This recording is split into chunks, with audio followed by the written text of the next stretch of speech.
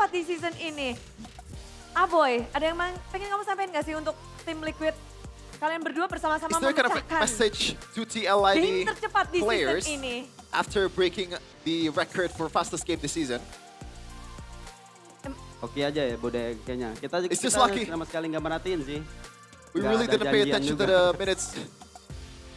Di scrim soalnya kita yang digituin terus.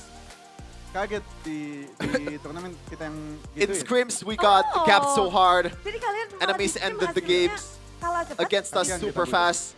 And it's surprising that, Bener juga. you know, Tapi berbeda, now Pak. in the Di panggung MPL, ini we are berbeda. the ones who is doing it. Iya sih, mungkin karena si Marcel, apa ya? Maybe because Marcel. Malam soalnya si Marcel udah rehearsal, Bude. Seems like- rehearsal kayak gimana interview gua di dia briefing. Last Gua night. bilang sama dia kalau dia nggak jawab bagus, gua gak kasih main. Last night, Marcel was saying something along the lines of, pengen menang dia. or I was saying something like, you know, if the interview Siap-siap lagi answers berarti ya. are not good, he's Masih not going to be ada playing lagi. again. Tapi penasaran, Richel sebagai lawan kalian. Now you're lawan up against Wallboy, Richel dia adalah in mid player lane. Rookie. Dan And dia this is one of the berhasil better memenangkan rookies in MPL banyak Indonesia so sekali far. kemenangan, memanen. Akhirnya kamu melawan sosok rookie anyar di MPL Indonesia. You're up against Aboy the gimana new sebagai up-and-coming seorang rookie sepuh di mid lane? in TLID. Jago kind of- sih Bude, cuman kita ospek dulu aja sama yang player sepuh. We just give them a bit of a Diospek apa tadi, welcome to MPL Aboy? moment here. Ya, As the mungkin, veterans. Ya kita lebih pressure aja dianya. We just give them, Pressure saja. we Dan pressure them a lot. memang Or pressure jam terbang Richel itu especially a nggak lot. bohong ya Boy ya. Mungkin.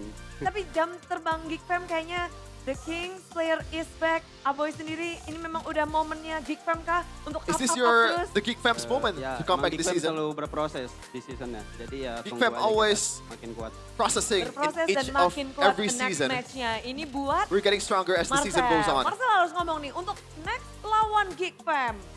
Marcel, Untuk after next this, match dari Geek Fam. in the next match, any kind of message or thoughts? Hey kamu. Siap-siap aja RRQ 2-0 juga. Oh, get ready, Ark. Here we're gonna 2-0 you. Wow, jadi itu That's tadi ya. Marcel, not me, by the way. Dan tentunya next match. Marcel, get ready for your dari social Geek media to get Fam. polluted Akan ke by a lot of sesuai, comments. Tapi kali ini Geek Wow. Community sambutlah The King Slayer. And Geek di Community, Geek give it up Fam. to the King Slayers Geek Fam, the best in the world.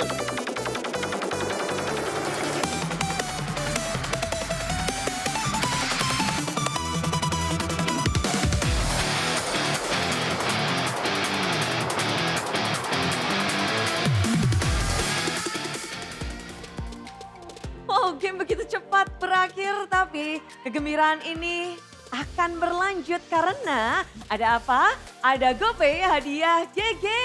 Kalian bisa mendapatkan saldo GoPay. Gimana caranya? Langsung aja, inilah dia. Jadi untuk kalian semua udah yakin udah punya aplikasi GoPay? Pasti udah. Yang belum, langsung aja download atau unduh di App Store, di Play Store. Setelah itu buka kamera, lalu arahkan ke layar depan karena nanti akan ada QR Code yang muncul. Setelah kalian nge-scan, tinggal klik buka hadiah. Setelah kalian bisa buka hadiah, otomatis saldo GoPay kalian akan bertambah. Masuk ke akun kalian otomatis. Gak pakai lama, jadi sudah siap semuanya? Siap, inilah dia. QR Code untuk GoPay hadiah GG. Langsung gercep banget semuanya. Tunjukin kecepatan fast hang kalian layaknya Make It dan King Maharaja Joe, King Maharaja Kevin. Make It juga menunjukkan tadi nggak sempat ketemu Lord, tapi kita tahu kalian sempat banget untuk ngedapetin GoPay ini. Congratulations buat yang sudah mendapatkan GoPay. Pasti GG di GoPay. Dan GoPay dompet andalan para gamers. Semuanya bahagia, semuanya tersenyum. Walaupun ada yang ini dalam hati pasti sumringah. Dan sepertinya yang lebih sumringah adalah Geek Fam, di mana mereka mendapatkan momentumnya bukan hanya momentum saja, namun berhasil memecahkan lose streak dari tim TLID. Jadi gimana sih cara Geek Fam memecahkan game tercepat di musim ini? Langsung saja Casters break it down.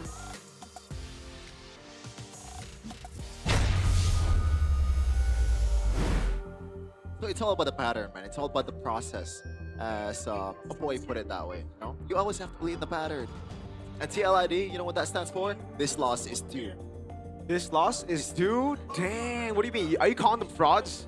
Yeah, against Geek Fam at least. Okay, okay. What? That's, oh. Hey, bold moves. It's TLID, so they're not gonna be offended. You know, we know that we're just playing. That's true. That's true. What do you mean? Some teams get offended? Some teams do apparently. Really? Not sure which team that is, but Wow. we're gonna throw it over to the fan of the. Oh yeah, That's Rashi, crazy. this is That's this is insane. unexpected. No, like the first game. I thought you just said it was expected. You said it was due. Well, because I'm trying to be serious here. I'm serious. But you weren't serious earlier. Nah, not really. Okay, gotcha. That's fair. This fight, though, it seemed that there was going to be a turnaround. Unfortunately, it didn't work out. And then the re-engage from Kenzie Just killed skied all over the place. Yeah, he just Kenzied all over the place, legit. Yeah, I'm not sure, man. Like, Podolski engaged to Leone. I think that was actually a bait. You know, Leone. They know that they're not gonna be able to burst Leone, and they drag all the TLID members to them. And they calculate they're winning, you know, gold lead, the items and all that. But this is just Podolski masterclass. In that moment earlier, it gives them the turret, the turtle. It gives them the early kills, and they snowball the heck out of their position. I mean, it kind of begs the question, against a Sora and a Freya, like, do you really want to be brawling all the way from the early game? It seems like from the drafting phase, TLID wanted that early advantage. But for me personally, when I saw the Sora, I'm like, oh, are we really fighting into that? We're at best gonna lose one guy, get him deleted, or at worst, get the cloud form shifting skies and just get wrecked with a wombo combo. So we all agree that a boy just give him juice in, Eve, give him normal picks. Yeah. We agree that Leone can't play the Gata though. Okay, I don't think he can play the Gata. He's better at the glue. Yeah, Oh, you for guys sure. have played the Gatot, right? There's no way. First time on Gata. Yeah. First time on a hero outside of blue chip Hilda.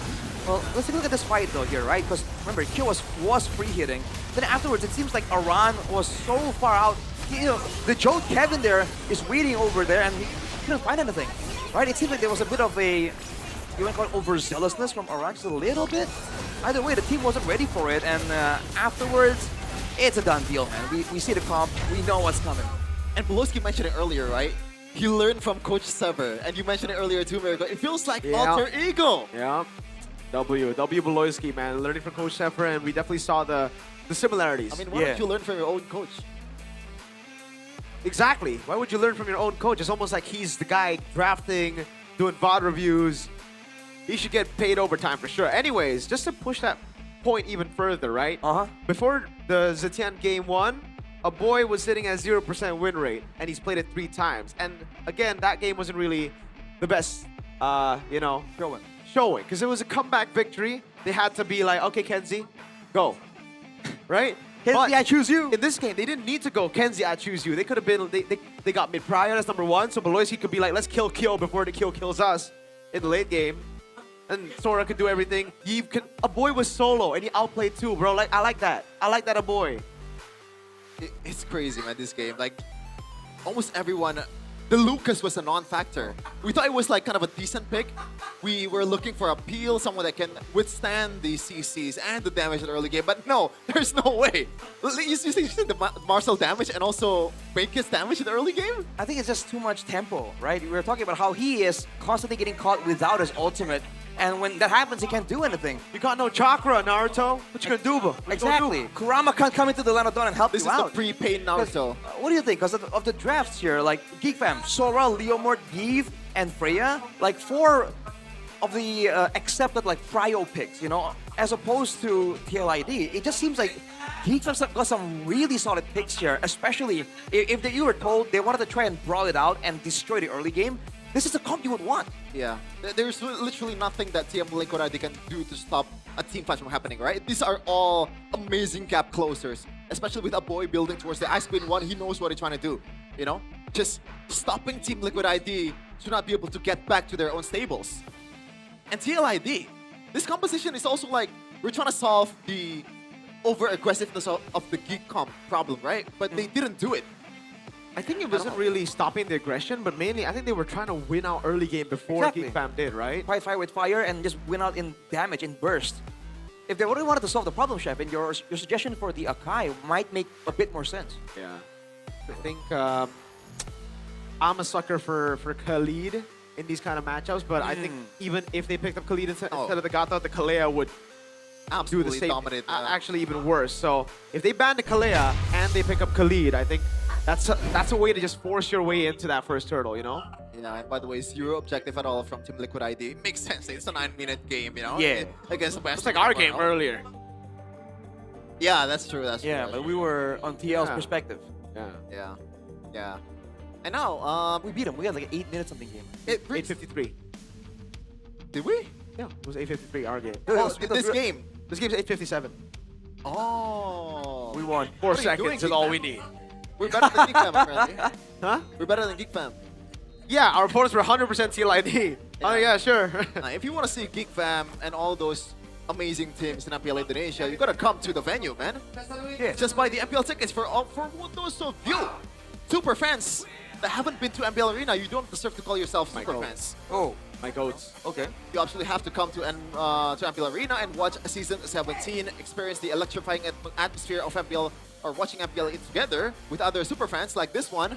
Unfortunately, that hasn't gotten a win yet. Enjoy all the excitement and giveaways you can get by attending in person. How do you buy the tickets? Just head over to id-mpl.com/ticket.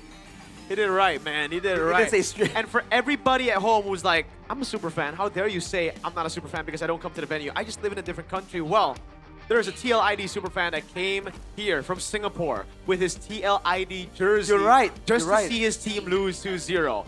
That's a super fan. W Mo-Man, by the way. It's Caster for Mo-Man. MPL Sucks SC for as you, well. Mo-Man. Wait, what? Wow. Because he's a super fan of Geek Fam, and you know, sucks for you, TLID fan. Yeah. Man, I'm happy in the English broadcast, man. You get to say all these. You know, Yeah. and there's no. I think when the Indonesian viewers grow up, they will find this very, very entertaining. But for now, they're gonna have to sugarcoat. They're gonna have to be like very safe and yeah. We love you English viewers, man. Yeah. We can say anything about y'all teams, and you know maybe you come in, you say a few words, but that's it. What makes you think you're immune from punishment backstage from me and Mo-Man, bro? What? What? What did you say earlier? What makes you think you're gonna get away with it? Just because the viewers let it slide doesn't mean we will. I think I can outrun you. With your knee? That's actually. With that knee of yours? That's a bold statement. That's a cooked knee, bro. Speaking of bold statement right now, like where do you see Geek Fam in the power rankings? Oh, dude. Oh, man. I mean, yo, honestly, after this win, Nah, don't go too I'll put far. him A. I'll put him A. A. I'll put him A. Yeah, just below Onyx is what I'm trying. No. It's like A is every other team. So, up Onyx S, we got BTR. That's what I'm we saying. got Alter Ego. We got everybody is A Yeah, right just now. below Onyx. Except Navi and RQ. That's it. Oof. What more do you want? I mean, What's your problem? you can self-deprecate a bit. Nah, not happening. Not happening. How confident are you that you're gonna win against Alter Ego today? It's rough, but you gotta keep the spirit, man. I mean, I Gotta should keep be the spirit. asking you right now because right now we're on to match number 2, right? BTR. Oh, you're right. You gotta ask me a versus- question? What question? Which team again? Oh, it's Onyx! Oh my god! Hey, it's been a day of upsets though, so Oh ideally, my right? In an If it's a day of upsets, then Onyx would win. What do you BTR mean are upset? the favorites up against Whoa, Onyx. what? Onyx, get ready. What do you mean upset? We saw this coming. Geek Fam dominating. Exactly. And I'm gonna That is see not what you were saying. all of us earlier in the talent are seeing the same thing. Type 1 in the chat if you think BTR are going to smash Onyx in match number 2. Type 2 if you think BTR are going to get a 2-1 victory against Onyx in match number 2. Type 3 if you think BTR will win in any way, shape, or form against Onyx today. Type There 4 are no other options. if you think this guy is delusional and needs to get checked in the mental hospital. If you say that, then you need to get checked because there's no way that's delusion. That is 100% facts. And if you guys don't know who's gonna win, right? You pick option C. There's always option C to fall back. It's number C right now. It's number C. Number Gunny C. said number C. Number C. Number C.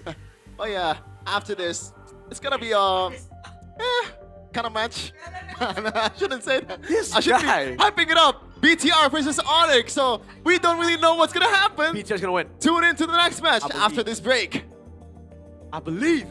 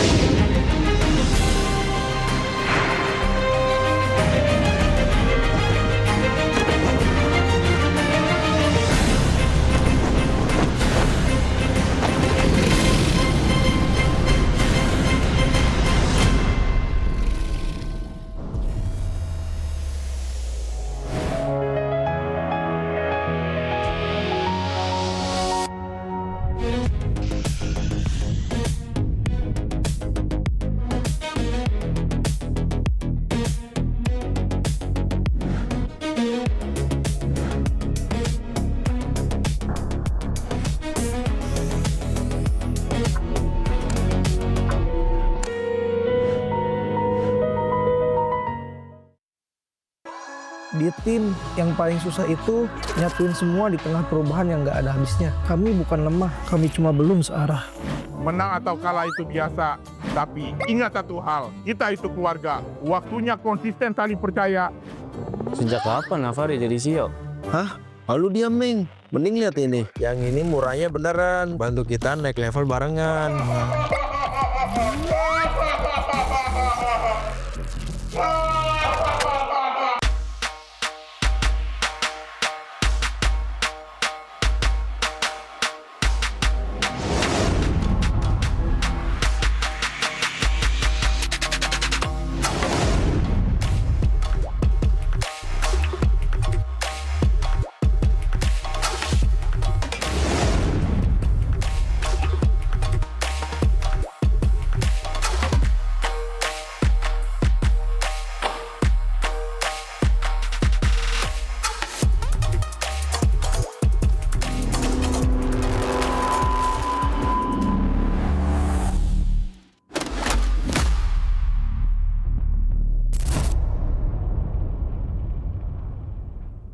Tak ada hari tanpa mabar.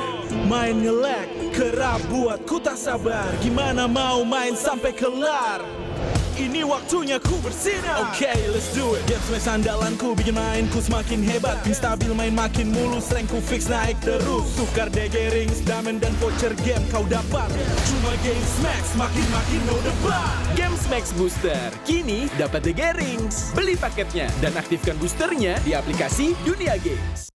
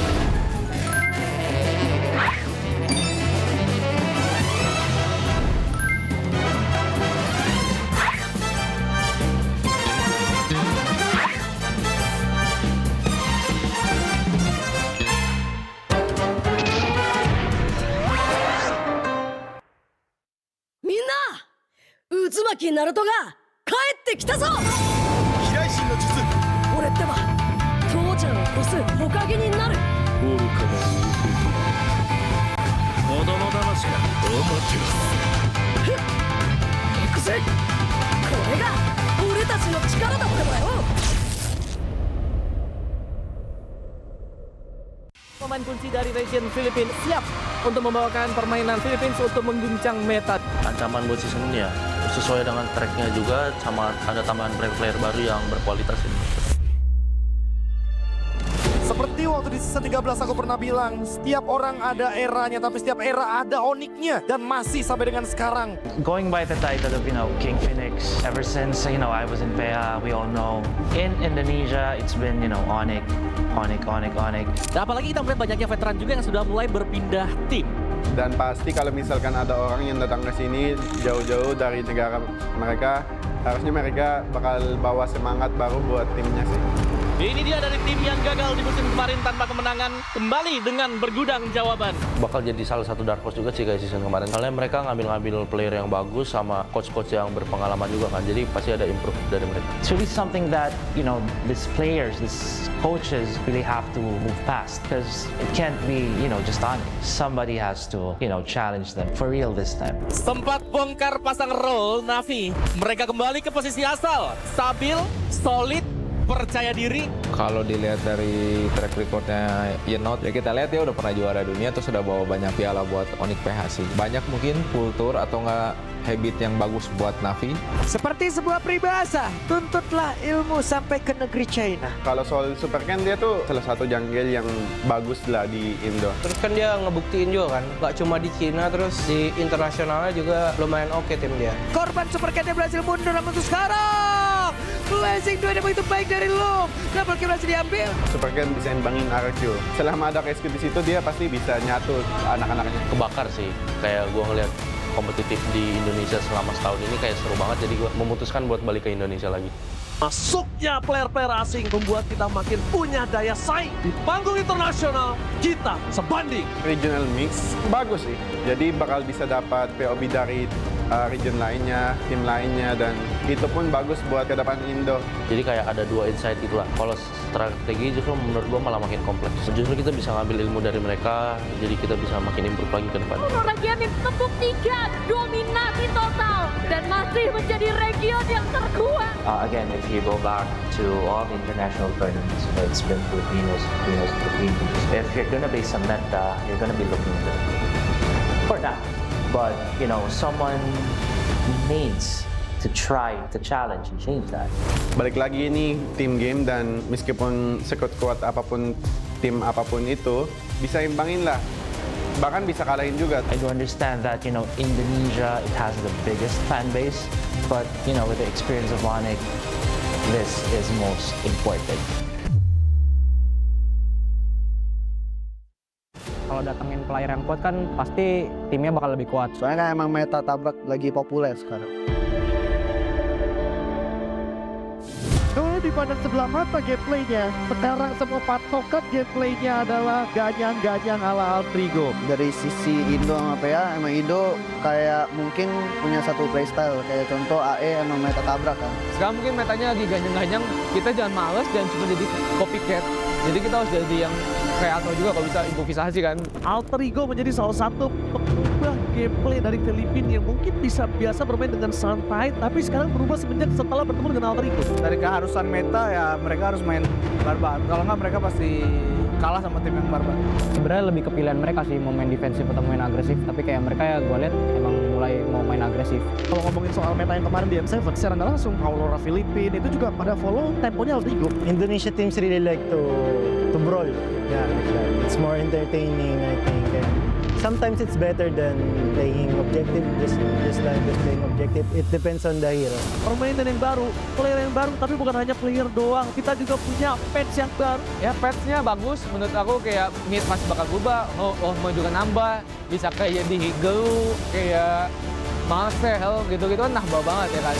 Ya kalau buat sekarang gue ngerasa tim Indo bisa lebih kuat lah, karena dengan adanya patch sekarang dan hero-hero yang ada mungkin jauh diuntungin buat tim Indo. Mid lane hampir semua kena sentuh. Ada beberapa hero yang emang di buff, ada yang di nerf, tapi overall itu mid lane benar-benar disentuh. Patch yang untuk sekarang sebenarnya menguntungkan banyak di mid sih, apalagi menguntungkan ke gue banget lah dari segi hero gue kayak Gor, ada Lilia juga. Pokoknya banyak lah hero-hero mid yang gue dulu nggak pernah pakai, sekarang udah bisa gue pakai.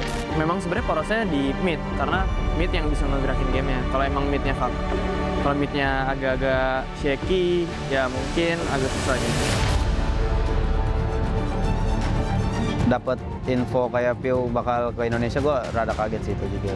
Nah, kalau tentang Pio ya pasti nggak bisa bikin Evos berkembang lah. Dia orang yang gue lihat kayak dia benar-benar masih pengen berjuang terus, berani buat coba tantangan di Indonesia. Akhirnya tertarik juga sama Piu ya, yang jelas pertama pengalamannya lah. Kalau dari gue sendiri sih gue optimis lah ya, optimis kalau misalnya dia masih one of the best lah. I think Piu will be that top mid laner too in Indo. Because yeah, he have attributes that no one player can have, like shot caller, like some of mid laner cannot do that. So as a few, he can be a top mid laner. Kalau ngimbangin mid laner Indo, mungkin bisa kita lihat kalau dia berhadapan dengan Sun lah. Soalnya Sun lagi dudukin top 1 mid Indo kan sekarang. Mungkin Pio bisa jadi top mid laner jajaran MPL Indonesia. Tapi gua nggak bakal biarin itu terjadi.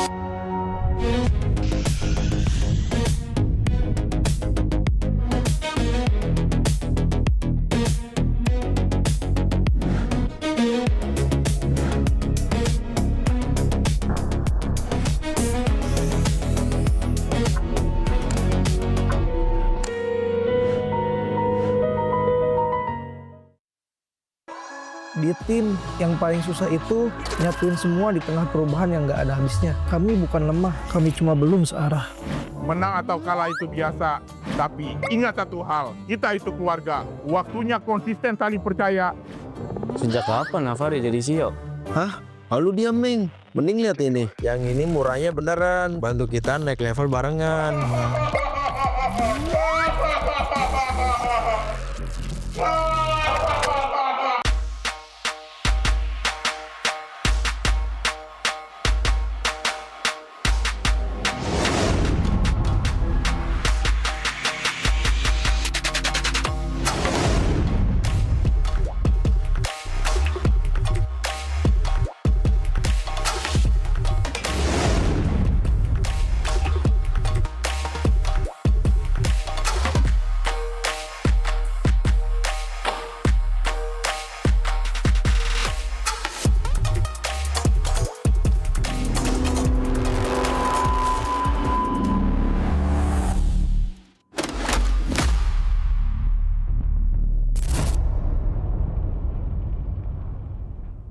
Tak ada hari tanpa mabar, main nge-lag, kerap buatku tak sabar. Gimana mau main sampai kelar? Ini waktunya ku bersinar. Okay, let's do it. Game smash andalanku bikin mainku semakin hebat. Pin stabil main makin mulus, rankku fix naik terus. Tukar DG rings, diamond dan voucher game kau dapat. Cuma Game Smash makin no debat. Game Max Booster, kini dapat DG Rings. Beli paketnya dan aktifkan boosternya di aplikasi Dunia Games.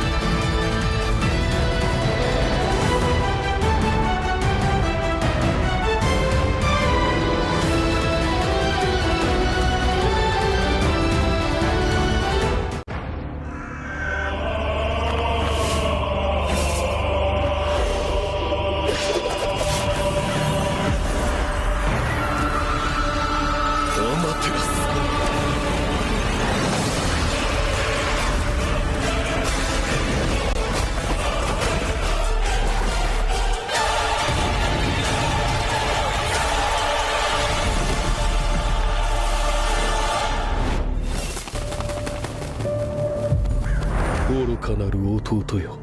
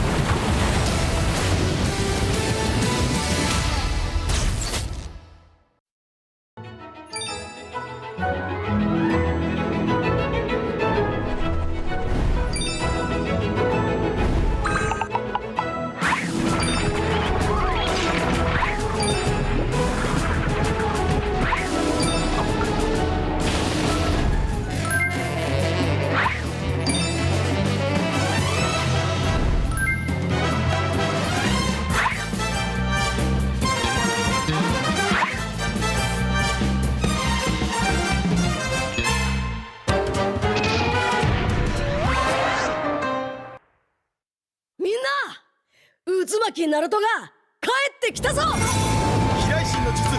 俺ってば父ちゃんを越す火影になる。愚かな子供騙しか。アマテラス。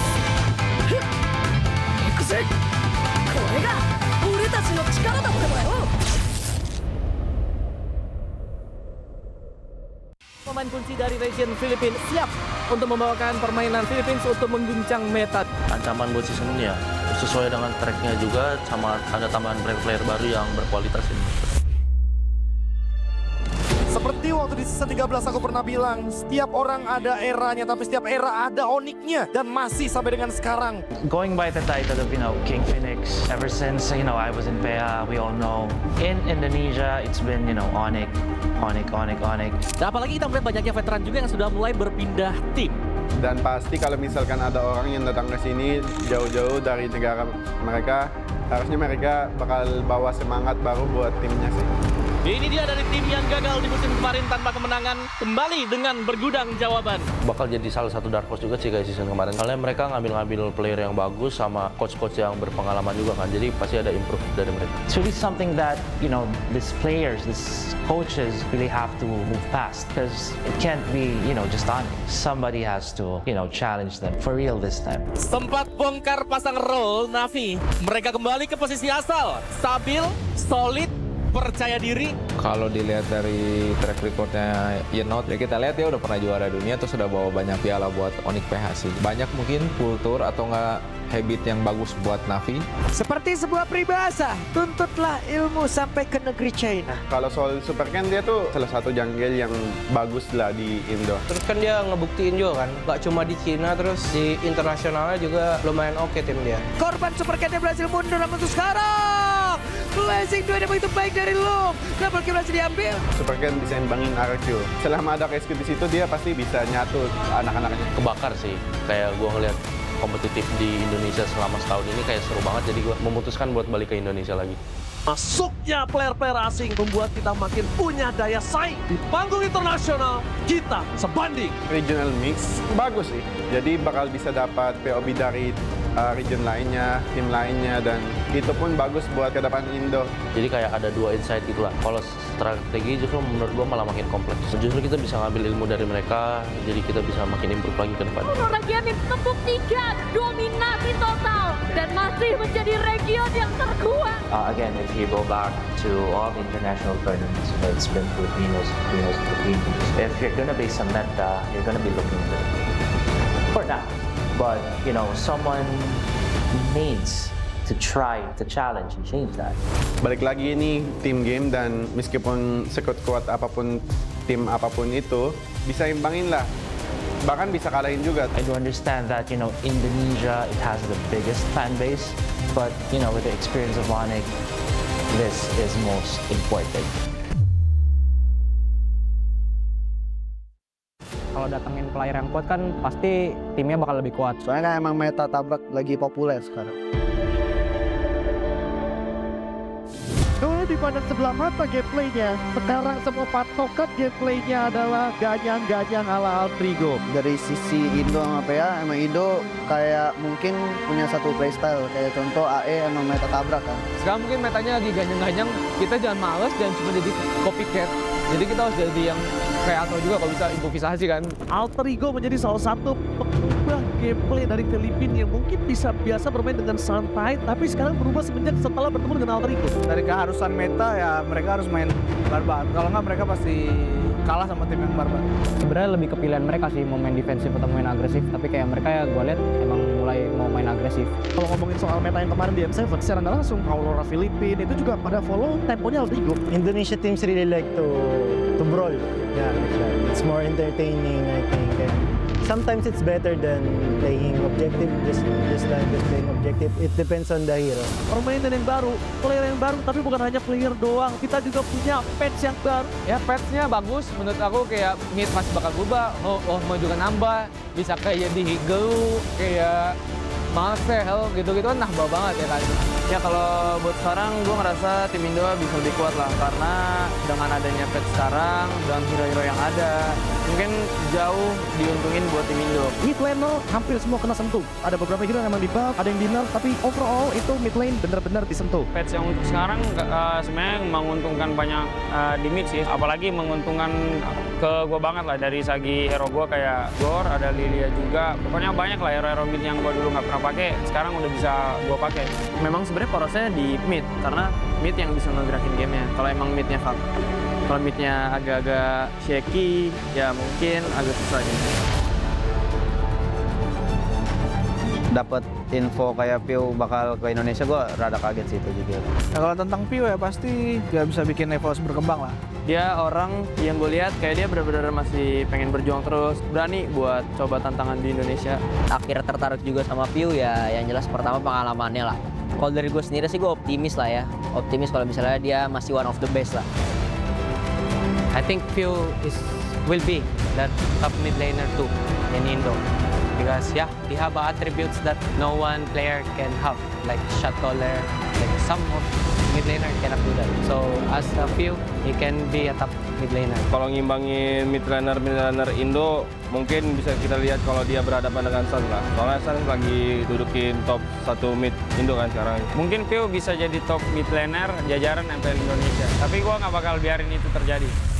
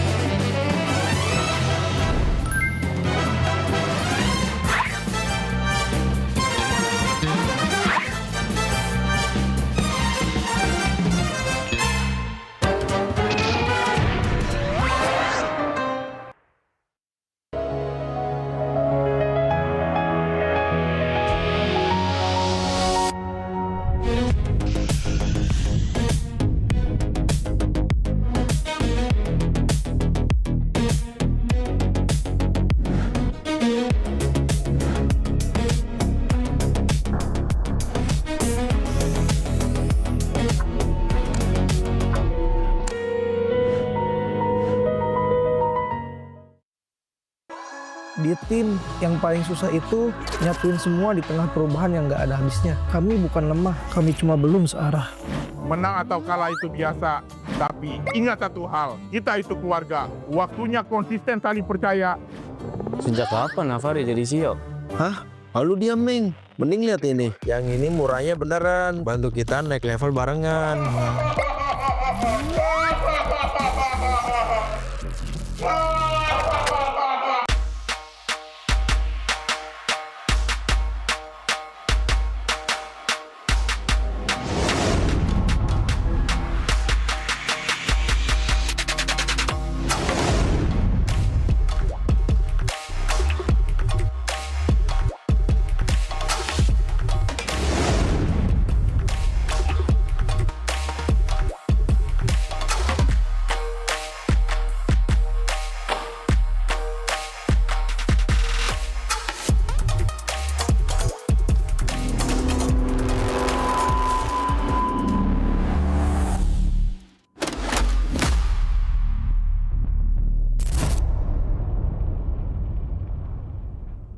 Tak ada hari tanpa mabar.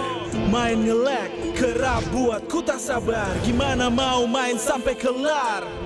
Ini waktunya ku bersinar. Okay, let's do it. Game smash andalanku, bikin mainku semakin hebat. Pin stabil, main makin mulus, rankku fix naik terus. Tukar DG rings, diamond dan voucher game kau dapat. Cuma game smash, makin no debat. Game Max Booster, kini dapat DG rings. Beli paketnya dan aktifkan boosternya di aplikasi Dunia Games.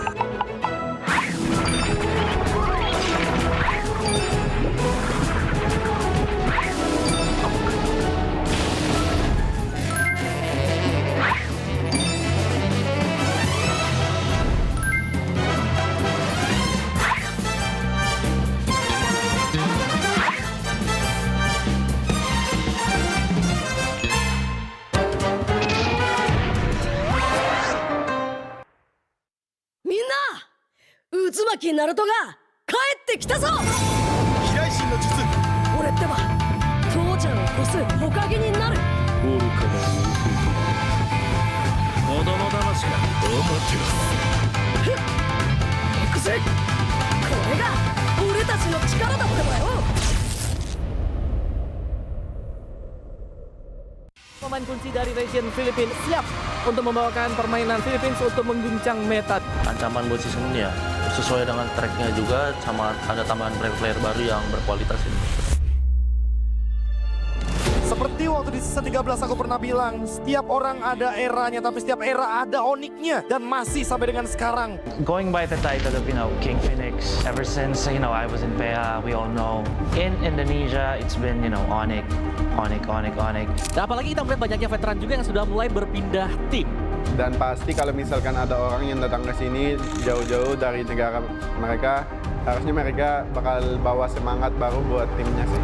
Ini dia dari tim yang gagal di musim kemarin tanpa kemenangan, kembali dengan bergudang jawaban. Bakal jadi salah satu dark horse juga sih kayak season kemarin. Soalnya mereka ngambil player yang bagus sama coach-coach yang berpengalaman juga kan. Jadi pasti ada improve dari mereka. It's really something that, these players, these coaches really have to move past. Because it can't be, just on it. Somebody has to, challenge them for real this time. Sempat bongkar pasang roll Navi. Mereka kembali ke posisi asal. Stabil, solid, percaya diri. Kalau dilihat dari track recordnya Yenot, ya kita lihat dia udah pernah juara dunia, terus udah bawa banyak piala buat Onyx PHC. Banyak mungkin kultur atau enggak habit yang bagus buat Navi.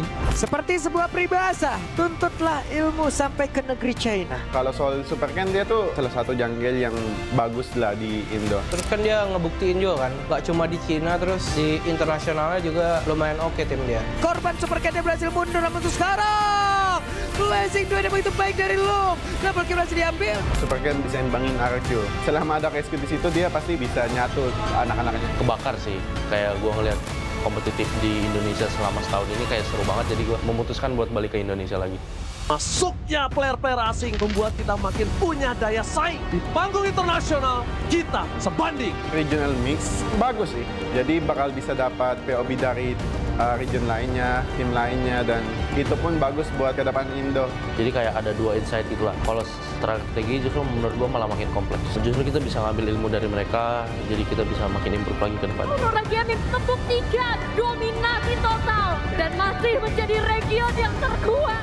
Again, if you go back to all the international tournaments, it's been Filipinos. If you're gonna be Samantha, you're gonna be looking good for now. But someone needs to try to challenge and change that. Balik lagi ini team game, dan meskipun sekuat-kuat apapun tim apapun itu, bisa imbangin lah. Bahkan bisa kalahin juga. I do understand that Indonesia, it has the biggest fan base, but with the experience of Onyx, this is most important. Kalau datengin player yang kuat kan pasti timnya bakal lebih kuat. Soalnya kan emang meta tabrak lagi populer sekarang. Kalau dipandang sebelah mata gameplaynya, sekarang semua patokan gameplaynya adalah ganyang-ganyang ala Altrigo. Dari sisi Indo sama PA, emang Indo kayak mungkin punya satu playstyle. Kayak contoh AE emang meta tabrak kan. Sekarang mungkin metanya lagi ganyang-ganyang, kita jangan males, jangan cuma jadi copycat. Jadi kita harus jadi yang kreator juga kalau bisa improvisasi kan. Altrigo menjadi salah satu pengubah gameplay dari Filipina yang mungkin bisa biasa bermain dengan santai, tapi sekarang berubah semenjak setelah bertemu dengan Altrigo. Dari keharusan meta ya mereka harus main barbar. Kalau nggak mereka pasti kalah sama tim yang barbar. Sebenarnya lebih ke pilihan mereka sih, mau main defensif atau main agresif, tapi kayak mereka ya gue lihat emang mulai mau main agresif. Kalau ngomongin soal meta yang kemarin di M7, secara nggak langsung Aurora Filipina itu juga pada follow temponya Altrigo. Indonesia teams really like to brawl. Yeah, like that. It's more entertaining, I think. And sometimes it's better than playing objective, just playing objective. It depends on the hero. Permainan yang baru, player yang baru, tapi bukan hanya player doang. Kita juga punya patch yang baru. Ya patch-nya bagus, menurut aku kayak mid masih bakal berubah, mau juga nambah, bisa kayak di Higelu, kayak Marcel gitu-gitu kan nambah banget ya kan. Ya kalau buat sekarang gue ngerasa tim Indo bisa lebih kuat lah, karena dengan adanya patch sekarang, dengan hero-hero yang ada, mungkin jauh diuntungin buat tim Indo. Mid lane hampir semua kena sentuh. Ada beberapa hero yang emang di buff, ada yang di nerf, tapi overall itu mid lane benar-benar disentuh. Patch yang untuk sekarang sebenarnya menguntungkan banyak di mid sih, apalagi menguntungkan ke gue banget lah dari segi hero gue kayak Gor, ada Lilia juga. Pokoknya banyak lah hero-hero mid yang gue dulu nggak pernah pakai, sekarang udah bisa gue pakai. Memang sebenarnya porosnya di mid, karena mid yang bisa ngegerakin gamenya. Kalau emang midnya fuck, kalau midnya agak-agak shaky, ya mungkin agak susah aja.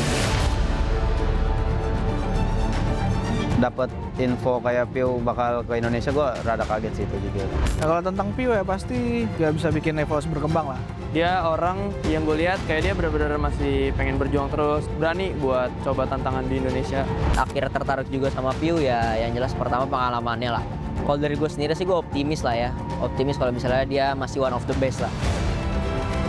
I think Pew will be that top mid laner too in Indo. Because yeah, he have attributes that no one player can have, like shot caller, like some of mid laner cannot do that. So as a Pew, he can be a top mid laner. Kalau ngimbangin mid laner Indo, mungkin bisa kita lihat kalau dia berhadapan dengan Sun lah. Soalnya Sun lagi dudukin top 1 mid Indo kan sekarang. Mungkin Pew bisa jadi top mid laner jajaran MPL Indonesia. Tapi gua nggak bakal biarin itu terjadi.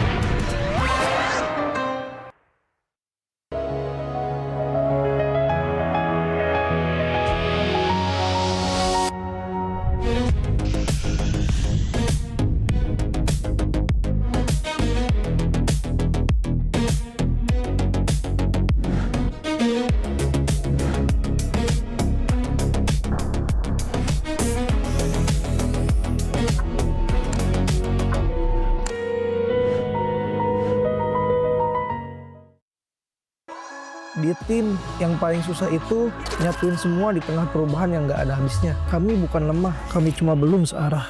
Menang atau kalah itu biasa, tapi ingat satu hal, kita itu keluarga. Waktunya konsisten saling percaya. Sejak kapan Navari jadi CEO? Hah? Lalu diam, Ming. Mending lihat ini. Yang ini murahnya beneran. Bantu kita naik level barengan.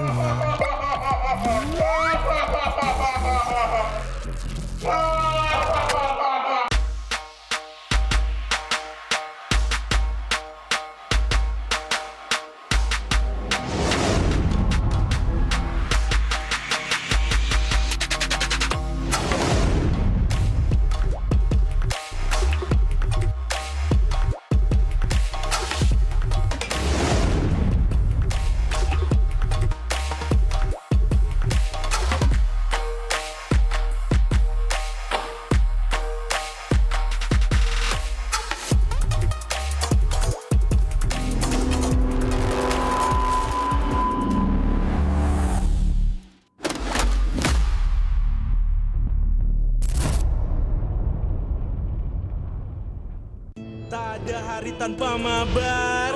Main nge-lag, kerap buat ku tak sabar. Gimana mau main sampai kelar? Ini waktunya ku bersinar. Okay, let's do it. Game smash andalanku bikin mainku semakin hebat. Pin stabil main makin mulus, rankku fix naik terus. Tukar DG rings, diamond dan voucher game kau dapat. Cuma game smash makin no debat. Game Max Booster kini dapat DG rings. Beli paketnya dan aktifkan boosternya di aplikasi Dunia Games.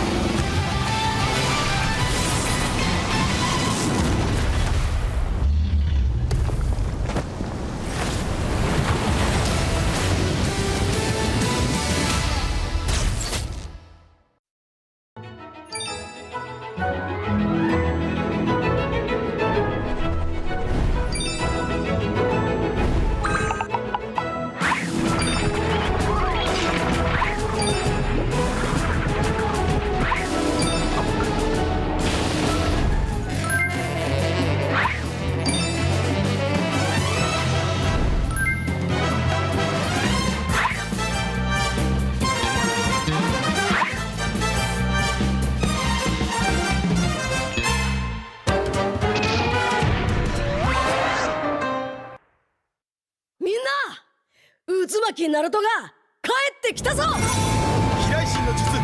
俺ってば父ちゃんを越す火影になる。愚かな子供騙しがふっ行くぜ。これが俺たちの力だってばよ。Pemain kunci dari region Filipina siap untuk membawakan permainan Philippines untuk mengguncang meta. Ancaman buat season ini ya sesuai dengan tracknya juga, sama ada tambahan player-player baru yang berkualitas ini. Seperti Jadi waktu di season 13 aku pernah bilang, setiap orang ada eranya, tapi setiap era ada oniknya. Dan masih sampai dengan sekarang. Going by the title of, King Phoenix, ever since, I was in PA, we all know. In Indonesia, it's been, Onyx. Dan apalagi kita melihat banyaknya veteran juga yang sudah mulai berpindah tim. Dan pasti kalau misalkan ada orang yang datang ke sini jauh-jauh dari negara mereka, harusnya mereka bakal bawa semangat baru buat timnya sih. Ini dia dari tim yang gagal di musim kemarin tanpa kemenangan, kembali dengan bergudang jawaban. Bakal jadi salah satu dark horse juga sih kayak season kemarin. Soalnya mereka ngambil player yang bagus sama coach-coach yang berpengalaman juga kan. Jadi pasti ada improve dari mereka. It's really something that, these players, these coaches really have to move past. Because it can't be, just on it. Somebody has to, challenge them for real this time. Sempat bongkar pasang role Navi. Mereka kembali ke posisi asal. Stabil, solid, percaya diri. Kalau dilihat dari track recordnya Yenot, ya kita lihat dia udah pernah juara dunia, terus sudah bawa banyak piala buat Onyx PH sih. Banyak mungkin kultur atau enggak habit yang bagus buat Navi.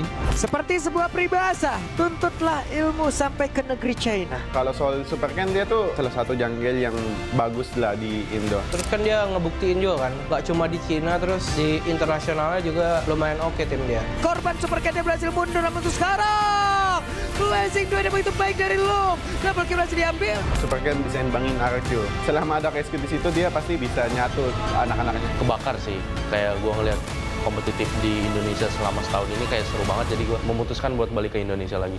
Masuknya player-player asing membuat kita makin punya daya saing. Di panggung internasional, kita sebanding. Regional mix bagus sih, jadi bakal bisa dapat POB dari region lainnya, tim lainnya, dan itu pun bagus buat ke depan Indo. Jadi kayak ada dua insight gitu lah. Kalau strategi justru menurut gue malah makin kompleks. Justru kita bisa ngambil ilmu dari mereka, jadi kita bisa makin improve lagi ke depan. Norwegia membuktikan dominasi total dan masih menjadi region yang terkuat. Again, if you go back to all the international tournaments, it's been Filipinos. If you're gonna be some meta, you're gonna be looking good. For now. But, someone needs to try to challenge and change that. Balik lagi ini team game, dan meskipun sekuat-kuat apapun tim apapun itu, bisa imbangin lah.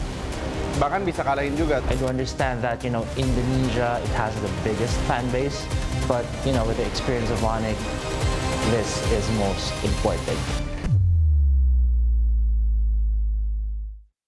Kalau datengin player yang kuat kan pasti timnya bakal lebih kuat. Soalnya kan emang meta tabrak lagi populer sekarang.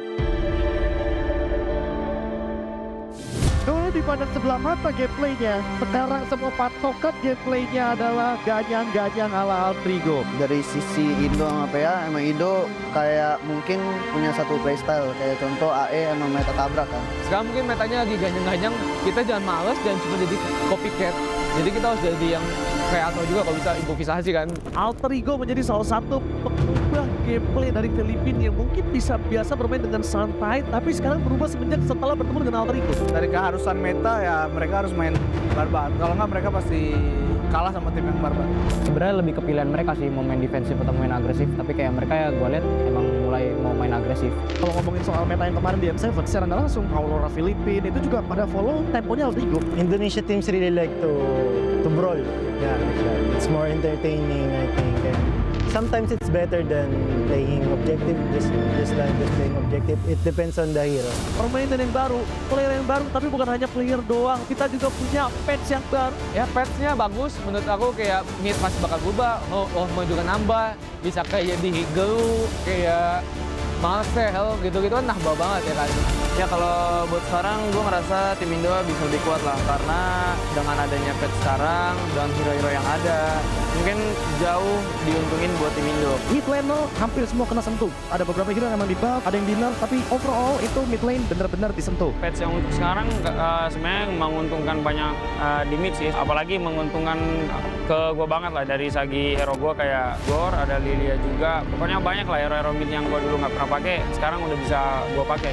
Memang sebenarnya porosnya di mid, karena mid yang bisa ngegerakin gamenya. Kalau emang midnya fuck, kalau midnya agak-agak shaky, ya mungkin agak susah gitu.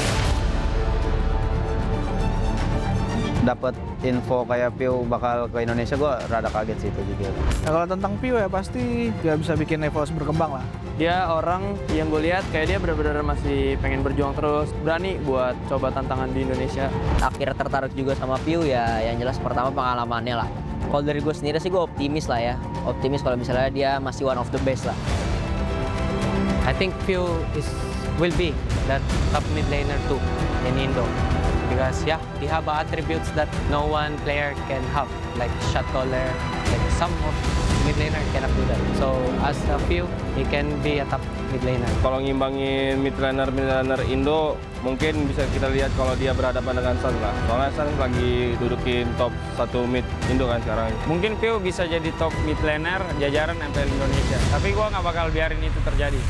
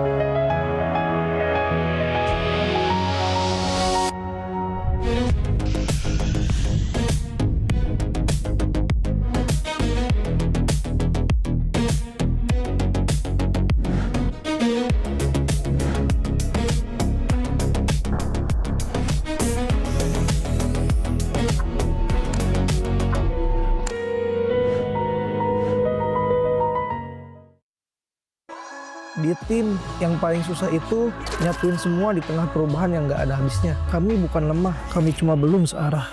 Menang atau kalah itu biasa, tapi ingat satu hal, kita itu keluarga. Waktunya konsisten saling percaya. Sejak kapan Navari jadi CEO? Hah? Lalu diam, Ming. Mending lihat ini. Yang ini murahnya beneran. Bantu kita naik level barengan.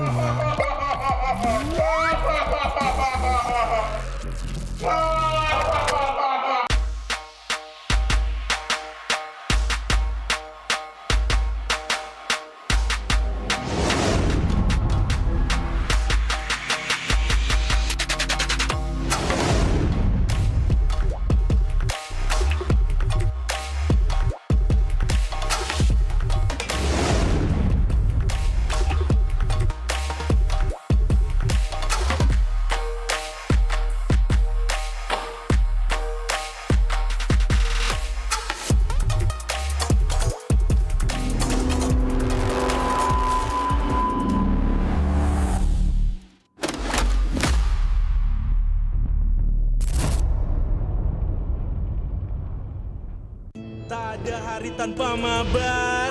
Main nge-lag, kerap buat ku tak sabar. Gimana mau main sampai kelar? Ini waktunya ku bersinar. Okay, let's do it. Game smash andalanku bikin mainku semakin hebat. Pin stabil main makin mulus, rankku fix naik terus. Tukar DG rings, diamond dan voucher game kau dapat. Cuma game smash makin no debat. Game Max Booster, kini dapat DG Rings. Beli paketnya dan aktifkan boosternya di aplikasi Dunia Games.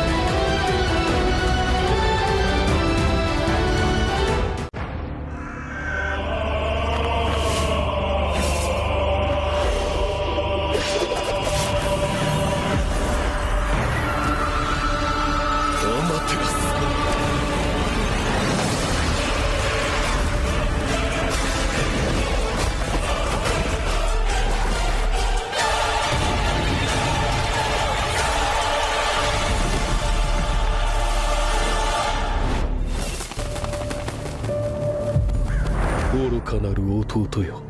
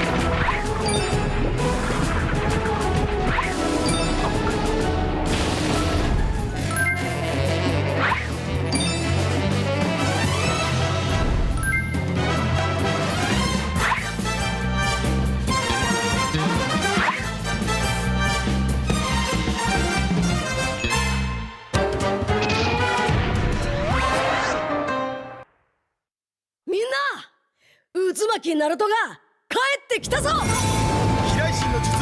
俺ってば父ちゃんを越す火影になる。愚かなる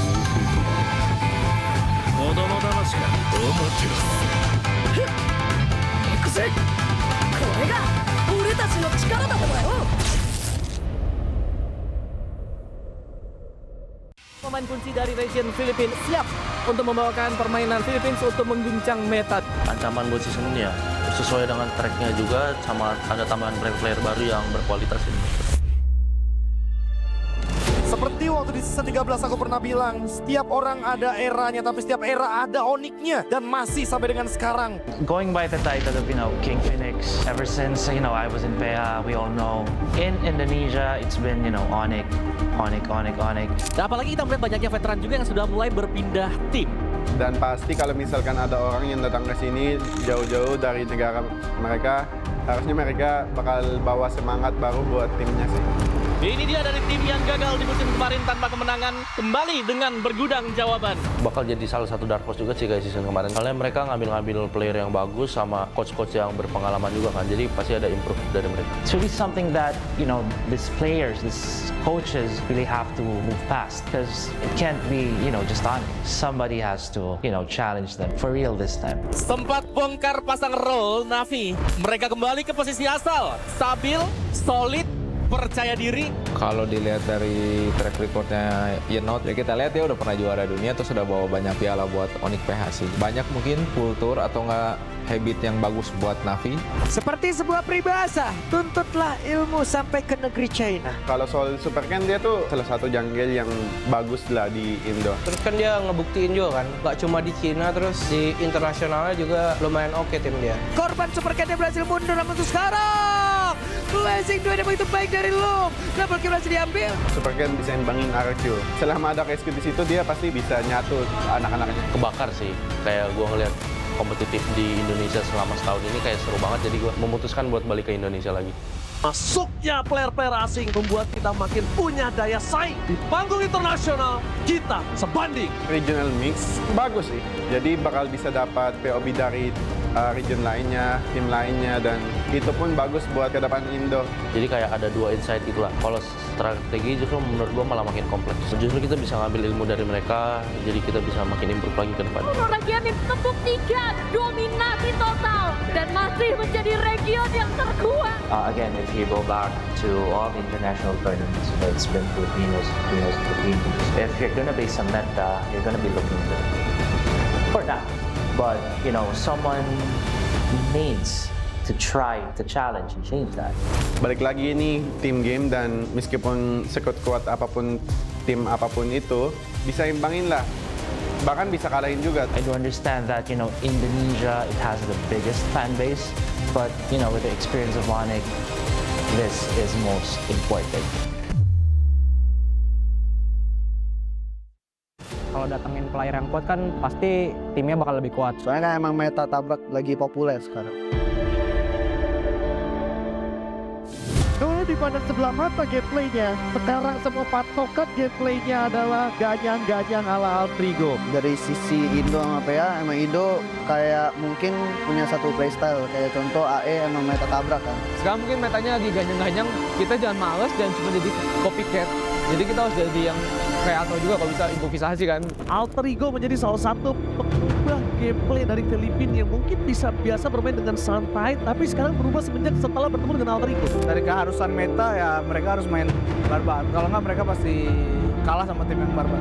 Sebenarnya lebih ke pilihan mereka sih mau main defensif atau main agresif, tapi kayak mereka ya gue lihat emang mulai mau main agresif. Kalau ngomongin soal meta yang kemarin di M7, secara nggak langsung Aurora Filipina itu juga pada follow temponya Altrigo. Indonesia teams really like to brawl. Yeah, like that. It's more entertaining, I think. And sometimes it's better than playing objective, just playing objective. It depends on the hero. Permainan yang baru, player yang baru, tapi bukan hanya player doang. Kita juga punya patch yang baru. Ya patch-nya bagus, menurut aku kayak mid masih bakal berubah, mau juga nambah, bisa kayak di Higelu, kayak Marcel gitu-gitu kan nambah banget ya kan.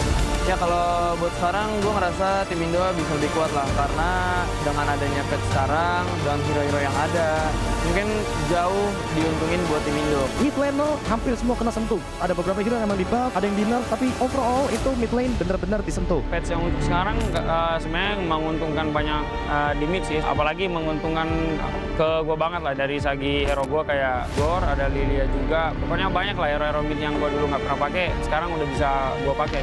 Memang sebenarnya porosnya di mid, karena mid yang bisa ngegerakin gamenya. Kalau emang midnya fuck, kalau midnya agak-agak shaky, ya mungkin agak susah aja. Dapat info kayak Piu bakal ke Indonesia, gue rada kaget sih itu juga. Nah, kalau tentang Piu ya pasti nggak bisa bikin Evos berkembang lah. Dia orang yang gue lihat kayak dia benar-benar masih pengen berjuang terus, berani buat coba tantangan di Indonesia. Akhirnya tertarik juga sama Piu ya, yang jelas pertama pengalamannya lah. Kalau dari gue sendiri sih gue optimis lah ya, optimis kalau misalnya dia masih one of the best lah. I think Piu will be that top mid laner too in Indo.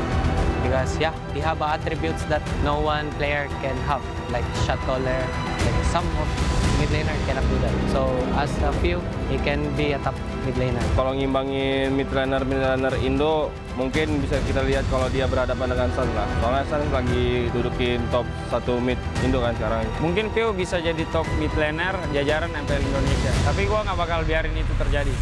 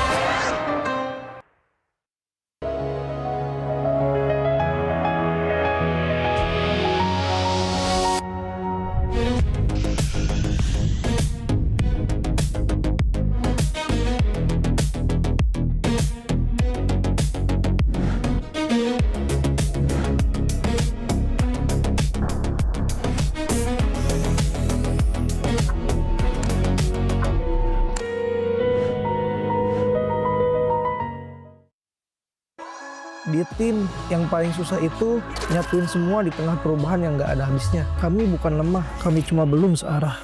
Menang atau kalah itu biasa, tapi ingat satu hal, kita itu keluarga. Waktunya konsisten saling percaya. Sejak kapan Navari jadi CEO? Hah? Lalu dia Ming. Mending lihat ini. Yang ini murahnya beneran. Bantu kita naik level barengan.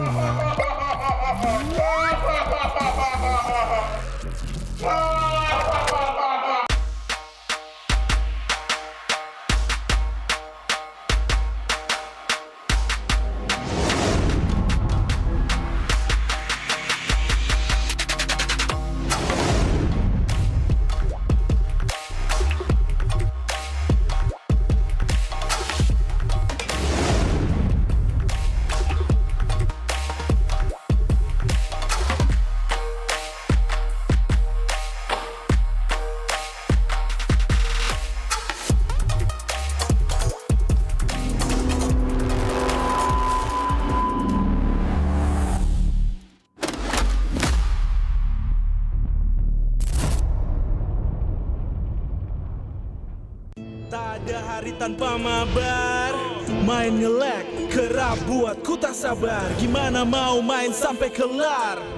Ini waktunya ku bersinar. Okay, let's do it. Game smash andalanku bikin mainku semakin hebat. Tim stabil main makin mulus, rankku fix naik terus. Tukar DG rings, diamond dan voucher game kau dapat. Cuma game smash makin no debat. Game Max Booster kini dapat DG rings. Beli paketnya dan aktifkan boosternya di aplikasi Dunia Games.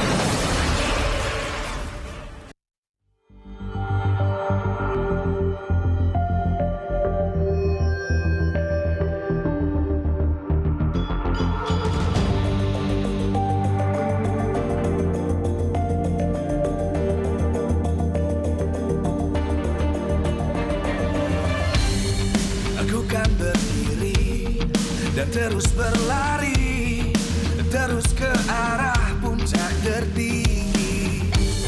Ku takkan berhenti, hanya sampai di sini.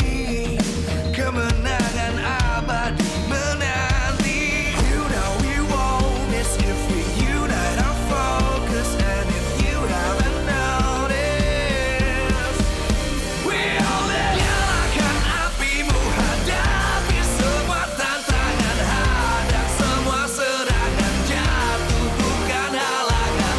Bakar semangatmu, janganlah engkau menyerah. Kita akan buat sejarah. We all this, we won't miss. We all this, we won't miss. Saatnya beraksi, jalani ambisi. Aku kan menyawakan hari ini. You know we won't miss if we unite our focus. And if you haven't noticed, we all live. Nyalakan apimu, hadapi semua tantangan. Hadang semua serangan, jatuh bukan halangan. Bakar semangatmu, janganlah engkau menyerah. Kita akan buat sejarah. We all this, we won't miss. We all this, we won't miss. We all this.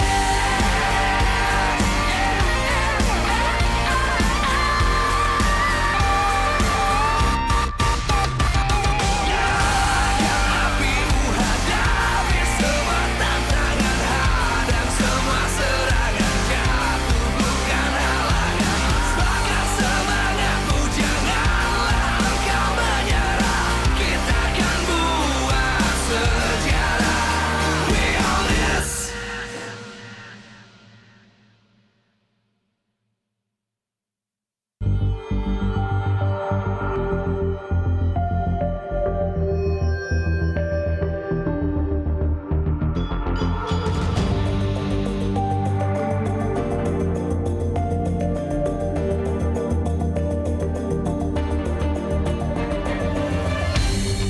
Aku kan berdiri dan terus berlari, terus ke arah puncak tertinggi.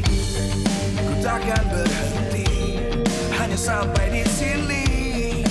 Kemenangan abadi menanti. You know we won't miss if we unite our focus. And if you haven't noticed, we all live. Nyalakan apimu, hadapi semua tantangan. Hadang semua serangan, jatuh bukan halangan.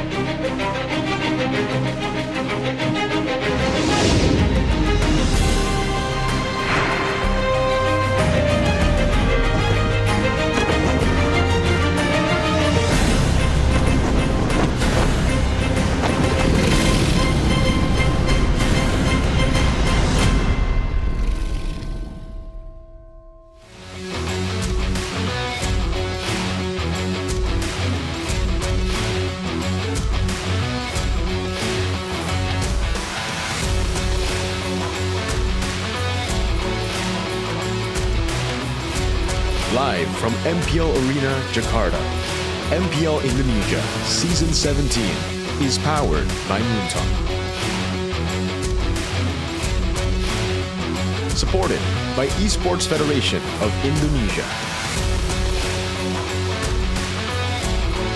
Presented by official gaming phone, Infinix. Official e-wallet, GoPay. Official gaming chair, Toda. We own this.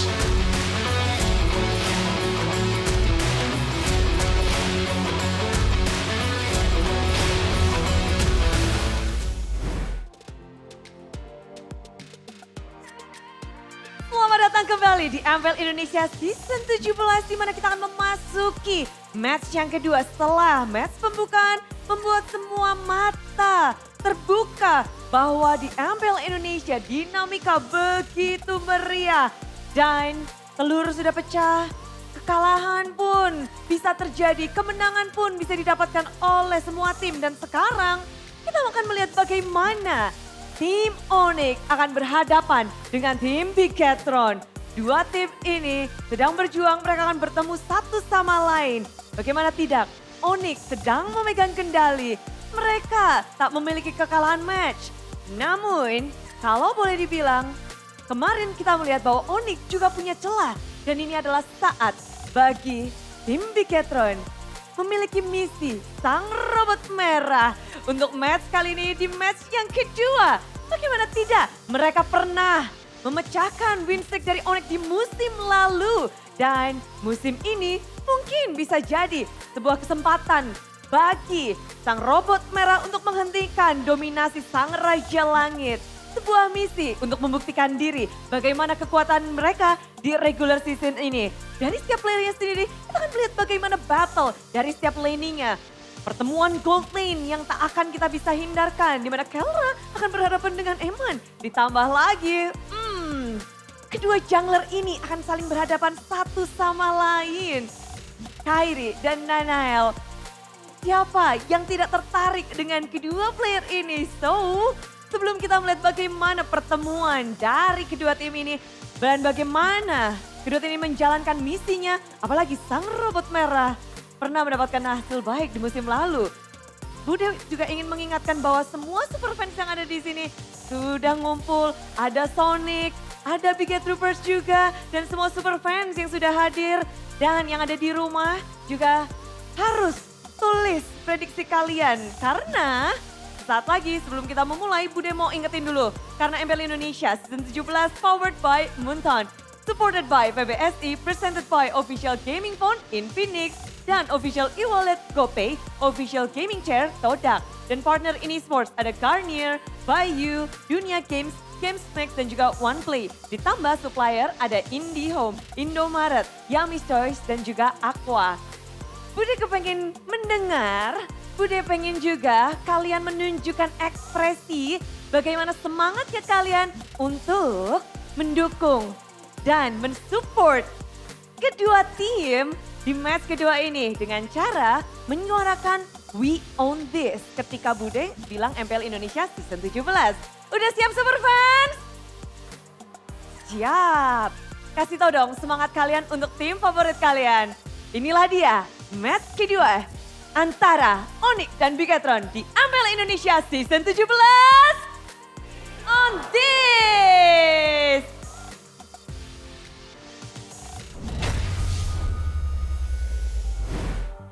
Game 2 is about, or match 2 is about to be underway. Welcome to the slaughterhouse of Bigetron stream here with Mirko, Rashi, and Sheffin. Mac and cheese combo back at it again. We gotta be honest sometimes, Rashi, okay? You're overselling it. Overselling it? How do you know it's gonna be a slaughter, man? Do you not know about it? It could be close, could be close. Let's ask the guy in, the most relevant guy here. Like, what do you think is gonna happen? Most relevant? What does that mean?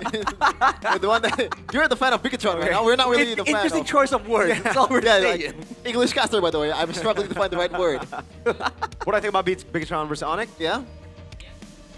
Realistically, or maybe okay. We'll get the subjective opinion out of the way. Bigatron are gonna win this one, all right? Bigatron do well when a lot of people don't count them in, especially in the regular season. That's where they usually shine. Now, objectively, they're gonna smash Onyx, bro. All right, Onyx, you've been good, man. Kelra, I can't. Onyx, you've been good, but Bigatron, I think, have the tools to make it close.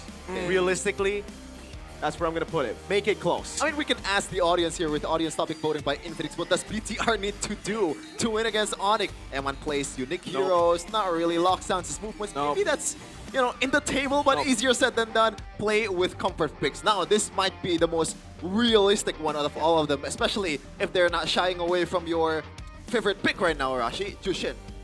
My favorite pick. Yeah, you're forced to play this. Well, I mean, it's just such a great hero, man. And I think comfort picks in a sense that it has to be heroes that suits their personality, I think. It doesn't have to be specific heroes per se, but for example, for Marino, you want to give him some like damage dealer, Just like a boy. For instance, something with like outplay potential. For Eman, you want that like late game carry possibility, stuff like that. You know what I mean? Doesn't have to be specific heroes, specific kinds of heroes. I know what you mean, Pop. Yeah, you know what I mean, Pop. Yeah, I know what you mean, Pop. But yeah, I mean, realistically, if we're being serious, last season, the last match that Onyx played against Bigatron actually smacked them to 0, and it was through some of the better draft of Push Bam back then. Yeah, Bam and Erpang, obviously, right? Yeah. Erpang's still in the lineup right now. I honestly feel, again, when it comes to lineups, Bigatron have a very good lineup. The fact that they kept the lineup, I really like. They swapped out the coaching staff. Now that, we'll see whether or not it works out. Because when they've been good, Bigatron have been amazing. But when they've been bad, they've been pretty darn bad. And we'll see something from Savero here. Let's see what he thinks about MPL Indonesia. I can adapt because my team also helped me for learn Tagalog comms, so we can play as a team. I think the culture and environment similar like Indo, so I just need to adjust to gameplay and team play. For me, it's like challenging for me to improve myself and prove to all of the fans. The strong of Kera, I think he can play both but he like super good when playing marksman. And Eman, I think is flexible. He can play fighter and marksman both so good. I think the next who can be the gold standard at Indo, I think first RV, because he has a good individual skill and team play. Second, maybe Erlan, because I think he has a good laning and aggressive play. And the third is maybe because he has a good laning too and aggressive. Play for Sonic's ID and Philippines. Thank you for the support. Please keep support me and I will do my best. Good luck buat teman-teman gue di Onyx ID. Gue yakin kalian masih bisa juara buat season ini. Kasih gameplay, kasih yang terbaik di setiap match ya. That is Mr. Savero. Doing pretty good in the last match that they played. Yeah. They smacked Falcons. Not Falcons. Who was it? Brand. AP Brand. Oh, no more Falcons? Falcons is their own team. Oh, yeah, you're right. Oh, man. Yeah. I'm getting old, just like you, Rashi. Wow, catching strays for no reason. You should have just said, getting Arashi. It's not a stray. I was shooting right at you, bro. Come on. That wasn't the main talk, though. So, like, okay. Main topic, though. Whoa! Oh, the goal laner. That's a nice watch, Rajayeba. That's a nice jacket, Rajaya. Those are nice. Nice boots they got over there. Oh, my lord, man. The Onyx BP. Hey, no. Bad, Samuel. Gotta watch out. Are we gonna say him play today? Samuel. I hope he plays today. Yeah, it's against Bigatron. Even Geekfam wins against Bigatron, man. Like, everybody exactly. I agree. Against Bigatron, no? They should deploy... The mighty Bigatron. They should deploy Yeb. Honestly, I would still take on. They should deploy their manager, Paddington, as well. And CW. Okay, CW probably smash BTR still. Yeah. Ex-champion. So, not much. Maybe there is a choice in Onyx on whether they choose to field Keyboy or Samuel. But on BTR's side, Rashi, there's definitely a choice there. I'm not sure if they want to field them against Onyx. Let's be completely honest here. But is it counterintuitive, the fact that I think this is the best time to field those players because it's a lost cause anyway. Lost cause? I don't know, man. I think there's an argument to be made for both, right? If you're convinced there's no way you can do anything, then yes, right? But if you're trying to test your best composition against, overwhelming odds that they might face later on in the playoffs, which they said they want to try and do, then maybe not, right? Maybe they want to field the best lineup that they got. And we got a interesting asset here. Kelra just... the bounties for Kelra. I'm not sure if Kelra is worried about these people, man. Maybe Eman, he has some kind of personal target on him because he's been one of the best gold laner in ID, probably the best for the longest time, but Kelra is just on his own. Yeah, this guy individually, I think he's on a level of his... I don't know. Eman is the only guy that in Indonesia that I feel like is close to Kelra in terms of just individual skill. The thing is, Eman, a lot of times, he's nerfed down by the org's signature identity. I guess that's what we're calling it. Signature identity. That's one way to put it, man. But honestly, this guy, it's everything, right? It's hard to really pinpoint his strong suit when he's really solid at everything. Savero himself mentioned a little bit, he can go aggressive, he knows. And I think it's really cool that he's so aware of all the factors in a team fight, because sometimes you see them position well, they can do distance management and kite, but they get caught off guard sometimes. With Kelra, that's a very rare scene to see Kelra caught off guard. Always react some way, one way or another. Yeah, there's also another matchup that we need to talk about. Aside from the gold laner, obviously Kelra and Eman, the two quote-unquote gold standards of Indonesia currently. But Moreno and Sans, I think you've mentioned that the closest person that's been, the closest to Sans was Yehezkiel, the prime Yehezkiel. But second to that is probably Moreno, right? And if he keeps on the same momentum as he's carrying the last game that he played, who knows what's going to happen? Exactly. I think Shogun as well has displayed that he can go up toe-to-toe against the best in the league. He's done phenomenal things. Niall as well, ex-Onyx. He knows how Onyx operates, right? And Finn, the guy with... Right now he's potential, man, right? Because we've heard so many things about how good he's been in scrims from Coach Panda. We've heard about how good he is from, technically, the interviews that I've had with Beloyski, with Pikachu as well, because they chose Finn over Beloy at the end of the day. So, whether that will be, whether they will regret that decision, we'll find out here. I think this is the real test. When you're in Indonesia, there's one team that everyone wants to beat, to kind of put themselves on the map. Yeah. Right. And it's crazy that it's been a whole lot of season and the only thing stopping them is Geek Fam. It really is crazy. Let's be serious for a second. Who? Onyx? Onyx. Yeah. You gotta be thankful for Geek Fam, man. I honestly think... Thankful? I don't know if I'm going to be thankful. Obviously, we were hyping it up, but in that season, I think RQ would have beat them. I think TLID would have beat them. Whoa! Wasn't it really... It Do you wasn't a remember strong season 14?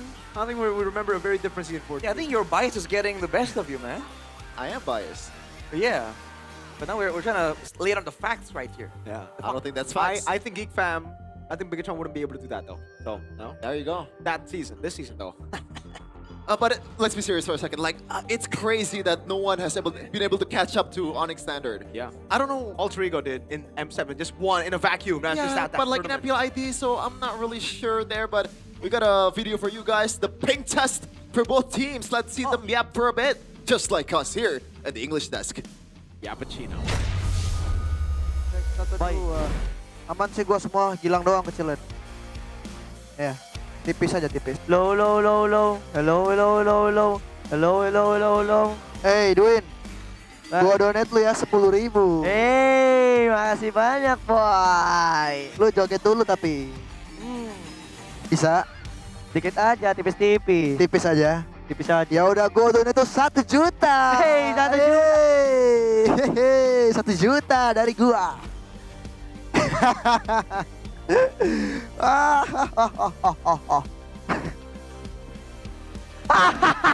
Aman banget, aman banget. Kasih Bangki boy. Aman banget, pasti aman banyak Bangki boy. Aman banget. Buy one aja kita, buy one. Nanti lu kalah lagi. Pase. Kayak gini berlagi. Man. Hai, lu pernah lawan orang aman di WA, man? Pernah dong, sering dulu. Sering. Hasilnya gimana? Alhamdulillah bagus. Siapa menurut lu, who is the gold standard here, bro? Kalau menurut gua masih Kelra. Masih Kelra. Ya. Rate gua. Kena. Rate gua belum mainnya 130 guys. Aduh. You know, as the saying goes, there's a thin line between genius and crazy, and I think Kelra is in both worlds. Yeah. Watch those emotes come up on TikTok on edits, bro. Yeah. For sure. For context, keyboard is like, yo, I'll give you 10,000 IDR, but you gotta dance. It's like, nah, that's not enough. And then he's like, all right, 1 million IDR. Starts dancing. Give me that money, keyboard. Yeah, it's crazy. Both gold leaders of PH are speaking perfect Indonesian right now. As we're gonna take a look at the lineup, still with the winning lineup of BTR. No rookies, no MPL players have been fielded. Shogun, Nile, Finn, Eman, and also Moreno will star for the robots. The challengers for this matchup up against the defending champions. Will the Red Robots be able to work out their circuitry to get a win against Onyx? Many have tried. So far, 4 all have failed. Welcome to the stage, the challenger, Bigatron by Vitality. Bringing up the full force of their main roster. Trial by fire against Onyx. That's doing really, really good right now. Can they pull off another upset, or are they just trying to get experience is the question. And now on the other side, no losses this season. This might change today against BTR, but surely they want to keep the streak alive. Ludwig Kairi, Sansan Keyboy, and of course the gold standard, Kelra.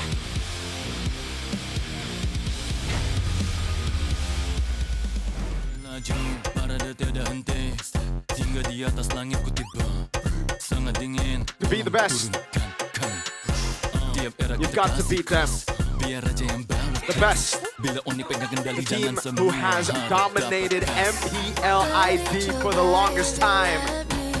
We're in Season 17, and they got 8 MPL ID trophies. The final boss, the kings, the tyrants of ID. Welcome to the stage, Onyx! Stronger than ever this season. Denying everyone even a chance to look competitive for the most part. Up against Bigatron with potential that's so high. Can they maintain that superiority?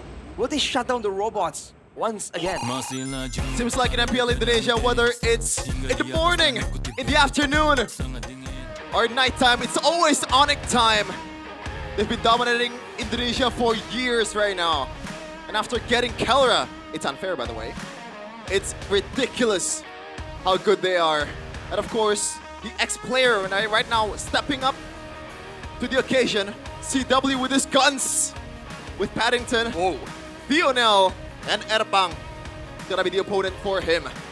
So who is the physique battle, Shevin? I don't think both Erpang and Lionel can match up to CW. So off the bat, CW been in the gym. They have to bank on that mental advantage here for Bigatron. CW's been on that King Kong arc. Hey, I get an idea for you guys, MPL. To decide which is blue side or red side, just battle it out in the octagon for the coaches. We know who's gonna win that one. Who is it? Make a wild guess. I have to go through all the coaches. Exactly. I don't know actually. I actually don't know either. I was just trying to get an answer from you. Make it easier. No, we have an answer here from the audience. What does BTR need to do to win against Onyx? Eman plays Unique Hero. Seems like that's the unpopular choice here. Lock Sansa's movements and C. For number C. Number C. With Comfort picks Arashi. You agree with this? Like we said earlier, man, the same kind of heroes. Although, again, some of the heroes that Bigatron likes to use, they are quote-unquote comfort picks, require a high degree of execution. Against a team like Onyx, that's a lot easier said than done. So that's a risk that Bigatron will be taking if they want to get Bigatron and their main roster on their comfort picks against a team like this, which will be a huge blow mentally if they do get crushed. So far, BTR has picked more heroes than Onyx. Yep. Even though, obviously, that doesn't fall in line with their success this season. Still a pretty tough road for the Red Robots so far. But for Onyx, it's always has been. The red carpet has been laid ever since they got Kelra.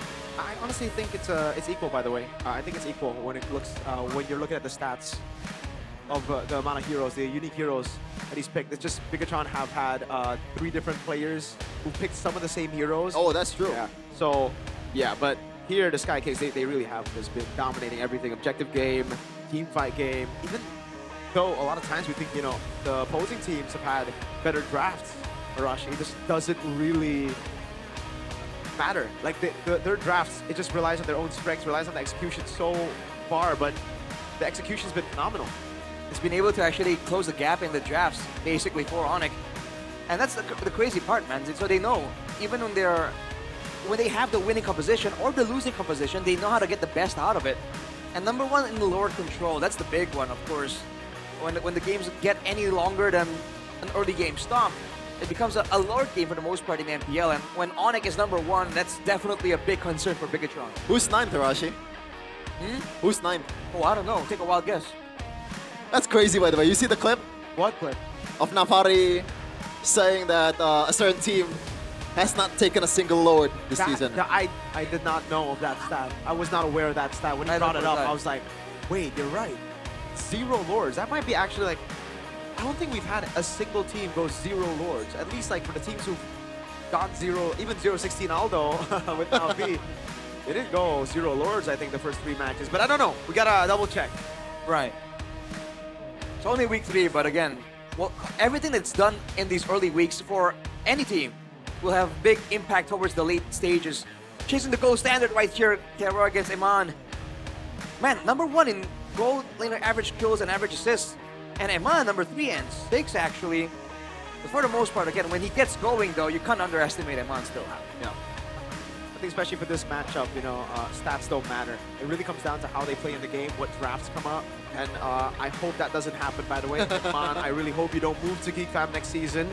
But it does look like you're part of Geek Fam right now, so I don't know if I want to call you my GOAT, Dang. No, I'm joking. He's still my GOAT. He'll always be my GOAT. If you're ex-BTR, whether you're in BTR, ex-BTR, even if you just praise BTR, not really. No, you're not my GOAT if you just praise BTR. Never mind. There's a line here, folks. There's a line, and that line Emma wants to cross. The line of whether or not you can beat the gold standard, the god in the gold lane, the man, the myth, the legend, the guy who dances for 1 million IDR from P-Boy. I believe he did mention earlier in the mic check that he was asked earlier, right, about like how do you feel about this this matchup, and he was like, I've done it. I faced him a lot of times before. Oh wait, hold on. Sorry, Rashi. Onyx are on blue side. This is the only side they have lost so far. Yeah, but odds are in our favor. Odds are in 12.5%. Odds are in our favor. It's 1 of 8, Mirko. But yeah, I think Onyx so far I'll take those odds. Well, you have no choice. It's not 0. Yeah, because like if Onyx are on red, it's like, okay, go next. Hey, to be fair, in the previous match earlier, DLID was on 100% on the blue side, and they lost that one. Yeah. So maybe that's an inkling on what's about to happen. Rush. Hey, if it does, it makes for a more interesting development. One can only hope, man. And I stand by my statement. I think it's not morally wrong to wish for Onyx downfall. You think it's not morally wrong? Yes. I feel like for the greater good, right? For the big picture, Onyx gotta go. Have you seen the memes? Yeah. Onyx gotta go. Just the Prime Onyx gotta go. Hey, even if we yap all we want, if we're being biased, they're not gonna care. It doesn't matter for Onyx. Don't worry. That's why we're saying that. For everybody who wants to see Onyx lose, put your cope and hope on BTR. Hey man, when you have that many trophies, you can take a bit of banter. When you've got 0 trophies, you can take a lot of banter. Duality of man on stage right now, drafting phase, game number 1. Started by official gaming phone, Infinix, so the Guinevere and also, that is interesting, that last ban is gonna be the Grok, which we don't really see very often, but I guess Finn is a bit known for his Grok too, but on the other side, Mirko, is that the one that you're all manning? Yeah, they banned out the Valentina and the Juicin. Now, I really hope the Valentina is more of a setup to Sora instead of the Zetian. On to go for Freya though, and that's a concern right there. Straight up, Kelra's debut on a fighter. Hey, we're not sure. They call me. But it's back to the Yusenshin time. which M1 currently has 33% win rate on. All right, it's not that bad here. Because they pick up the Sora, Sora's flex, Indonesian is also flex, right? And For no BTR, Valentina. They can still go double fighters, it'll be pretty solid against the Freya as well. So, you know what? This one, not as bad as the blue side versus Big Indonesian. Right. It's not really set in stone just yet for Bigatron. For Onyx though, already with the Freya, do they want a bit more flexibility or are they just doubling down on the early game? Because we've seen that in the right circumstances, the right composition can still end games at below 10 minutes. It's crazy that if it's other team, you can literally guess what's gonna come up here, but Onyx, I think this is more of a conventional route, no? Yeah, they respect BTR, man. They know that Bigatron have the skills to pull it off. It's just the draft, really. They gotta get an advantage there. Also, BTR revealed their cards so early with the Leomord thing. I guess they want some flexibility for Finn because he has been the main setter and he does well with those big, you know, in a weird way, El Momento heroes, right? The big moment where he flanks around and sets up for it. So maybe they want to hide it for just a bit longer. Makes sense. The Phobius ban, and I think Onyx, they want to ban the Zetian here, but the Moreno has not found a lot of success with the hero, and Mirko absolutely hates Zetian on everyone. Yeah, I think we might have to get Zetian on BTR though, because there's not a lot of picks. I'm surprised, you know, they banned out the Valentina and the Juicin, but they don't pick up or themselves. Farsa. Could be a Farsa. The Farsa has been pretty good, but really looks like Onyx want to go for even more divers. Huh.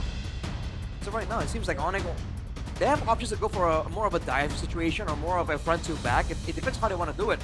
As of right now, if they go for a front to back, I think it's a bit risky with the 3 dive heroes of Bigatron. So front control, oh my god, is something they want to try and get and avoid giving to Bigatron.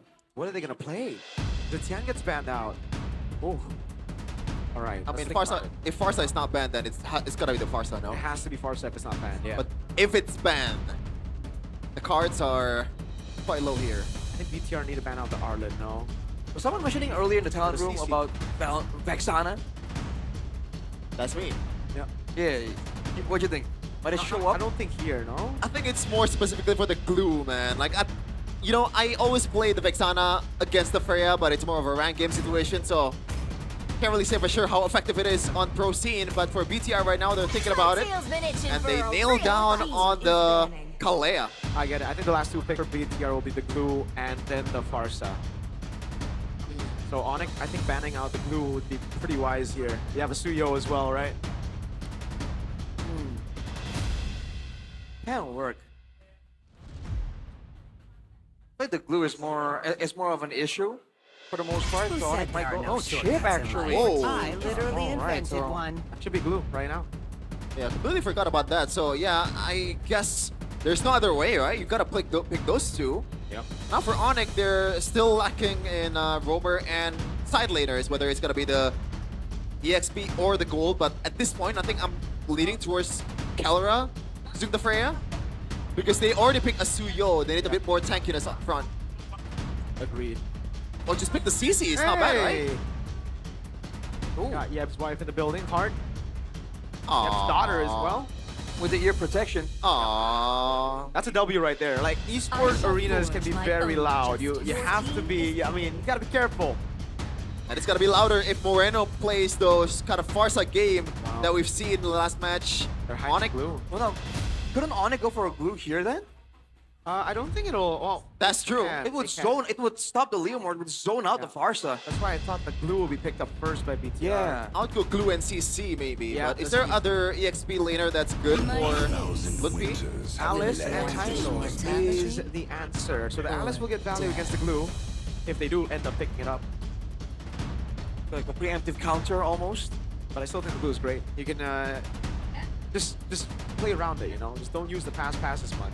Is Esmeralda that bad here? Where? Wait, no, never mind. I thought okay. they like the roam. I thought they like the side laner. Esmeralda roam? Nah, it's gotta be the glue. There's no other choice here. I don't know, man. Bigatron, you never know. I mean, if we're talking about Vin, usually he likes the Badang, but come on, man. He played an Atlas once. Nah, don't go for that. Wait, you know what? Spicy. Honestly, It's not that bad. you have the shifting skies, you have the Mount Shocker, you have a lot of combos here. Gatot Kacha. All right, against the Freya, I can see it, but then the Eve just gets so much free pass, basically, right? But if you're picking a glue, isn't it gonna be a free pass for the Eve anyway? Not really, because you just go for the mount easily on anybody, right? I think when it comes down to it, when you have a Sora, the Eve is gonna have a hard time regardless. That's what we've seen previously, at least. You know, at level 4, the Sora can one-shot at Eve so easily. So we'll see how Sans deals with that. I'm excited for this matchup. Yeah. I think BTR drafted quite of a solid composition, but Onyx is still Onyx. Yeah. And it's Kelra on the Freya. At the end of the day, you're gonna have to out-execute Onyx. There's no other way to it. Even if you have a better draft, it doesn't matter. 8.1 against 4.9. That's a lot of difference, Rashi, but we're gonna see if Onyx will be able to utilize that to the fullest against the red robots. The undefeated Onyx against Bigatron that's still trying to find their form. Here we go, ladies and gentlemen. Welcome to the land of Dawn for game number 1. Yeah, this one plays out, man. It's a bit of an old school throwback. Gatot Hylos, Yi Farsa. So mid lane is definitely going to be interesting, but later on, I think it's a race to level 4, and then from there, I feel like Bigatron has the bigger, meaner ultimates, technically. So we'll see how Onyx wants to tempo around that. Whoa! Yeah. Playing with fire there, Niall, but I guess the calculation pays off. That was a clincher. The cold-blooded jungler is his nickname, you know? Definitely fitting that. Emblems by you. Moreno with the Bargain Hunter still, so no concern for his own safety for the most part. Gonna outmaneuver around that. Sans did no pulling stuff together. He wants to inspire instead. More mana, more spam on the spells. Might help with the mid lane 2v2 actually. That could be the angle. Yeah, and Kelra on the Festival of Blood, so expect Kelra to clear this one quite quick, then go on and test the first turtle. Ooh. Because he wants to be as effective as possible right from the get-go. So it's Master Assassin for Aman, no Master Assassin for Freya. For Kelra, it's a Festival of Blood. Yep. Sustain versus like leaning advantage, I guess. Yeah. We'll see how that impacts like later on when the laning phase pays dividends. Right now, it's still pretty even for both teams. You can see how they're playing though. It's a bit more attentive than like there's no decisive big moves just yet. Level 4 should change that. Yeah, Kelra, by the way, prioritizing that warrior boots very early on so he can work it faster. Kyrie evades the potential taunt from Finn as both teams try to establish their position here. And Kelra is already level 4. Yeah, he's going to join this team fight for sure. Cast clear from Onyx here, but Finn goes in, able to find a taunt. Sans with the flicker out. Keyboy not caught in the bad spot. That's with the RWM. About to descend as well. Now still there. It seems like the turtle has been reset a bit. Yeah, but no more, especially for Nile. Like they cannot go in here. Finn, but down. Finn is right there. Amount on the back line. Get in the mountain Shocker. Shogun out to Kai. He still gets a retreat, but he's going to be down. First blood for Shogun. Another kill coming down there as Keyboy gets taken now, but it's a trade over as Lutpi jumps to the midst of it all. Now thrown a ruin with the flicker, but Iman reads it out, and Lutpi is trying to bounce away. Moreno's right there to pick up the kill. That's 3-1. Some back and forth here with Onyx and BTR, and economy-wise, BTR is winning. Rashi. Bigatron came out on top, but you gotta give credit where credit's due for Onyx. Kyrie was facing the potential danger coming in from Shogun, from Moreno, and he got the retreat, no problem. They're gonna go on Keyboy. It's now on the Phantom Seed, bringing Keyboy back. Might be forcing out a Glorious Pathway here, and it was a Glorious Pathway. Hold on, Lutpi gets back to lane safely. That is very uncharacteristic of Keyboy. He definitely miscalculated there, as we're going to take a look at the talent prediction. Oh, looks like only 2 of us are delusional. Pabulum though. Nah, just kidding. It's on Mirko's side. That's a very encouraging fact, Mirko. Wait, going by the route that we're taking right now, BTR might actually win this one. Oh, hey. Kevin, you gotta relax. Respectfully, shut up. don't curse. Hey, don't curse. I'm trying to do what I'm trying. Why? I thought you said it's morally. It's morally right to wish for Onyx downfall. Yeah, but what we think is not always what actually gonna happen. All right, that's fair. Well, this early game is going great for Bigatron, mainly because of that Sora presence, man. You're reminded how strong of a pick it really is. Lutpi can disrupt and heal up in the backline, but right now, Shogun can just assassinate Kyrie or even Robert. Whoa! But the airstrike Limpy's gonna be taken low. Shogun's gonna go for the kill, I think, here. Yeah, goes with Shifting Skies. Killing spree for Shogun on this Sora. Man, the game just moves on a different level when Moreno is on a Farsa, man. That's why I really prefer the Farsa ban on Red 5 or Blue 5 rather than the chip. Definitely kind of activates the kill pressure for Bigatron. Especially if Nile wants to play with the hot-blooded style, try to get some more kills. Seems to be eyeing a chance to invade right there, but they call it off, moving towards the turtle. Moreno picked up the arcane boots to further boost his damage towards the frontliners of Onyx. They're gonna establish position here. Nile's gonna be a bit late with the steed. That's a stun over on Finn. He's gonna go in. Eman now with a Mana Shocker, looking for the flank in the back line. Sans and Kyrie positioning well. Throwing a ruin and flicker. Moreno respecting Nile, winning the retreat battle. Finn still alive, and they're bringing them out of the RWM. Shogun with the flank now. Limpy trying to run away. Shogun goes to the air, stunning all of them. Nile walks up, and it's Shogun with a mega kill. He's gonna be shot down with a turret a bit. Nile caught against Kyrie. He's gonna jump in with a Soul Sever, able to find the kill, and that is a 3-for-2 in the end. And the first item, Sky Piercer for Kyrie. He is confident that he's gonna get some kills. He didn't get any stacks of the team fight though, but now it's gonna be a bit... Bigatron has to be a bit more careful giving some of the kills up. But that's again the Sora power, man. Alone against 3 members, he almost one-shot stuns along with his teammates. That's something that Onyx has to kind of solve here. They can't really expect the backline to survive against Shogun alone, especially now that he's 4-0. Oh man, I didn't really see exactly what happened, but was that an overextension from Nile? Earlier? No, I think he ran out of the Phantom Steed. Kyrie punished him. Seems to be the case there. Apparently with the calculations. So far, again, all things considered, 5 kills down. 2k gold lead for Bigatron isn't the worst thing. Onyx has handled more before, but I think they're really banking on Kelra somehow. Yeah, and initially I think Kelra is supposed to have the advantage, right? In the first turtle fight, in the second turtle fight, but so far, Onyx has not been utilizing that properly. And that's thanks to pretty much the aggressiveness of this mid duo of Finn, also Moreno. Cheeky retry from Kai. Smooth Criminal gets out of there. Moments like that allows the gold lead to kind of shrink even more actually for Onyx, but look at this. Shifting Skies brings Keyboy back. That's going to be over with the Phantom Steed. That's 4 ultimates. Even Eman popping it just for vision. Yeah, and there's no way. I mean, Onyx, if they can actually contest this one, it's a loot. Is it for vision, also for the extra assist gold? Oh, AOG! Yeah. Straight just to go for the siege up top. They get control of it. They take the turret as well. Amazing from Finn there. Just to get Kelra away, but there's some retaliation in the bottom lane, but Nile will surely take this one even without the retribution. Remember that Onyx is willing to give up turtles if it doesn't really benefit their team. Nile? He's trying to bring Keyboy back, and he does. Into the Feather Airstrike. Oh, almost a kill with the Lethal Ignition too. Not quite enough damage, only a glowing one on Moreno. Eman, 1v1. Great stun there, but Kelra's gonna move forward. Finn's waiting in the corner, able to go for the taunt! Now Eman with the follow-up. Kelra's still gonna go in. He's still flickers in as well against 3! He chases Eman down! Now does not have the ultimate. He's gonna go in, and now it's Kelra who's looking for it. A taunt coming down with a Revitalize as well from Finn, but Kelra, wow! Just keeps on swinging that sword. That is the standard that Eman, that pretty much every gold laner in MPL Indonesia are chasing.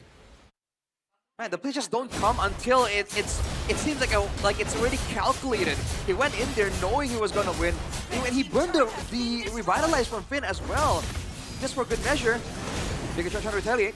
Bringing Keyboy back again, trying to beat out the Revitalize. Feather Airstrike coming down. Keyboy's playing into it, throwing a ruin. Moreno able to get out the AOG defensively as Nile gets cooked by Kai with the Queller. And as you said, Arashi, Onyx has come back from a worse situation. This is definitely still Onyx game to lose if we're going by the track record. That's why it's scary. Bigatron initiated that play and Onyx were responding and they kind of got the better of Bigatron. Gold lead down to below 1k. Ice Queen Swans on Sun. Very early, that's a double 1 combo. So Bigatron can move around in the fights as well as they have been. It stacks up really quick. The gold lead right now has not shifted to Onyx just yet, but they really stave it off to under 1k. It's practically nothing so far. And with Kelra going crazy right now, and he's waiting for that next flicker that he has, should be able to make a lot of difference in the next team fight. Kyrie's 2 levels ahead of Nile now. That is back quite a bit. Bit of a waiting game right here. It's almost like for Bigatron, they're relying on Shogun, and for Onyx, they're relying on Kelra, and both of them requires multiple members to really take out. And Finn can't really initiate a big catch the same way as a Keyboy can. Okay. All the resources are intact for Keyboy, so he can take a lot of beating here, even though he's on half HP. He's gonna go back to full here, and Onyx should be able to get some kind of vision, but Shogun setting up a flank. Dominance, Ice, and Radiant Armor for Finn's completed, so he's going to be a lot more tanky for this fight, especially if it goes long term. Oh, look at this though. Hot lands over on Keyboy. Feathered airstrike as well with more poke from Iman. The killing spree been broken. Nile gonna go in. Over on Keyboy he goes. That's gonna be the kill. First kill of the game as P is able to get back. Nile now jumping. That's gonna be a massive shifting skies with a revitalize as well. Kelra force back. That's Iman with a Mountain Chakra now, but it's gonna be caught. Has a flicker to get out. AOG defensively to defend and to peel for Iman as Shogun. Goes back, throwing a ruin in the flicker from Lutpi! And that's a shutdown for Kai with a Sky Piercer. Sounds on the chase, but Lutpi will fall to Iman. 3v4. They're down one member, but somehow BTR was dancing to Onyx tune. I don't know if they would take the objective here, but Kyrie will contest this one with no retribution. Yep. That's a lot of win from Onyx. Just a threat of Onyx following up on that is enough to push Nile away. Now we're back to the previous situation, but Kyrie has taken some moments here to push down the bottom wave. Whoa, whoa, whoa! Whoa! A risky move. Kelra's reaction time is quick. Wow. Is it crazy that Keyboy so far, this does not feel like Keyboy. A lot of miscalculation. It gets taken off before the fight even begins. What's going on? He's playing against a lot of burst damage, and he's playing a high loss that has to actually contest for vision as well. So his job is actually a lot more difficult than it would seem at first glance. It's crazy. What's crazy to me is that Bigatron were attempting like a flank pickoff on both sides, but Finn backs out. The wave in the bottom lane. I think it's did BTR slow push where it's at right now? I think it will be. Yeah, I think it's a Bigatron slow push. It's on the side of Bigatron, so the minions will get there faster. Oh man. Book already half HP on the lower. This might be the fight that decides it all. The carries are too far away. Phantom Steed coming down. Lutpi gonna try to go for the jump. They're gonna go all in on Suns. Good flicker out. The AOG coming down as well. That's a massive mountain chunker that lands. And that's Sora in the air. Going for Keyboy now in the 1v1 against Kyrie. Trying to look for the kill, but it's gonna be helped out by Kelra for Peel. He goes and he gets the mega kill. Now it's a kite back as Finn gets taken off. Goes back in. Iman baited in. Kelra will be able to survive in the end. Kyrie's looking for the Blade Surge. Moreno's right there. Lutpi, unkillable practically in this position unless he takes a little bit more damage. Thrown a ruin already. And my Blade Surge! And a massive Soul Sever that puts him at what, 40 stacks on the Sky Piercer. These two teams are going bad for bad, but Onyx came on top of it. Now, Lutpi goes in. No wings by wings. He's caught, and Kelra dives him under turret tier 1. BTR crumbling. Wave on the bottom side does indeed favor Bigatron, but Onyx has won a winning circumstance on the top side. And BTR's team in shambles, they've lost the control. They tried to go for the fight without a 5-man, and that's where Onyx just get the advantage. More outplay potential built into their kit. Really is unfair when you have Kyrie and Kelra in your team at the same time, and the micro plays that they've been making. Even the peel from Kelra as well. This is a gold laner, by the way, but he knows when to back up his teammates at the right time. And don't forget, Lutpi is the one setting up for a lot of these big plays there with the Flicker, Throne of Ruins, and right there, actually disabling Iman for Kyrie to come in for the assassination. Moreno with the Divine Glaive, so a lot of heroes are on the table currently. Keyboy and Lutpi has to watch out for those Feathered Airstrike more often. Shogun secured the Oracle, but Lola's gonna crash in. Clears pathway. Charging the bottom lane. Keyboy gets the minus stun. Now Kelra with a follow-up as well. They're gonna be zoned away. The Mountain Shocker. Now Keyboy dies for the 7th time this game. Towards the Phantom Steed. Shogun goes to the air. Throwing a ruin coming down to Peel in the backline. AOG as well. Kyrie still spacing. Shogun! He brings 2 members back straight into the team. But good reactions by Kyrie and Kelra. Instant respect. Blinking away. Honestly, dare to say, that's worth for Onyx. That's the long lane. Inhibitor taken, but now BTR once more. The control. Wow. Oh no, Kyrie gets caught in a taunt! Shot back and shut down by Nile on the Phantom Steed. Now Kelra jumps in against Nile. Now wants to smoke, but Kelra does not. Valkyrie's descended. Hold on. Airstrike. Kelra's Oh my Wow. God! 4 shots. Happy feet. Easy. Eman dives in under, goes for the kill on Sans, and he gets out and he flickers out. What? Some high-level Mobile Legends right now in MPL Indonesia. We're in good. Whoa. The back and forth, that's crazy. I love this game. Bigatron unwilling to let Onyx get away with the base turret. But we didn't expect a dive, an assassination. They're just striking back and they're not losing confidence after a big setback. This shows huge improvements in the mental game for Bigatron. Gold lead is gone, even shifted towards BTR, but there's still a question here how to handle the long lane. Onyx still has 2 turrets intact in the long lane. Meanwhile, BTR, nada, none.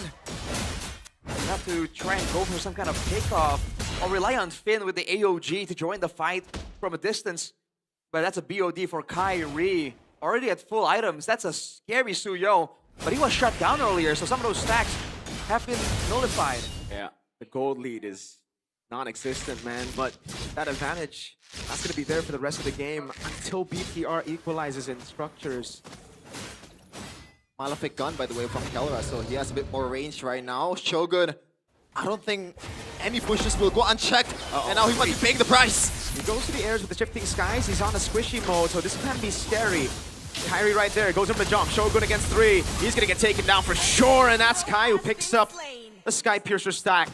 You cannot do that to Onyx, man. They're not this naive, ingenuous players. They always check all the bushes, and he was there at the worst time possible. Yep. Mistake for Shogun. The first, I think, this game for Shogun. That's some damage from Moreno though. Onyx gotta be careful about that, but without a man advantage, Bigatron immediately back off. Whoa. What's CW doing over there? Was having a bit too much fun in the back rooms there. You got Lupi Halimawan in the building. I actually don't know who that is. I only know the guy's name. He's a content creator, man. See. He's a big... Oh my God! Robbie's here too! I thought that was Moreno. Let's see, vibe. For sure. Look at him. He's giving strats. It's like watching Pep Guardiola coach from the stands. Whoa. Not sure what's happening. What? What's the green suit supposed to do? Dude, I don't know. But I guess all the content creators and brand ambassadors also going ban for ban. The Cavs! Massive cover there. Strike from Moreno. Goodness gracious. Into the mountain shocker. Oh my God. He was erased in a second. And now BTR can clear the Lord. Onyx, do they want to get something out of it yet? They definitely want to get something. The question is, can they? And I don't think the answer to that question is yes. BTR got 1. That's a 4v5. Onyx don't want to risk it. And it is Lupi, the main hard control tool on the team. Kivo and Kelra might be able to start a fight, but they can't disable multiple members for a good setup. It was a huge pickup for Bigatron. And now we're back to the status quo, and as the longer the game goes, the more Moreno can look for moments like that. This guy is hitting like a truck right now. Oh, what is Kelra building towards? Is that a plate armor or cauldron? I think it's cauldron. The cauldron makes more sense. Yeah. Extra HP when you get low, so a lot more output potential, and definitely deter some of the attack speed from Eman and Nile at the same time. Lupi. An orb there, but he's not gonna go in. There you go, the cauldron has been made. Ooh. Wow, used up his Sans got it. Yeah. Great stun by Keyboard. Good pressure from Onyx. They're still trying to find ways to get ahead, even though there's a threat of a pickup. As long as they actually clear out the pushes properly, it won't be an issue. But now... Hold on. Oh. Okay. But Nile's gonna lose out on both buffs right here. But Bigatron are banking on the next Lord, it seems, because they know they don't have a base tower taken out on the far side this time. Yeah. Real-time victory rate presented by official gaming fund Infinix. They really are going ban for ban, even though almost all the turrets are taken down by BTR. But Infinix still thinks that they still have a solid chance to take this one. And honestly, I agree. I think it was a bit higher for Onyx earlier, like maybe 65 when they had the far lane. But now the far lane, you know, the base turret that they took down is now close to the Lord. Yeah, now Keyboy, he's not gonna be as easily melted as before, right? He's stacking up on the items, you know. Already got this silence rope going and maybe going towards Radiant Armor. Yeah. Look at the emphasis from both teams to keep that slow push alive, man. Like, Onyx are like, no, we are not letting you do this. But BTR are trying their best to keep it alive. Let's push to the side of Onyx though, so Kara can clear it out. Yeah. And there's one minute left though that can still be used to build up yet another slow push for Bigatron. Might be a miscalculation. Oh, Kara understands it. Moreno, hold on. Reaction. Kelra gets to Feathered Airstrike. Bait out the Flicker. There's two That's ultimates huge. there with the Flicker, but the slow push is still already built up by Onyx. They can still cycle. BTR still has their resources intact, and now both Onyx won't let them. Onyx won't let them. They're going straight for the Lord. Oh my god. But Kelra is recalling. Does it matter? It's a Look, bluff. goes in. It's a bluff. But it's a bluff that is taken by BTR. Flip be thrown back. That's a big ultimate to expend. Glorious Pathway coming down as well. Soul Sever over on Finn. The Glorious Pathway and a Flicker from Kelra down. Those are the big resources that'll be down for a bit. That slow push is still good for Onyx. The problem solving on the fly from Onyx is ridiculous. That's great. Moreno on a journey to clear the top side still. Will use his ultimate, I believe. Seems to be the case. Leaves it again. That might be good for Onyx. It depends on the HP bar on that final minion, but now low, it's good. It's back to a dance right here. Oh, that's bad. Regen from Iman. Have to be full HP. Stans with the advantage on the push in mid. Slow push up top. It's good for BTR. It's building up. That's why they want to regain control over this Lord, but Finn's going to be chunked down by Sans. Want the AOG? Glorious Pathway. They're going to try to force out this immortality. But the airstrike coming down as well. Keyboy going to be taken low. That's an AOG to get him out. So it is just trades on these ultimates. Wave up top still building for BTR. Back again to equal position. On Shocker by Eman. Still poking each other. But the long lane is building towards BTR. Yep. Man, my eyes are glued on Shogun and his Flicker, man. He has one chance to make something big happen. One shot. For both these teams, it's really just one shot, but the advantage now lies for BTR as some people are going to have to be sent up top, or that's a free tier 2, or they're going to gamble at BTR, yep. They notice a recall. This is the fight. They hold the Lord straight up, the aggro. Not going to give Onyx that control. Wave up top, so BTR still play this Lord dance. Fantastic by both teams. Onyx still held away. Oh, resetting. Now Shogun gonna be poked down. Lifting Skies only lands on Keyboard. Oh! And get a knock up on 2. They've had Airstrike doing a lot of damage on Kai, but they baited so many ultimates. Luke P now pops in to throw a ruin. Goes to the skies. Kai able to pick up a kill. It's Luke P for the price of Shogun. Both XPs. Kelra in the back line going in! And he's shredding through these boys! Moreno caught Kai! Goes on a killing spree. Niles next, and Kelra gets him down. Immortality for Finn is out. The long game of MLBB is won out by Onyx in the end. That's a wipeout. As the curtain about to fall, Onyx has orchestrated the perfect Tunoma. Kelra being the main perpetrator. What the heck is this team? What the heck is Kelra? It's not fair, man. One moment is all it takes. Onyx get a decisive wipeout. And that will be game number 1. After all that effort, after all the good work that Big Agent has done, wow, they make it seem irrelevant. The nightmare of the past. We were once in fear of the KK connection, only just a different one. Still 2 Filipinos. Back then it was King Kong and Kelra. This season, it really feels like it's gonna be Kyrie and Kelra. Add Keyboy to the mix and you have a big problem, man. Dude, let's get it again. Let's go back to the game like no more. Oh my god. No breaks. Finally some good freaking MLBB. Yeah, that's a good one right there. That was a good game of MLBB, man. Onyx took their time with that as well. They wanted to put in not just the damage in game, but some emotional damage. Wait, some mental damage. Did Sans chew an L on the RWM? I believe so. They were just in the fountain. Purely, they're on their villain arc for sure, Onyx, man. Oh, man. Too easy. Too easy. This was the fight. They tried to go all in for Keyboy, and it did not pay out at all, man. Kelra just came in there swinging. Yeah. And That was beautiful. Again, So the well doubt of a lot of people, right? Fighter gold. How's Kelra gonna do? He found out. He is the gold standard. Doesn't matter the hero, man. This is the strength of Kelra, man. Like, no shot to CW. We're not getting these plays from him. He's gonna play a bit more conservatively, and that's just his style. Savero, there's potential of him doing that, but we're not seeing anyone. We're not seeing Oh Savero, we're my not seeing God. Skylar, we're not seeing CW, we're not seeing any Onyx gold laner, past or present, do what Kelra does in game, bro. But, you know, being honest, being completely serious for a second, hats off to Bigatron, man. That was a great fight, and hopefully we get another one at that.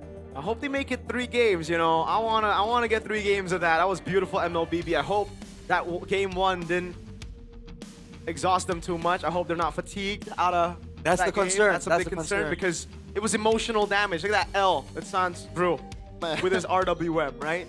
I thought after seeing more ways to flame, more ways. After seeing Onyx dominating all the season of MPL Indonesia, I thought I'm gonna feel a bit blasé about all the things that they pull off. You know, but it always amazes me. It doesn't matter how many times they do it. Again, credit to Bigatron, because unless Bigatron puts up that big of a fight, we wouldn't see the vision game. We wouldn't see the battle. Takes 2 to tango. For slow push. Where have you seen that in MPL Idea? Not in a long time, if ever. 2 teams duking it out, just knowing that that 1 minion is gonna change everything in like a minute or 2. Dude, it's so good. It was good. It was good. Those were one of the games that, you know, you don't feel like you're casting. It doesn't feel like you're you're working. It just feels like you're there with the boys, enjoying the moment, man. I think I feel some kind of like certain duality. Sometimes I just want to be a fan, just jumping around, watching the match, but at the same time, being, you know, he's probably asleep. Literally the witness of this amazing of a game and being a part of it is like, I wouldn't trade for any of it. That was a beautiful game, man. Really. Dude, even the pick off by Moreno, don't forget, like Bigatron had great moments in this game too. Oh yeah, for sure. But committing onto Keyboy when he had an Athena, by the way. I don't know if he had it the whole time, but that definitely made it so that Bigatron couldn't pick him off. And that was the big thing. They tried to go all in and they could not get the man advantage. And then from there, it's just chase. And Onyx had Bigatron's number, man. Yeah, and that... With the shades! MVP presented by official gaming phone Infinix. The man with infinity potential, Kelra. Is it even potential at this point? It's realized, actuated potential. What can this guy not do, man? Here are the highlights presented by the official gaming phone Infinix. Early on, where did he still get that, man? He still caught it against the... was on purple. Insane, dude. Against the Sora, the Farsa. Eman too, they were great moments, but man, he got overshadowed when you're against Kelra. He just shines so much more. Dude, those are the individual moments that are like, oh my goodness. And Lutpi, what a set here. Yeah. This turned the game around. You know, I think at this point, BTR were still leading, right? Yeah, they were. They were still leading. I think so. It was a very small lead, but they were still leading. Yeah, the frontliners are always going to be the unsung heroes. Yes, Keyboy could have played a better game, but in the later part of the game, it becomes a battle between Keyboy and Finn on how to not get poked until you are super, super low, and also at the same time knowing when to back off and also knowing when to pull the trigger. So it's really, really a hard job for these frontliners, man.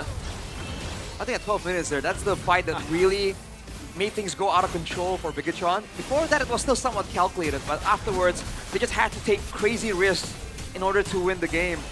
And again, it didn't work out here. They used everything up. There was no way for them to escape afterwards unless they left someone to stop the members of Onyx, but those guys were not there. Even Moreno, they got instantly one-shot. Yeah. The Mom bought immortality, but it was a bit late. I think he was lacking the gold to do it. Could be it. That was GG. Oh my lord. Just like yeah, the L! Oh my god, the L! Yikes.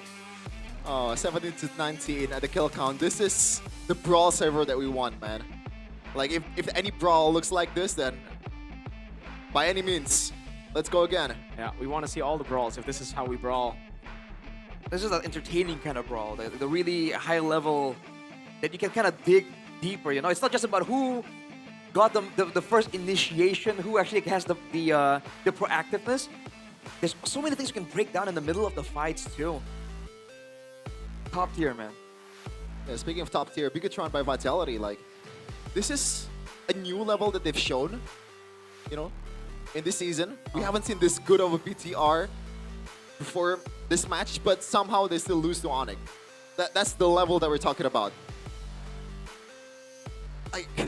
Sounds about right, man. It's always been the case. Whenever we see a team, oh, they're doing so well right now, they always fall just so ever so short of Onyx. And these are some like signature heroes by BTR, man. Like Moreno on the far side was amazing. You know, there's some kill that really caught us off guard, stopping Onyx onslaught in the inhibitor turrets. But still, it doesn't matter. Onyx pulled the trigger at the right time. And they actually gambled on that part, by the way. Yeah, it was a gamble by both teams, right? At that point, there was no real guarantee. The only guarantee is, I guess, your belief in yourself. Your belief in being able to make those plays. And Kelra, he believed in himself. I mean, why wouldn't you? Whoa, this is on 71% across On everyone? the board. What? Is that a mistake or is that real? Wow, all of them have 12? 7 to 9 Yeah, for... all of them have 12 kills. Or, I'm sorry, 12K KA. That's Kills and true. assists. Yeah. Dang. What, this is interesting. crazy. What? That's crazy. Is it intense? Huh? That is crazy. I've never seen that. No. I've seen all 100, I've seen all 0, but a specific number, like 71%, no. Dang. That's so crazy. What? I wonder what are the chances of that happening actually. Boy, I'm kind of caught off guard. Like, what do you... Wait, what? Yeah, it's just how it is. It was just perfect. 12 KA on everyone. Just the way they executed I don't as well. know. I Perfect. don't know if that's perfect. Is that a sign that is the right Onyx are word, just... but What? I don't know if perfect is the right word, but yeah. Look at this. This is a sign that they're just that in sync, that mechanical. A good mix of What solo the kills, heck? a good mix of solo plays, team fights. If it's This is- 100%, it's like, This is a statistical outlier for me, at least for oh me. Yeah, of course. You must be fun at parties, Shabin. Yeah, like I'm a stat guy, but Stating yeah. the obvious. You're a stat guy. Yeah. Since when? But as a stat guy, there's one phone that I really like to use because I know, based on statistics, based on performance, it is the #1 in the business. Exclusive deal for MPL fans only during match period. You know, this match is really hitting up. That's definitely true. But don't just focus on the game or the war because there's an opportunity for that you shouldn't skip. We got Infinix. You know? You also got Eterna, who's side reported. Oh, is she? Yep.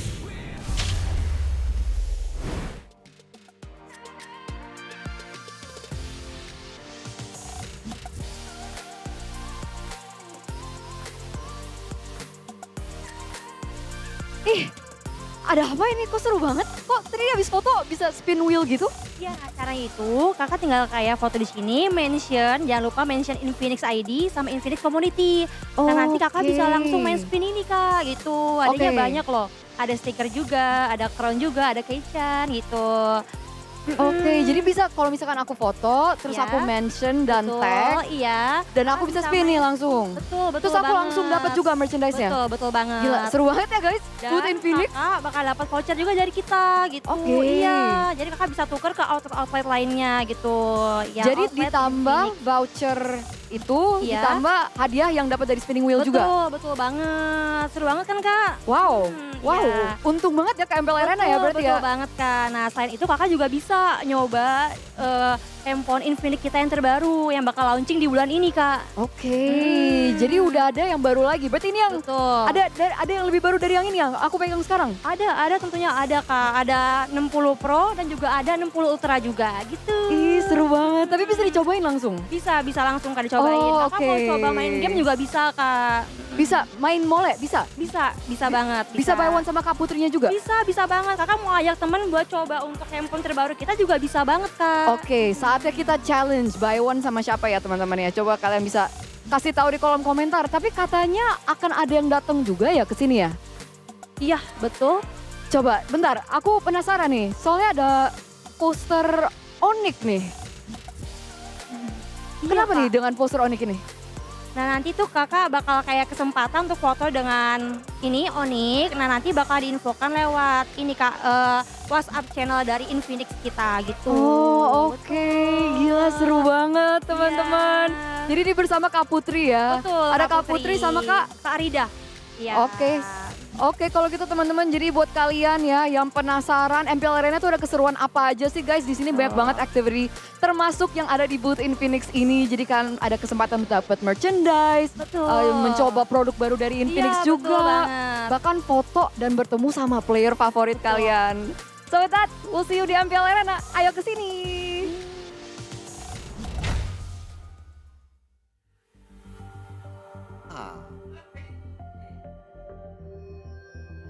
Your boy Lutfi with the Onyx gang. Gang.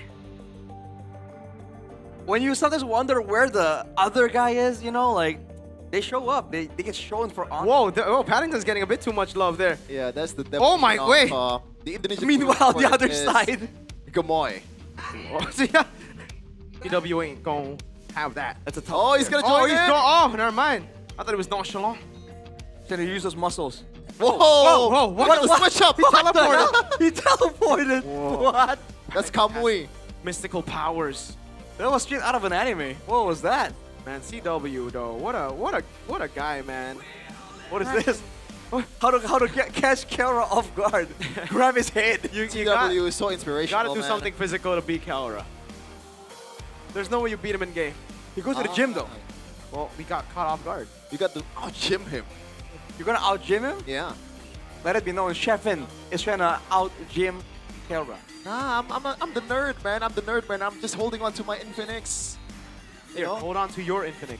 And if you want this one, head straight to TikTok shop Infinix because there's an exclusive deal with special prizes for the Note 60 series, specifically for you, MPL fans. Because the performance already uses Snapdragon 7S Gen 4, the first 5G in Infinix, super fast, perfect for gaming without lag, and the display is also 144Hz 1.5K HD AR display. Huh! Making it even smoother and more immersive. Smoother and more immersive. The battery is 6500 mAh, so you can push rank longer without worrying about charging your battery, man. It even goes down slower too, by the way, so I don't know how they did that. I wonder what does that mean by more immersive, you know? Is it just because when you watch those videos, it's more immersive? No, when you're playing the game as well, like when you can see everything in full HD in 144 Hz, it's like real life. You know? Realize. Realize? Real life, realize, you know? What? No. Realize that mean, you know, it becomes true. Real life, realized. Realized. Okay. You just said realized though. Yeah, just now said, you like, said realized. Realize. I'm like, whoa. My bad. It's okay. You know, you're doing a lot of talking. Maybe you should join the MPL talk. I don't know about that, man. I like to yap, but not that kind of yap. You know, for all of you Mobile Legends scene lovers, don't miss this one because every Tuesday at 21 p.m. there will be a heated discussion, deep insights, and exciting stories straight from the people behind the scenes of MPL Indonesia, together with Professor KB, Coach Age, Coach Navari, Abang Lord, even Nevin will break down the meta, discuss crucial moments, and even spill things you might have never heard before. Whoa! Just like RQ, never gotten a Lord so far this season. So Yeah, go that ahead was and from mark your calendar, turn on your notifications, and make sure you watch MPL Talk Indonesia unless you are this kind of fan on Todak Gaming YouTube, cultured by Todak. I think they should invite a Rashi. They should invite a Rashi. I mean, he's gonna get bullied. What? You're the only guy that's trying to bully, dude. Like, you gotta cut it out. You get bullied a lot by Mas Bayu. Who? Bayu. Who's Mas Bayu? Bayu, a unique provider that's actually real. And you can really feel it when gaming. You can feel it. Strong telecom cell signal, no lag, no drama, full 24-hour internet data, push rank anytime number that stays active forever. Active forever. Play non-stop without interruption, even from your parents. Nah, not really. Whoa. I'm still gonna interrupt. Yeah, they're probably still gonna ask you to pause the game. Yeah. But hey, at least you'll be connected. You know, you won't have any of those spikes. You know, buy some salt from the nearest store. Buy some buy gas. something, get something. They'll tell you to uninstall the internet. Uninstall the internet? Yeah, like delete the internet off your phone. Doesn't work like that. I don't think I've never had that. Yeah. Really? Yeah. That's only in your the household? in my household, that was a thing. Wow. Delete the internet? You're always on the internet. We're gonna delete it off your device. And I'm like, yeah, I don't know about that. Is that from Mistress Maslimta? Mistress Muslimka? Mrs.? Mrs. Mrs. Yeah, that was a weird one. Shit. Yeah, it was from my mom. Shout out my mom. Shout outs. Guided Muslim's mom. Yes, sir. We just doxed him. I mean, Legally. we're all casters. We have. What are you trying to say, our names Chahyo, are- Bimo, Omega, and Toro? Yeah. When we got our, yeah, you get our full name up in the Liquipedia or Yeah, like literally everywhere. anywhere. By the way, that second pick win rate is still staying 100%. Yeah, Well, and what- they're staying at first pick. Okay, so Bigatron are staying on red. That's the thing. Okay. Interesting. Yeah, Man, Niall, is there anything else to try and do in the draft technically? Because we saw the Godot and we weren't really convinced that was the best option. Kind of look at it like, you know, in hindsight, is there anything better that Bigatron could have gotten? I think we shouted out the glue, but the more I thought about the game, right? In the late game scenario, I think the glue would be worse. Yeah, I agree. In that game particularly, the way it was played, you know, I think the glue is really good against brawly people, but when you're getting poked like that, when the game's so slow, when you just go back and forth, the glue could very easily just be isolated and taken out. Yeah, and if you're mounted or you're mounting someone, you can get, you know, brought back to the whole team, and you have to spend the flicker to get away. But actually, with Bigatron having the lead early, I think the glue would have been able to push the lead early a bit more. Is it enough though?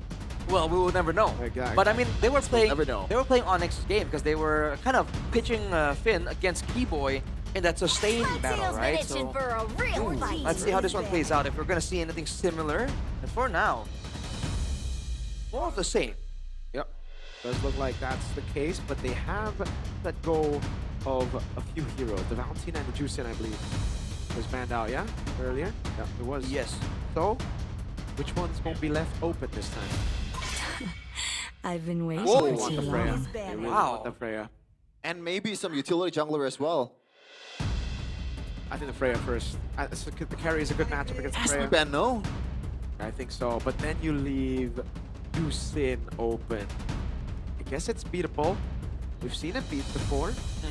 I am not the only one. Wow. They want to trade it. Freya and Beats here get the juice in, I guess, but Onyx can just go for the Eve again. Same answer. I am a daughter of Northern Vale. I swear So this has to be the my juice in. I wish. Instant juice in.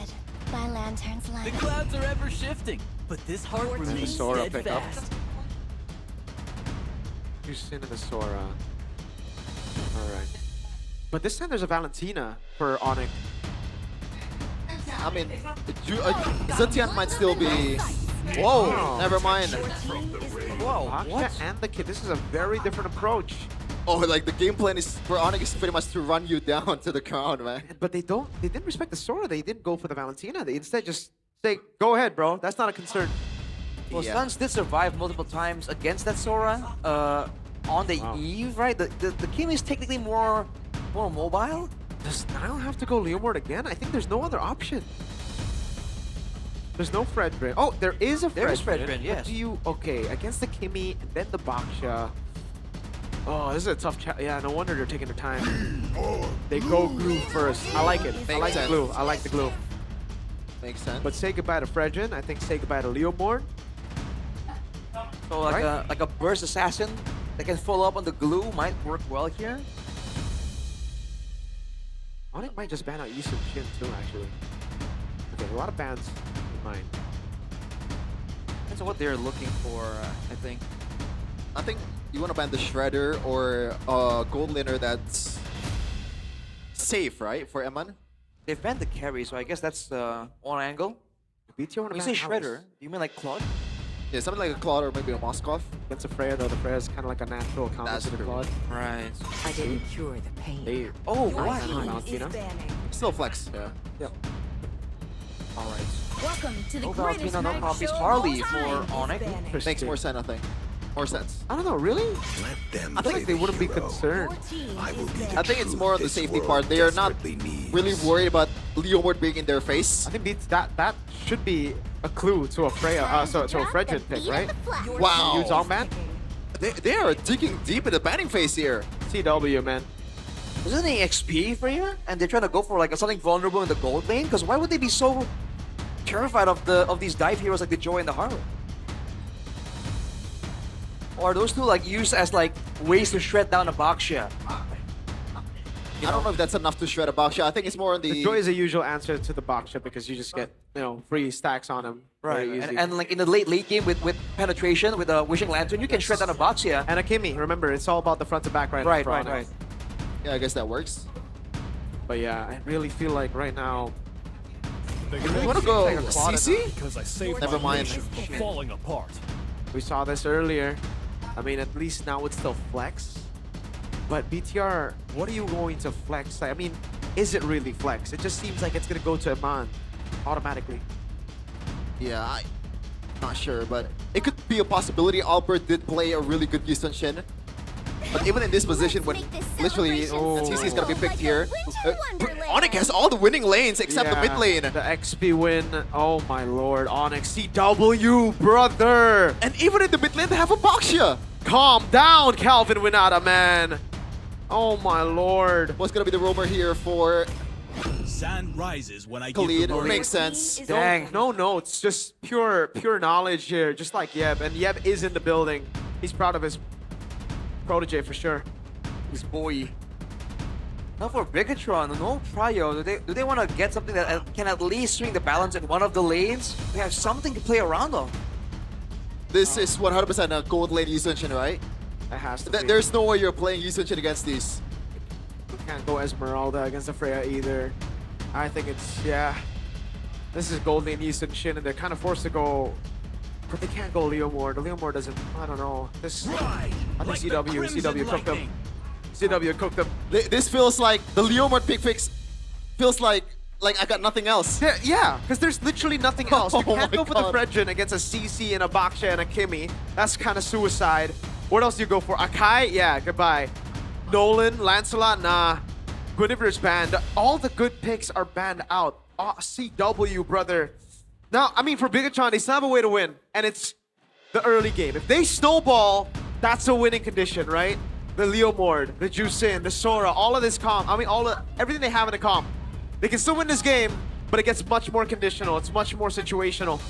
It's like they're doubling down on what went well in the first game. Yeah, I gotta be honest with you, I'm not agreeing with the lineup rating here. No, we don't look at the lineup rating, dude. The lineup rating is a fallacy. It's a fraud. It's a sham. But we'll see though if that's gonna be true in the game. BTR against all odds. Onyx, they are on fire right now. But the Red Robots is looking to dampen the fire. Going on to game number 2.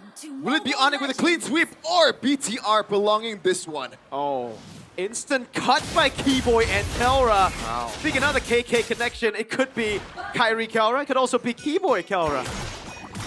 Any K on the team is a menace, man. Look at the battle spells too. Moreno with the sprint, knowing he might have to outrun a rolling Baksha. Or a lot of slows. Wait, Kelra! Oh my lord, they're taking away the jungle early. They know of BTR's snowball threat, so they're taking it away early. Oh, and Kai gets it too. No level 4 for now. At least he's gonna take the long way to get level 4. You wanna go again? Kyrie's trying to take the camp. Yeah, they're really trying to utilize this Prio, man. And they're already on it. Now still on the orange buff. He might not be level 4 for Turtle. Kyrie's taking it. God. They're so Say goodbye to the first objective, BTR, and they have a losing lane down bottom too. They gotta get this XP crab. Now that's the only thing that can save him. Man. Yeah, that was ridiculous. Yeah, dude. they're trying to leash it for him. Okay, he gets it. He gets it. I don't think he gets 4 though. Might not have 4. They might have to go for. They might have to relinquish the first turtle if things go like this. Kyrie comes in. No way. Okay. Oh, this might be a mistake by Kai though. He's lost a bit of tempo there. But still, there's a lot of camps for Kyrie. Yeah, he's still got 3 camps. Never mind. Kelra is rotating. It's insane how Onyx used the Prio like that. Like, knowing they have the Khalid, they have the Kimi as well. Just keep clearing. Dude, look at now. He's nothing to do. He's got nothing to do. He's just walking with the team. Man, there's nothing they can do. It's a cut battle in the gold lane. And Man's trying to do a bit of the same thing. Okay. At least he can rotate now, but we'll see. Yeah. Almost level 5 for Kyrie. Oh my lord. Kelra. Not picked up just yet. Oh, Keyboy all the way in the back line. Yeah, faction trolls. Keyboy trying to split them up in the back. And it's so bad because Crimson Beacon's already baited out now. They go in all the way. Battle Descent coming down for Kelra. Great balance. Shocker Finn with the all in the back, but the red tree goes over to Kai. That's going to be Amanda Moreno kiting away. And that's the first neutral objective. Shogun now Goes on to Lutfi, goes to the Sun as well. They want to go for the all. They won't be able to find it. Kyrie taken down as well. BTR desperately needed something in the early game. And they got a lot of things out of it. Kyrie and Lutfi getting taken down. That's definitely gonna relinquish some pressure from the EXP lane dominance that Lutfi is gonna bring with the CC. Now BTR will try to delay this one and take it if it's possible. Yeah, no. Miles isn't convinced. He doesn't want to walk up. Kyrie gonna find an answer. Wow. Oh, wait, they're going in. Yeah, they really want to get this. Well, okay. The boot. Keyboy mounted. The knockup coming down. Now walks up with Phantom Steed, but it's not enough to take him down as Keyboy just raging sandstorms for fun, I guess. At least Nile got the lead though. That's the part of it that, you know, gets something. The min-maxing in the team fight is amazing from these two teams. Yeah, dude. Man, that was a good play from Shogun though. Oh The no! whole thing, but no, Kyrie! Oh, he's just too quick with it. He's no longer Kumar on this pick. But that actually might be a mount from Finn. He's getting the mobilizations down. Yep. Shifting Skies coming down as well. There could be a mount down over on Kai, but he's saving it for some reason. Finn doesn't have it, but it's going to be the kill over. Shogun caught in the current call. He's so low. And he goes back to running them on the turret. Finn able to find it, and now it's a big win for BTR. Onyx bit a bit too much than they could chew, and Keyboy gets caught. It's a double for Nile. And all of a sudden, it's BTR with their winning condition. Hook, line, and sinker. A rare miscalculation, a mistake from Kelra. And all of the Onyx boys are just going in. They did not respect it, man. They chased all the way down to Shogun's lane, and they forget that Sora pick in the early game is an absolute menace. Shogun is ridiculously good on this Sora, man. He kited back, did a ton of damage, and in the end, they turned it around. That was all Shogun to kickstart that chain of events. 2 times by now, right? He's the one that has been salvaging all the BTR initial losses. I thought it was so cooked because Finn didn't have the ultimate. That's why they couldn't mount him. But wow, Shogun. Pikachu on 1k gold lead. This is what they wanted. They've doubled down on this, but the mutual objective still going to Onyx, it seems. Wait, no. They're taking it so slow. No Kelra in M1-2. Traction pulse baited. It's only on Finn. He's going to go for all in into the back right now. That's Keyboy with the AoE damage. Phantom Steed coming down as Keyboy's going to be mounted on. That's about to be sent, but it's going to be cancelled out. Shogun! Again with the shifting skies. Able to go for the knockup again. He's going to the air. He's going for the sun. He finally falls in the air, but Kelra is going to go in. And Mankind bad as Finn is able to flicker on. That's going to pull back onto Kelra. Lutfi, Kelra, and Sans able to throw BTR back, but it's a 2-for-1 in the end for BTR. Yeah, and there is no way that Onyx can ameliorate the situation currently. Wow. Because no jungler, no turtle. Meanwhile, BTR will fight for this one. Kyrie has the first kill, and he's trying to catch up to the team fight. Non-stop action, and Man's got to really be careful, because that mana, it's getting low. He can't be using these tracelesses randomly anymore. Okay, they just get it for free. The Baksha wants no smoke. Kyrie and Kelra both are on the other side of the map. Using the retribution, now Nile can take some camps here for himself and use the retry on that one. Ooh, what a game, what, man. Yeah, you gotta be careful if you're wearing the Baksha. You can roll back to the fight, but at what cost? If it doesn't go your way, you might get even further back behind. So Kyrie goes for the measured approach. Let's Pikachu and get the turtle. The War Axe for Lutfi on the CC as well. The only saving grace for Onyx right now is the fact that in these fights, Sans has been relatively untouched, and he has the Sky Piercer. Whoa. Did he get that kill with the Sky Piercer is the question I have. I don't think so. By the way, like... Oh! And wow, with the Phantom Steed, the stun's coming down, and Kelra's taken low, taken out by Nile on the Phantom Steed. The pick that was forced on him. Moreno chain CC'd, and that's for sure. That's a Sky Piercer for Sans. Yeah, they're just steamrolling on it right now. But Moreno gonna be the retaliation. Thankfully, no shutdown gold from the Fusion kill. But we'll see though. The next objective fight's gonna be fun. Oh, he's gonna get caught by the Shield Unity this time. Now gets back out. Oh, but it's Keyboy who shuts him down. He gets the Phantom Steed, but it's not in time. Those are 2 tanks, by the way. Yep. Bigatron, they're trying to use the fighter prowess to have like some kind of tempo advantage to push out the lanes and force Onyx's hand. But there's been 2 pickoffs given to Onyx. It was a 2k gold lead, and now it's back to below 1. But Finn, walking on to Lutfi. Yeah, Lutfi. Kill 2. That's the combo. Get the mount, but he gets the mount, and that's it. Now we're able to get the turret mount and shotgun coming down with the Radiant Sandstorm doing the same thing, and Man needs to back away. The current call gets placed out, and now Finn might look to Keyboy. Lantern Flare picking him up. Good immobilization with the slam. The traction pulls, and it just ends with people getting out. Dude, look at the battle of the isolations there. Shogun? Yeah, Shogun wants some smoke. You win in lane, but I'm just waiting here for you to come up with low HP after that war. Eman on the other side having to flicker out, but Kyrie has already used the poisons. Sora, go into the skies. No ultimate on Shogun. He's trying to zone Kelra away right here as Keyboy does more of the same. Moreno's coming in though. It's going to be a man advantage for Bigatron. Keyboy stuck. Keyboy able to flicker out. Wow, great flicker by Keyboy, baits out the Phantom Steed, and now he's gonna have that down. Yeah, Kyrie still trying to catch up to the team fight. He's rolling to the team fight. Mountain shot, the great read by Iman. Bringing Sandstorm, but the red tree goes still for Nile. That's a shifting skies and a knock up again. It's been with the mount down as that's again. Shogun going to the air, getting the CC down. A flicker from Shogun. Kyrie's lifted up, thrown back to the team. Iman, can he get the Sky Piercer stack? Nile takes it away from him. Don't let up just yet, BTR. Don't be overzealous. This happened before. Oh! Maybe you gotta be overzealous to win against Onyx. Maybe you just gotta try to take those risks constantly. Bit of a revenge play from Iman, trying to steal away some of these buffs. Gets it. He gets it. Gets out clean. Even the green camp too. And a turret. Bigatron taking full control. 4K. Doubling down has worked so far, but they have to maintain this. That's the thing about the CC, man. You have vengeance, so it's so easy to catch. That's a full mount. Iman just waiting for the Sky Piercer. He gets it now. The Radiant Sandstorm, but the Traceless gets him out. He gets a turret. And gets the kill. He's free. I think Traceless is away. Now still there. Finn tries to go for the mount. Will be able to go for it. It's fully stacked now. Lantern Flare bringing it over to Finn's mount.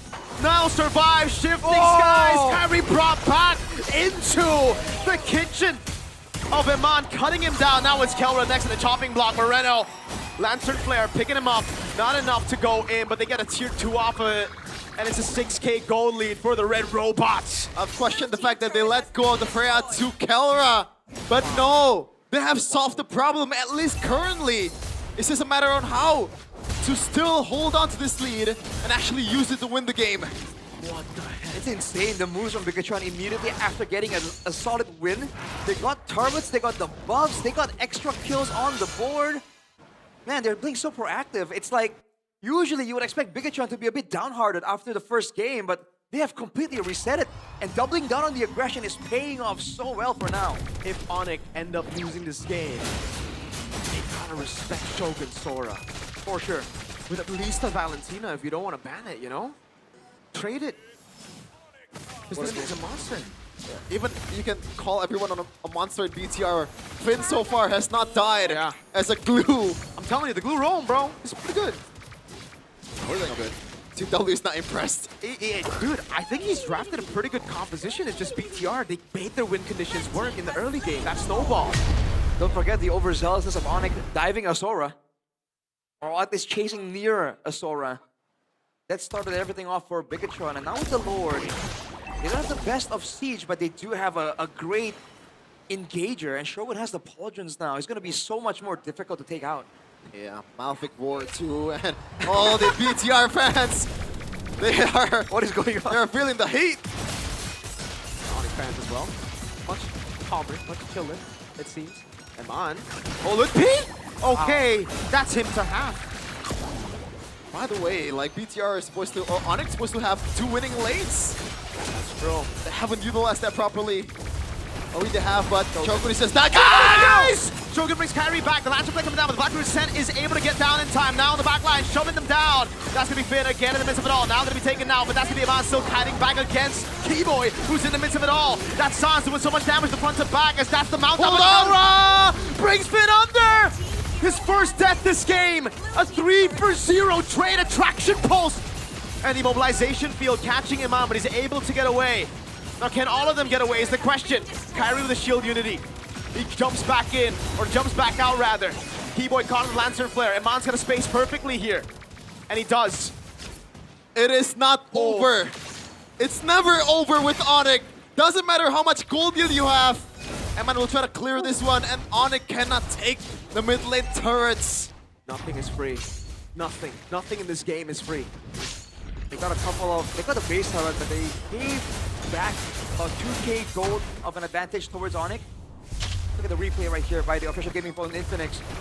It was the big engager from Shogun, but afterward, between taking down the turret and trying to follow up on the fights, especially for Eman. It was so confusing. He was trying to space out for the passive multiple times, but then there's so much movement. I think there was a misplay right there. He tried to get back away, but then like the target was a bit too far to continue hitting. It's still value on the far side. In that replay, though, you could definitely see the impact of the chastised pauldron. Eman was hitting so slow. Yeah, that's a big difference right there. Eman is hitting way slower than Sans, who was hosing everyone down at the same time. If Bigatron want to use their advantage, they have to make sure that they position correctly around Sans instead of in one direction. But they might just play the macro game and avoid a big team fight altogether. Try to get a guaranteed man advantage. Is it a crazy thing to say that Onyx composition, in terms of like 5v5 team fights, their winning condition is much more executable than BTR? I don't think so. I think that was just because they were under the base. Because like their front to back works, obviously, because you know BTR can't dive, and they were also trying to just go for the base turret. It's a different game entirely when you're out and about.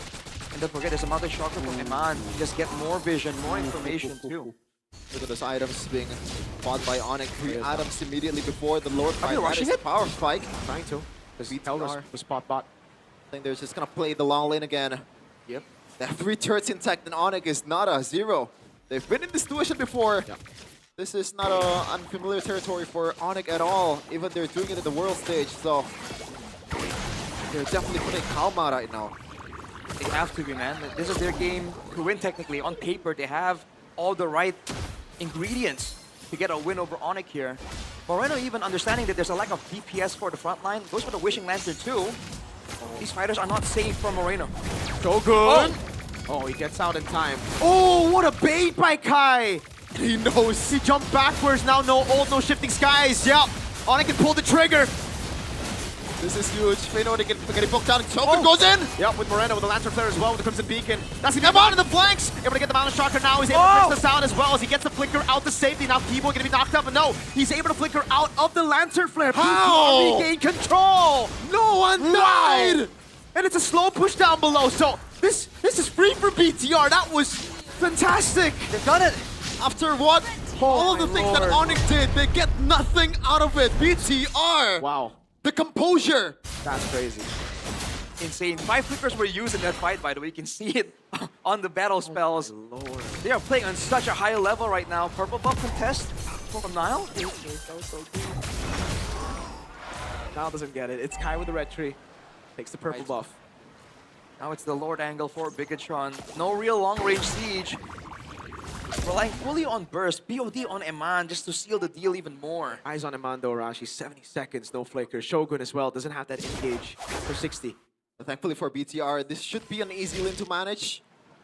The mid lane is gonna crash a bit later here, but Lord is gonna crash down towards the bottom lane. BTR is eyeing on the top lane turrets. All good. Maybe he can. Maybe Onyx front to back is a bit too much for the top lane at least. Now, whoa. Lord already down. Oh my Lord, Onyx are doing such a good job defending as well. They don't lose a single base turret. That is insane. Wow. One more wave though. I don't think they can do much. No Phantom Seed for Nile. And again, no Flicker for Shogun. They can't threaten any of the backliners. It's just a slow siege. Shogun wants to go for the Shifting Skies. He's going to get poked. Oh, the current call! Shifting Skies! Oh, Shogun! Into the Mountain Chugga they go! And on the back line, Kelmer's trying to jump in over. Nile gets the Phantom Seed, but out needs to run away. As Moreno tries to pick him up, that's a Mount Down coming in from Finn, bringing him back into everybody. Eman gets a double! 2 for 1, only Shogun down. But Sans and Kelra are still alive. Bad advantage, but they still cannot get the turret. Oh, one wave up top. They should be able to get this one, right? Phantom Seed come back up. Now wants to go in. They need to go for the hits onto the turret. Kelra facing away. They clear out the lane. Nile! How? Oh, how did they keep the 2 base turrets alive? Onyx, my goodness gracious. It's so weird, right? Usually when you're playing a game of Mobile Legends, the biggest threat is the Lord. They let the Lord crash into the base. Because they know they got good clear.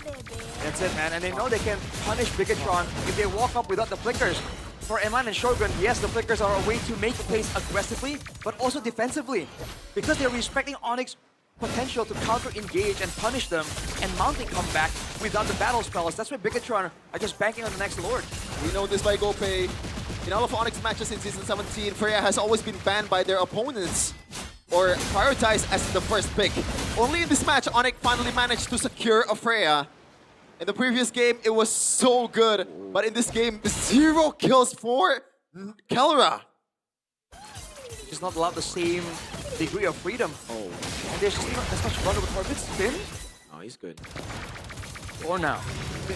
Onyx is so brave. Look, oh no! What? No, Kelra dives him and he's gonna get taken down. Again, it's Shogun with the shifting skies, but he's caught. Hold on. He goes in. Lantern Flare coming down with the Radiant Sandstorm in the backline, and Emon's able to trace the Sound. Moreno now pops in Crimson Beacon as Kelra is still able to space out, but the mount from Finn! Emon dives in with the flicker as well. It's an all-out battle. Emon running away now. He's gonna get shut down. Sans! Oh my god! Stays alive. A big battle. No! Gets the shutdown on Sans. He gets a double on Keyboy.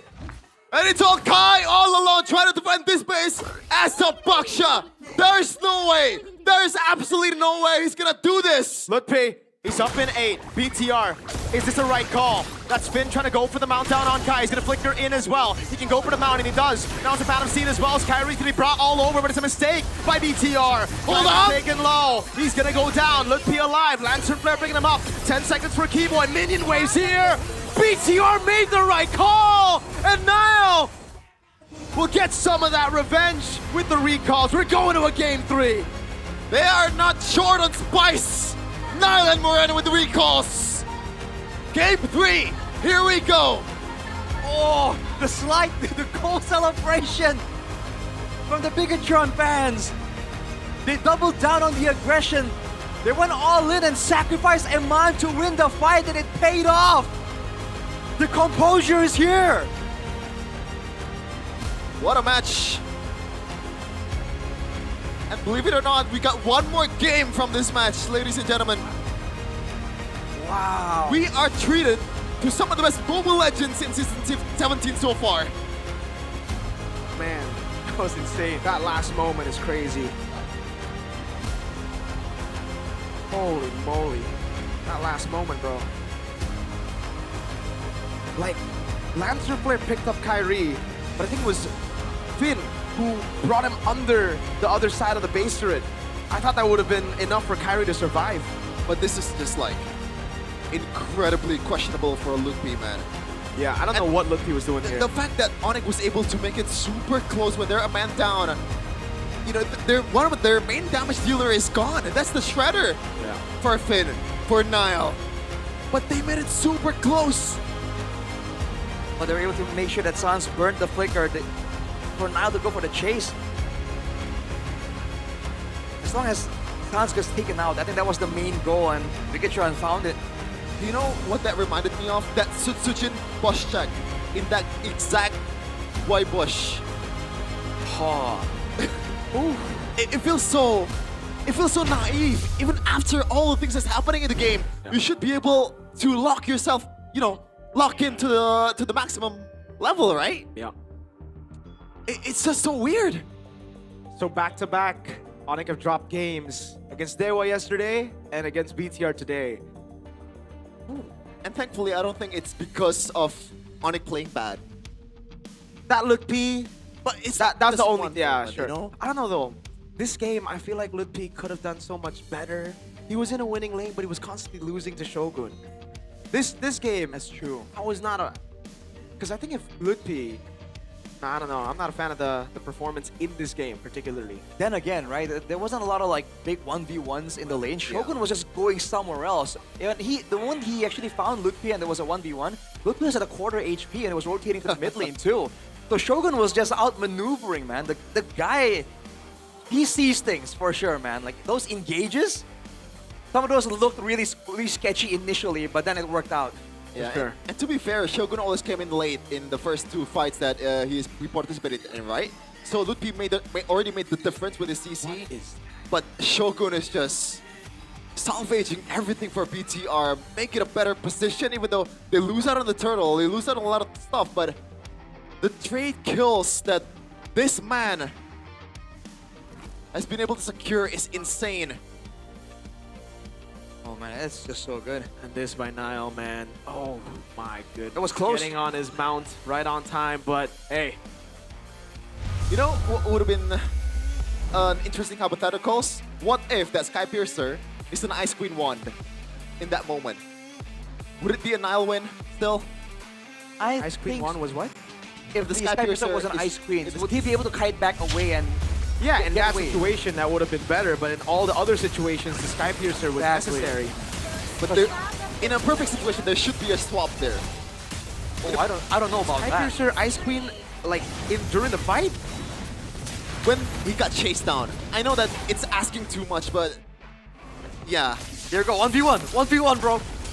Just deletes This him. one doesn't, that one was like, I know, don't count, yeah. but Shogun understands it. He looks for those unfair 1v1s. But afterwards, the pressure, man, even here, it looked like a mistake, honestly. Eman was tanking turret a bit too long. But from here, like, they get extra kills, they take back all the stolen buffs from the early game. You know, like, the tempo Bigatron is just so good. oh man, what a set. But Yeah, it's a miscoordination as Arashi mentioned. I think if you actually use the shifting skies, So like here, right here, come on. Gonna secure the kill of the keyboy. look at how slow he's attacking because of Kelra. Cast Ice Baldwin. He's gonna trace this away and finish off Kelra with the range basic attack. But he got out. Man. Okay, credit to Onyx as well though, because against a team like this, with a Sushin, it's so dangerous to even walk up at all and get chased down. As you can see here, they for sure didn't really want. Well, I say that, but no, they actually went all in and tried to win the fight based on execution. It just didn't work out. The gold difference too, right? It was at a 5k gold difference at this point before the fight begun. Shows you again that like great teams understand how to really abuse that gold difference. I think at this point it was kind of relevant already. It was just that base turret in the bottom lane. 25 to 11, 25 kills in 90 minutes.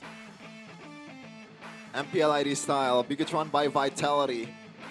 See, like when things click for BTR, they really feel like an S tier team, man. Like, the same problem is just existing over and over again in every season. Like when it's playoffs time, they just what happened? So the only time Onyx have lost games have been when Baksha gets picked out. Wait a second. Is this pick just cursed? Reverse Super Ken. Yeah. It's not a done deal. Yeah. It's no deal when Kyrie picks it up. It's also the oh wait, you were foreshadowing it when you said like he's no longer Kumar. Yeah. You know he's gonna do great on the box, yeah, and then he just immediately got shut down after the fight, after overchasing. Look at Yikes. Moreno's KDA. That's insane. 120. The Chushin experience. With the sprint, by the way, again, it kind of worked out. There wasn't a lot of big surprise flickers as a result, but again, the moments Bigatron really have an advantage, the sprint Crimson Beacon combo, you are just zooming. And you can guarantee at least 1 or 2 lifts with the Lantern Flare. And Rapid Boots and Ice Queen 1, like Yep. pretty much almost impossible to catch, especially guys like Sans, right? There's no way. Like, I mean, Sans' job is supposed to melt on the front line, so I get it, but still. Freya cannot get close. Exactly, in the same vein, Kelra can't chase him. There's just too much CC, yeah, for the Freya. That too. Unfortunately. I thought some of the CC would be relieved by, again, Kyrie and Lutpi. Even Keyboy, but no, obviously not. The only thing that maybe could have gone better in a full-on fight is if Onyx got like a flank angle. Remember in the earlier fights when Keyboy were behind them, there was a bit of, you know, a bit of trouble there. You can see Bigatron were really bothered by it. But in the late game, again, with the base turret, with the Mountain Shocker available, asking for someone to get behind Bigatron it's just too much. Man, I'm just like, I don't want to analyze the game. Let's just go on game 3 right away, right now. I think I just want to be a fan from now on. Well, we could just tell you the stats here. 2 turtles for Bigatron, 2 lords by Bigatron. Onyx only secured 1 turret, which is insane. It really didn't feel like that at all. No lords too. Ooh. They have an incredible fighting chance in the late game. Even, like, I was questioning the fact that they were so far from their own base, but it ended up being a super close team fight. And at that point, Lutpi was a no factor. Like it was a 4v5 outside of your base when you were on a losing position and you made it that close. With one turret secured. How is that possible? He did tank up the damage with the Vengeance, I believe, in that fight. But unfortunately for Onyx, Bigatron, they didn't have a lot of like skills or ultis that are really on that long of cooldown. They have a continuous fighting type of composition. So even if they spent some skills on Ludpi, they were still ready for the big fight. Look at the damage dealt from Moreno. Woo! 90k on the Sushin. That is Kyrie being dropped on his teammates, by the way, with a Wishing Lantern. If you saw, every time Kyrie got tossed over onto Kelra, onto Sans, they were like 4 Wishing Lantern procs just flying out, dealing max HP damage.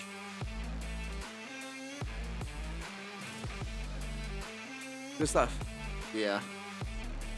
Like, again, like I honestly just want to see game 3.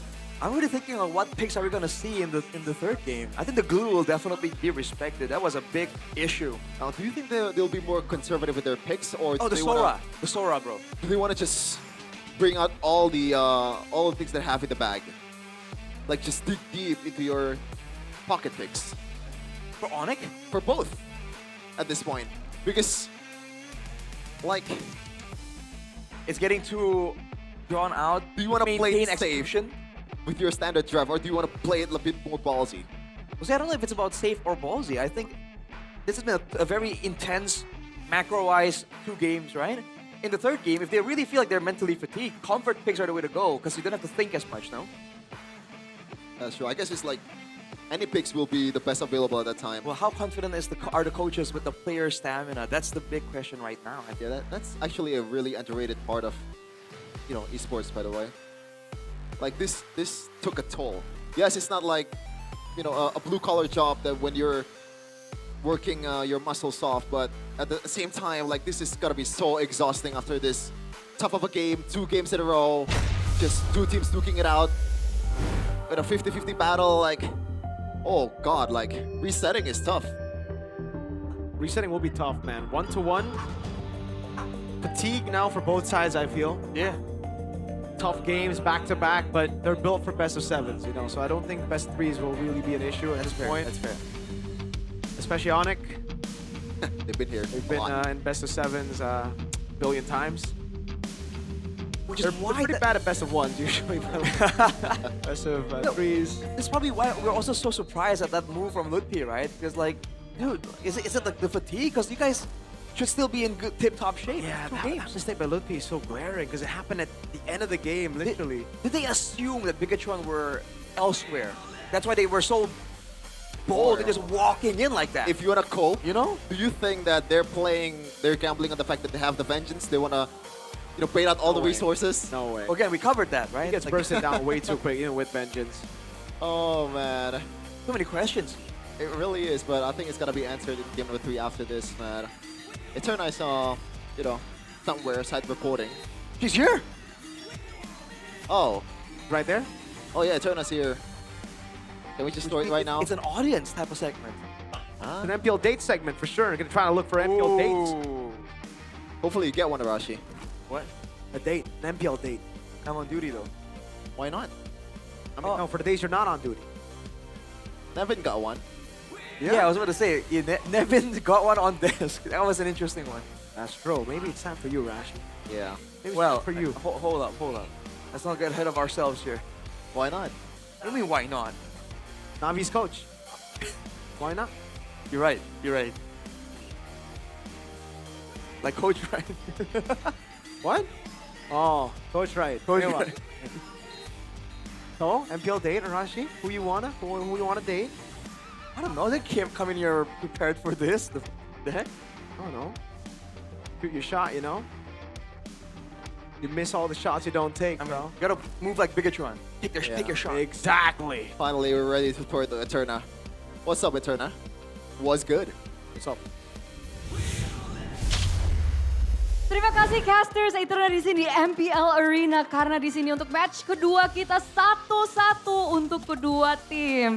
Jadi sebelum kita mulai, sebelum kita interview teman-teman yang ada di MPL Arena, kita coba denger suara-suara dari teman-teman dulu kali ya.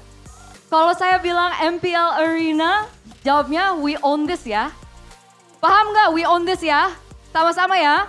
MPL Arena.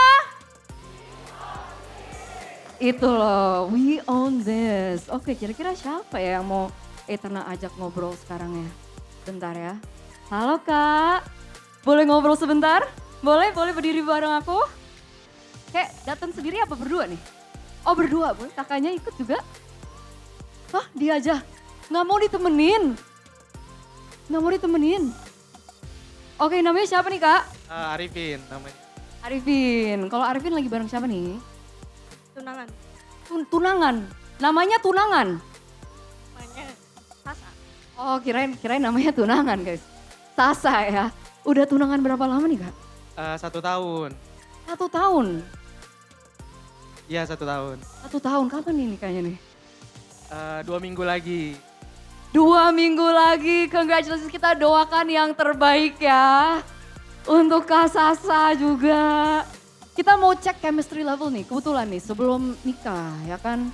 Coba kasih tunjuk pose terbaik, bisa nggak? Bisa. Bisa ya. Mau bisik-bisikan dulu nggak biar kompak? Oke, kita coba love meter. Admin love meternya di mana? Here we go. Kita cek chemistry. Oke. Cepet gimana tadi? Ih malu-malu, Kak Sasanya malu-malu. Pipi. Sampai voice crack aku iri banget ini. Ih hampir full. Oh udah full ini. Oh belum full. Harus ngapain lagi? Mungkin lebih dekat. Pipi ke pipi mungkin, kayak gini. Masa aku praktekin kan nggak mungkin ya. Nanti Kak Sasanya marah. Ya kan? Bisa coba. Oke ayo 1, 2. Pipi. Lucu banget, kita tepuk tangan buat kakak-kakak ini. Aku yakin banget Pak Pulung tuh iri di sebelah sana. Iya, mau ada omongan nggak ke Pak Pulung? Terus dukung Onik aja. Terus dukung Onik aja. Kirain mau semoga Pak Pulung cepet dapet jodoh gitu. Amin. Semoga cepat dapat jodoh Pak Pulung. Dan semangat terus untuk casternya. Terima kasih. Oke, silakan duduk kembali. Good luck ya, semangat. Kita doain yang terbaik. 2 minggu lagi loh nikah loh guys. When ya. Kita coba lihat ada pasangan lagi nggak ya di sini. Ini kayaknya berdua nih. Permisi.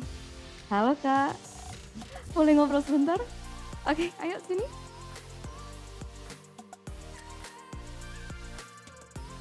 Nah ini dua-duanya pemalu nih kayaknya ya. Namanya siapa Kak?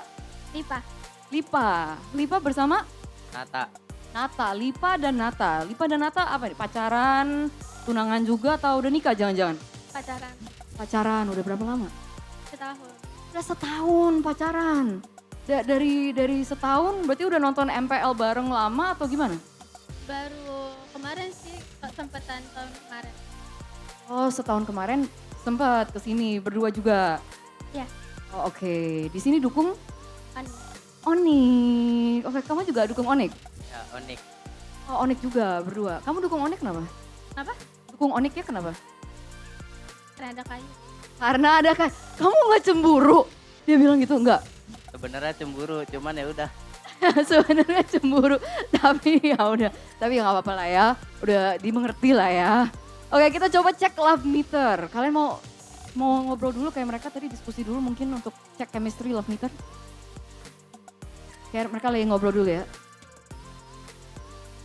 Udah siap? Udah siap, oke. Oke, Mimin, boleh love meternya Mimin? Kita cek chemistry. Lipi dan Nata ya. 3, 2, 1, mana nih? Oh, Afifi. Gemes banget. Dapat banget sih chemistry ya. Aku pun merasakan gitu chemistry setahun pacaran teman-teman ya. Sampai mentok loh itu love meter ya. Udah mentok itu. Congratulations loh, jarang loh ada yang mentok loh. Gila, ada mau ngomong ke siapa? Mungkin ke pasangannya atau mau ke Kyrie aja sekalian? Kyrie. Semangat ya, semoga match 3 nanti menang. Pokoknya kasih yang terbaik buat Sonic. Kasih yang terbaik buat Sonic. Kamu mau gak sama ke Kyrie gitu kayak, nggak usah lah ganteng-ganteng, ntar aku cemburu gitu, nggak ada yang mau dikasih tahu? Gak ada sih, pengen foto sama Kyrie. Oke, berdua kayaknya pengen foto sama Kyrie ya. Oke, kalau gitu thank you once again. Boleh silakan duduk kembali. Terima kasih teman-teman. Seru banget ya MPL Arena ya. Nanti nextnya semoga kita bisa ngeliat Pak Pulung ya duduk di sini bersama pasangannya gitu. Kayak lucu. Tapi teman-teman jangan kemana-mana karena sebenarnya aku mendengar ada surprise nih dari Bude. Jadi coba kita cek. Cek. Bude, you there?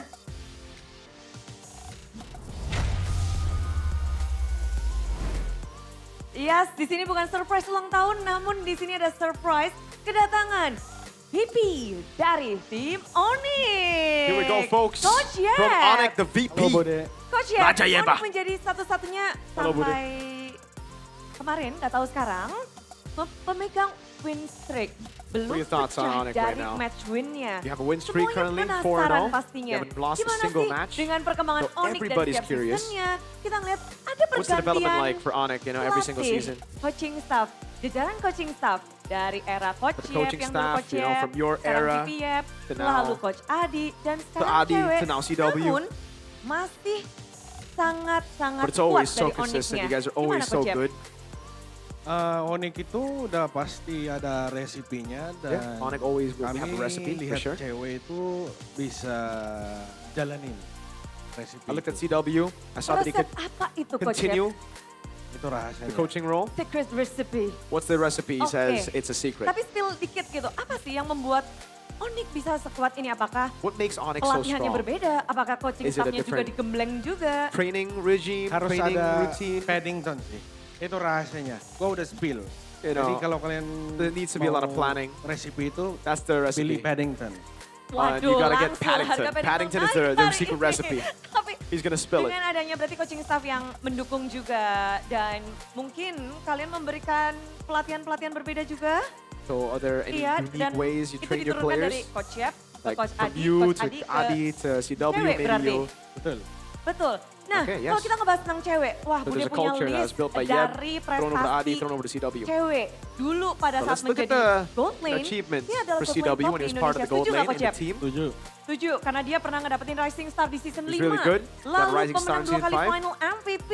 Got finals Lalu, MVP, season 8. sebagai juara bersama Onyx itu banyak banget. won a lot of Apakah- trophies with Tuh, Onyx. lihat senyumannya cewek. Look at Dengan CW's juara sebanyak itu, smile at prestasi the back sebanyak there. itu With menjadi all those jaminan achievements, sebagai with all those pelatih. trophies. Dia adalah yang menjadi yang baik gitu, pelatih terbaik.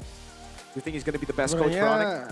Sebenarnya prestasi cewek itu ya When it comes to pasti achievements. rame kan. Dan Yeah, I mean, he has a lot of kami tahu dia pintar banget. We know he's dan super smart. Gua berharap prestasi We hope that gua dan Adi me dia bisa and Adi's lewatin. achievements, we hope Jadi that masih butuh CW will pembuktian surpass ya us. untuk melewati prestasi Coach Iya, Yep dan Adi. sebagai coach. So as a Ya. coach, I hope Dan he kami lihat surpasses me potensinya cewek ya and Adi. bisa.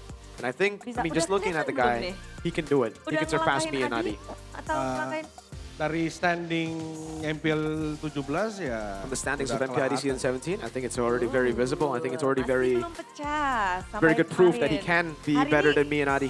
agak sedikit khawatir nggak Coach Yep bisa terpecahkan nih? Are you worried that BTR might be able to crack that win streak? Mikir pecah, menang atau kalah. I mean, Yang we don't really penting care about winning or anak-anak ini losing. Kasih yang terbaik ya. These guys are giving their best, Kalau so tentang we're going to be happy either way. ini, ada anak baru di So you Onyx have a Indonesia. new Ada Kelra yang muncul. player. You got dan Kelra, semuanya obviously. pasti penasaran.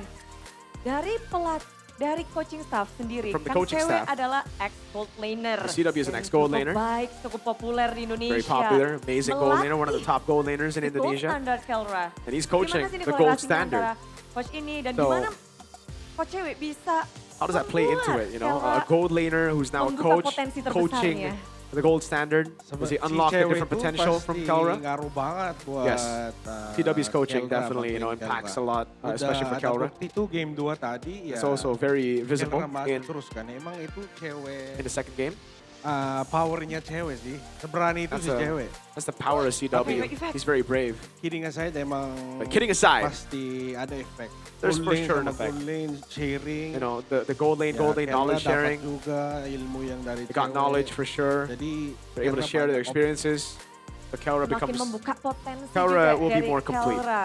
Dan 3 minggu ini udah kelihatan belum Kelra beda The last sama 3 yang weeks, pas do you di think Kelra has improved? Do you think Philippines. Kelra is Ada improvement lah. has changed from when he was in the Udah terlihat Philippines? Yes, improvement. Tapi there's an improvement for sure. pertanyaan dari segi coaching staff nih, kan Coach Jeb terus memantau. When it comes to the udah coaching juga staff, lihat, because you know Mas you're Sonic obviously juga tahu, supervising Coach the Jeb tuh coaching staff, you're supervising the team as a mantengin VP. terus. You keep Belakang on, juga you know, melihat supervising them. You bagaimana keep your eyes on them. Gaya pelatihan dari Coach How's the Cewek coaching sendiri. style for CW? You know, tell us a little bit Gimana more tuh about gaya that. pelatihan dari Coach Cewek? Kalau season ini lebih ke This season? saya bantu coaching staff. I'm helping the coaching Jadi kalau staff. dulu saya bantu anak-anak Back lebih in the day, banyak, sekarang lebih I ikut. help the players more. Makanya gua But tetap this ikut season, terus. I help the Sebenarnya coaching staff. season lalu, semua season saya tetang terus. Last season, Pokoknya pantengin terus. every season, I Memantau always terus supervise them. I dan- always, you know, look out for them. Tapi nurun gak sih Coach Jeb, dari Coach Jeb, pembawaannya ke Coach Cewek juga, the Do you think it's vibe. do you think you know, Yeah, have yeah. laid down the foundation? You think CW is doing the same Yeah. thing you did? Yes, for sure. What is the most important thing that you say to, Oh. apa sih kayak ke cewek misal kayak, kamu ini gini. Ini dari awal season, jadi saya kasih beginning of the season. apa ya, advice lah. I always give CW tentang advice coaching. About coaching, Tapi gue pengen dia punya stylenya sendiri. but I want him to have his own style. Jadi dengerin guidance. So he gua, listens to the guidance from tapi me, ya, but I want him to keep his lanjutin style, yang his dia- personality, menurut dia bagus. his draft, you know, Iya, his bagus. his Karena own mind. He sekarang needs to trust in himself as well. Cewek sebagai coach, bukan asisten coach seperti The musim CW lalu. as a coach this Tanggung time, jawab as a lebih head besar coach, no untuk longer season assistant ini. coach. Tapi But dari coach Yap sendiri, dari VP Yap, From sorry, VP dari Yap. VP Yap, VP Coach Yap, VP coach, yeah. kira-kira di season ini akankah ada cewek di EWC? Do you think this season will seek Ada cewek CW di EWC? at EWC? Semoga amin. Hopefully, yeah. Semoga amin. Harapan terbesar pastinya untuk Coach Yap ya. Yeah, it's gonna Goals be terbesar obviously the dari hopes Coach Yap for untuk you. cewek. Betul. That's the goal for Cewek you. dari EWC. Oke.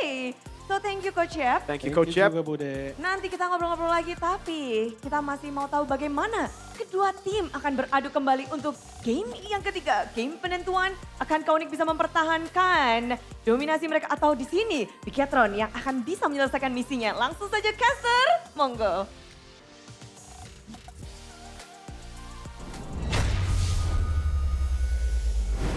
That's Raja Yeba Oh for my you. goodness. Raja Yeba. Yeah. And now his protege, CW, is leading the charge for Onyx. So far, it's been working well, unless Bigatron can win it all. Man. With Yep around So though, happy. I got a dopamine boost real quick, man. Seeing Yeb again in Indo.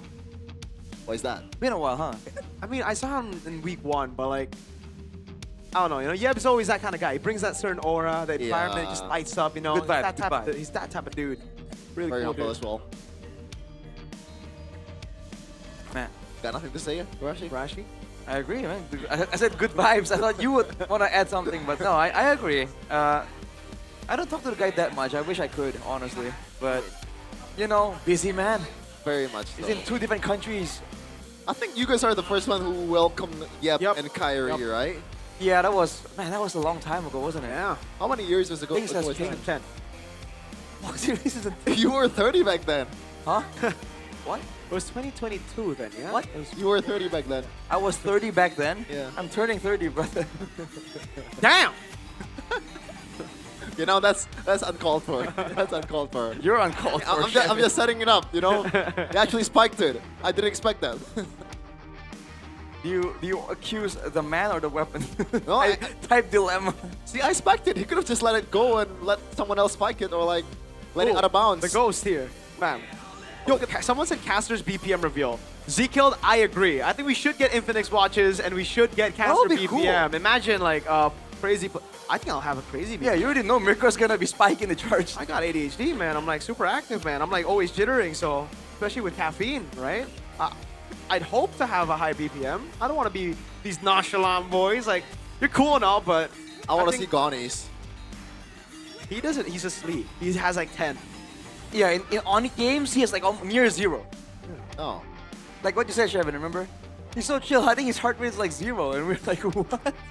Yeah. Gotta check that to the hospital. I mean, throughout the game earlier, I think Niall was on like 50, 60 BPM. Wouldn't you want to see the coach heart rate? In the back room when they're looking at their team like winning or losing, get the heart rate? That'll be cool, no? I mean, we can for see... behind the scenes, like not during the game, but like let's say a mic check. Fair, like fair. that. Yeah. Be cool. Look at Airpong though. Man's riding. Yeah. Someone said Mirko 120 base BPM. Probably. You know, I should get an Infinix watch. I want to see. The best brand in the business. What's the normal BPM? How crazy would it be if I was at 50? You're in good shape. Maybe it is that low. Is it like lower equals to healthier? Oh no, but like your resting heart rate is lower if you're healthier. The resting resting heart rate. Oh, interesting. Because it means your circular system doesn't have to beat as much to get the blood around. Okay, I'm searching it up. Normal resting heart rate for adults is generally 60 to 100 beats per minute. Yeah. Well-trained athletes may have rates as low as 40 to 60. Yep. Isn't that kind of weird? What do you mean? I mean, the athletes are the one that's working, or like, you know, the one that's... Yeah, resting heart rate. Yeah. So you trade those moments to a lower resting heart rate? Is that the logic there, or? So if your cardiovascular system is healthy, you don't have to beat as much to get the blood flowing. Ah, I because get it. It's stronger because they're used to like the movement. But when they're actually moving, it might spike up even higher. But 40 to 60 BPM for non-athletes, that's concerning, right? 40 to 60 BPM for non-athletes. So maybe we have this discussion some other time. Yeah. Hey, we're talking about BPM. Yeah, but also we're getting too deep into it. We can talk about the average BPM here, though. But whoa, I did not expect that. A boy. He's not just a boy. He's a man when it comes to damage dealing. As long as it's not the Zetian. I mean, he does a lot of damage on the Zetian. That was 120,000, right, earlier? Yeah, he topped the damage chart. Maybe that's why he just keeps going to Zetian. It's tons of damage. Maybe. I think he does more on the Eve. He's a stat batter. Because this is average, right? Like DPM is damage per minute. We're not damage dealt across, the whole game. So the Eve definitely does more. That's how the game goes. Yeah, there's a lot of poking. It's definitely the Eve, man. Very nice. Are we gonna step away from the constant damage dealing mages, man? Second game loss. Oh wait, Onyx stay on blue. I thought they would definitely take red. Wow. I wish we could see like the first mages coming back. What is the first? Eudora? Kadita? Is that it? Yeah. Okay. Oh, Kadita will be fun. I agree. It's fun, but like, if you miss once, then it's all over. That's where the BPM comes into play. All right. Bigatron. What's that? 57%. That's 4 out of 7, right?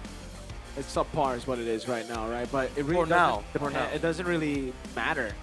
Quality over quantity. If you have a 20% win rate, but you win against Onyx, I'll take that. Yeah. That's fair. But if you have 20% win rate and losing against Geek Map, is that shameful? Not really, because I think it's a bigger flex to win against Onyx. Like no one really cares about losing to other teams. Yeah, that's actually true. Right? Like Onyx is Onyx, dude. That's focus on the wins. I mean, if BTR wins here, give us the we beat Onyx in the regular season trophy. That's already I think it's a that's a real trophy. Right? Yes. That's a real trophy for ID. Man, Rashi, like I hope that game 3 or match 3 will be as good as this. Oh man, I'll be honest with you. I don't know. If it's not, then you'd let me down. Bro, like, just on participants alone, there's Onyx here that we're talking about, right? Even if one of the teams, not mentioning which one, matches up to Onyx levels, like the other, who knows? All right. Random map draw, broken walls. Definitely benefiting heroes like Khalid or maybe Marcel, who can go through the map quite better. But it looks like the Sora ban is warranted after what happened in game number 2. On the other side, Baksha will be banned for Theo Nell, even though so far, as you mentioned earlier, Mirko, Onyx have only lost the games when they played the Boxia. I still think it's just a great pick, dude. Yes. Like for Onyx earlier, I a lot really of think people after that loss, they were like, "Oh my God, that was a bad draft by Onyx," and they were the same guys who were also like, "Oh, that was a good draft to start." These guys are really, I mean, it was a good draft. I still stand by that. It was executed pretty bad. So there you go, Freya or Jusin, right? That's the main argument right now. And I'm honestly, Onyx. Daughter of Northern Vale. Oh, never mind. I thought they were buying on the Tushin. Yeah, I thought they was gonna go Chushin as well. Yep. Oh man, So Freya. what's gonna be the replacement here for the Sora though? Well, they go Jusin first. They want to play Gilmore again? Oh yeah, that works. They're gonna go carry red 3. This is a carry red 3, I feel. Or glue. Depending on what Onyx go for. If Onyx go for a Fredrin, I think it's a glue. But if it's not, then I think carry. What if they go carry glue? What? What if they go carry glue and flex the Freya? I don't think Freya it's 8 flex. Oh, I don't think it's on, you know, wise to flex the Freya or like reveal the Freya in the first phase. But it is a possibility, you know. Alterico did it About right. it. Alterico flexed it, but they didn't reveal the flex instantly. Right. Fair point. Yisunshin. Zetian? Crowned by heaven's mandate. Yep. Your Good call. legacy shall So endure. the Yisunshin and the Freya flex right now, right? Could still be a Freya XP, Yisunshin Gold, Yisunshin Jungle, or Freya Gold. Freya Jungle? Nah. Now for BTR, what is it going to be? The glue? You still want to go for the glue? There's a lot of range. The carries going to be very annoyed. And I like the Yisunshin pick because it's a deny as well, right? Right. You just want to go for the Khalid here. Or Kalea that has been open or like banned for 2 games in a row, I believe. Yeah. So there's got to be a reason on why these 2 teams are so, you know, they want to ban the Kalea so much. Right. Guess the engagement potential and the healing more than anything. I don't know. The glue might still edge out the other options though. It depends on what how they want to play this. Oh, Claude! Whoa. None of the above, I guess. It's a pretty solid answer, not gonna lie. Against Zetian Yisunshin, just again, it comes down to the laning. It wouldn't do that well against the Freya, right? I don't think Onyx really don't mind against to Yisunshin flex the Yisunshin to jungle here. It is a big possibility now that the matchup has been revealed. So you put Freya Gold. And what do you pick guess next so. against the Phobius? You need a winning lane here. You go Alice? Like at this point, don't go CC again. I think another Alice game is pretty okay. Wouldn't be too horrible actually. Is there a spot for Yuzong? It was banned earlier, right? Oh, you know what? It Against was the Phobius? banned earlier. If you want a winning lane, then it's not really that bad. I like that ban. Ravenous Alice. Any good picks here? Valor and royalty in a dead body. So we don't get all of the pesky jungler away, they can just dive in. And especially if Kyrie wants to flex this one to the jungle, it's better for them to ban the Leomord.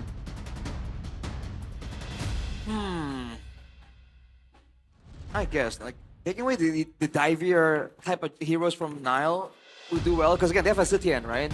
You want to have as little danger as possible diving in when you already have a Claude on the opposing team, no? By the way, is glue just currently exclusive to Rogue Marashi? Because I feel like Onyx, if they want to pick the glue against the Phobius, I think it's not really that bad of a lane. Yeah? Yeah, not bad. But you're gonna have to reveal it first. But then again, you can still flex it on, wait, never mind. Onyx picks first, right? After this? No. Wait, no. Pikachu. Yeah, my bad. But it is the Uranus Alice ban. There you go. Really solid move by BTR there with the Uranus Alice. I like that. And for Onyx, is it... Oh, chip is open too. Yes, but I don't really think this is a chip game. Is to protect lives. Team is picking. For the engage and the extra sustain. They need to be careful of the front to back. BTR can dive again. Zetian Yisunshin, very easy to dive. But they need some kind of engage, right? Start things off. If it's only the Phobius, I don't think it will be enough. I mean, there's a Sushin in play. Definitely not enough, no. Something else though. You're just gonna want to go something like a Fredrin here. Yeah, Kalea wouldn't be bad, huh? I think the Gatot comes through. Gatot. I mean, like, if they go Kalea, Onyx will take Gatot. Oh. Really not much option for BTR in the jungle. Yeah. They want to go Harley or something like a Fredrin? The Harley is a pretty good one. They go for the glue first, though. I like that more than the Kalea. Safer choice. So, Onyx, what's the answer? Is this a flex Yisun Shin to jungle? Is it a gold lane? Both matchups, Yisun Shin, Claude, Freya, Claude is good. The Fredrin wouldn't be terrible here, no? For control sustain. What? Oh, never mind. Wait, if they go gold. It's gonna sound crazy, but I think the CC is like another. No, too many damage dealers. They need a tank. They need they need a front. Like a Gato then? Huh? Like a Gato then? You're looking at the future champion. Gato Yuzong. Alright, so yeah. Those two do come through. 100% win rate so far in MPL Indonesia. So what's the jungle? This is kind of cooked for anyone against Yuzong, right? Like, Onyx are definitely just gonna play for it. I don't think you want to go for Harley here. There's got to be someone on the front. Definitely not Harley. You want to go... You go Suyo? Is it... I guess that's the best option here. Right. Is it crazy to say Benedetta? Bennett jungle? I don't think so. That's a bit too... That's a bit of a reach. I think the Suyo... oh man, Fredrin isn't that good here. Exborg jungle? No. Lancelot? Lancelot, Suyo. I think it's either of those two. They still go Harley. They really just want to dive this Yisun Shin Zetian. I'm not a big fan of the Harley pick, not gonna lie. It feels like too safe for Niall. He has played it once. It was a loss, I believe, Niall, on the Harley. There's really not much body on the front. Like I don't know if he's that safe from the Yuzong either, right? Because you No, can he's use not. the hat, but the Black Dragon form will catch up to you, so I don't even know if it solves that problem. But at least you have a tool, like compared to like a Fredrin or a Suyo. They gotta gank the Yuzong early. But again, yeah, like Ludwig can pretty much force the Harley out of the objective fights quite easily with Black Dragon form. Niall has to play it really, really safely. But once again, lineup rating. 9.4. 9.4 compared to 3.7. I can't believe that 3.7 were given to Onyx draft, but we'll see though. The decider, the last game to close out this amazing match of these two elite teams of MPL ID. Let's go. It's Sonic versus BTR by Vitality. Here we go, folks. Game number 3. Who's gonna take it? Will BTR give Onyx their first match loss in Season 17, or will Onyx keep it clean still in Week 3? People on the edge of their seats right now. Moreno back on the sprint on Tushin or the kite back possibilities. To see who actually goes for the early aggression, because both teams have some strong fighting, but it will depend on the execution. Once again, like it's crazy that so far until this match, Kelra has only played the Freya not even once, like 0 times. But in this match, three Freya games for this guy. Yeah, quite unusual indeed. Oh, Marino! Man, got that flicker that he's gonna respect. All right. Well, man, Finn is taking a bit more damage than I would be comfortable with here. Looking at the emblems, he was running the Wilderness Blessing and Agility. It's definitely all about clearing fast and roaming for him and Marino, both of them. So, well, they shouldn't really be going for these 2v2 duels. Oh, Marino went flicker again. Now not taking any chances there, just waiting for the Gatot DOT to go away. And so far, Eman has been playing this well enough. Yep. Niall? You gotta wait until the... Deadly Magic. Kelra taking low. Eman wants to finish the job for the Deadly Magic to come through. That's a kill. First blood to Niall. I like that. Not taking any chances. Yes. Because the shield will probably proc if... You never know. Yeah. I look at this turtle response immediately from Onyx though. Bigatron can't react. They've shut down Kelra just a little bit though, so they're okay with that trade. Now can't even get any extra value though, so good response from Onyx. But I think BTR is very happy with the result, right? Because that's been the idea. They want to just concede the turtle fight because we mentioned it earlier, the Yuzong will make things harder for Niall to get close. Yep. Fun fact for you guys back at home, Kelra before this match has only died 6 times in total in MPL ID. And right now with that death, Kelra has died 6 times in this match against BTR alone. Pretty insane stat. That's also pretty insane heart rate from Shogun, man. The guy is locked in. There we go. His focus against the Yuzong, I think he's gotta play a bit more carefully just for now. And despite the investments into movement speed, Bigatron hasn't really been able to do a solid like mid lane and roam to the side lane to swing the balance. By the way, I guess this is what Harley brings to you, right? Because how fast the Harley can rotate. Now the winning lane, supposedly for Onyx, doesn't really feel like a winning lane because Harley will always be there, lurking in the shadows, and they're just dreading the potential of the burst down, and Kelra already having a taste of it earlier. That's true. Along with that, the clear really isn't that bad at all for the Harley, so kind of works out fine. Shogun is just 146. Dude, chill out. It went down a little bit. He was close to 150 just earlier. I was just trying to pressure though, and again, it's just so annoying, especially because Sans is on an immobile type of hero. You really won't be able to ignore the possibility of the Harley being around very often. Yeah, and there's really no consequence at all to put that deadly magic just to poke, right? Because the cooldown reduction is actually, or the cooldown is actually quite fast. Ooh. And it's gonna be up in the next objective fight as he secures that genius wand for himself. Turtle's finally up. Ultimate's available for both teams. Will it be a zone with the Yuzong? Will Bigatron find a big engage somehow? Oh. So you go on to Keyboy. The mount is ready. But it's not going to go for it. Shogun jumps in as well. In front of Pursuit coming down. Here the Phoenix will lock him out now. Is able to go for the back. Shogun with a flicker backwards. He's going to go all in onto him. He's going to be cooked here all alone and taken down by Kai. Petrifying the AOG. Now also able to escape. Finn going to be caught low though. Lantern Flare picking him up. That's Keyboy down. And Mount with Blazing Duet now on the mount as well. Bringing him under turret. Lutpi falling down in the end. It's a 2 for 2. Feels like a deja vu on what happened in game number 2 earlier, where Onyx was just super overzealous and bite themselves in the back. And now BTR has to say on what happened to this turtle. Kyrie has to concede.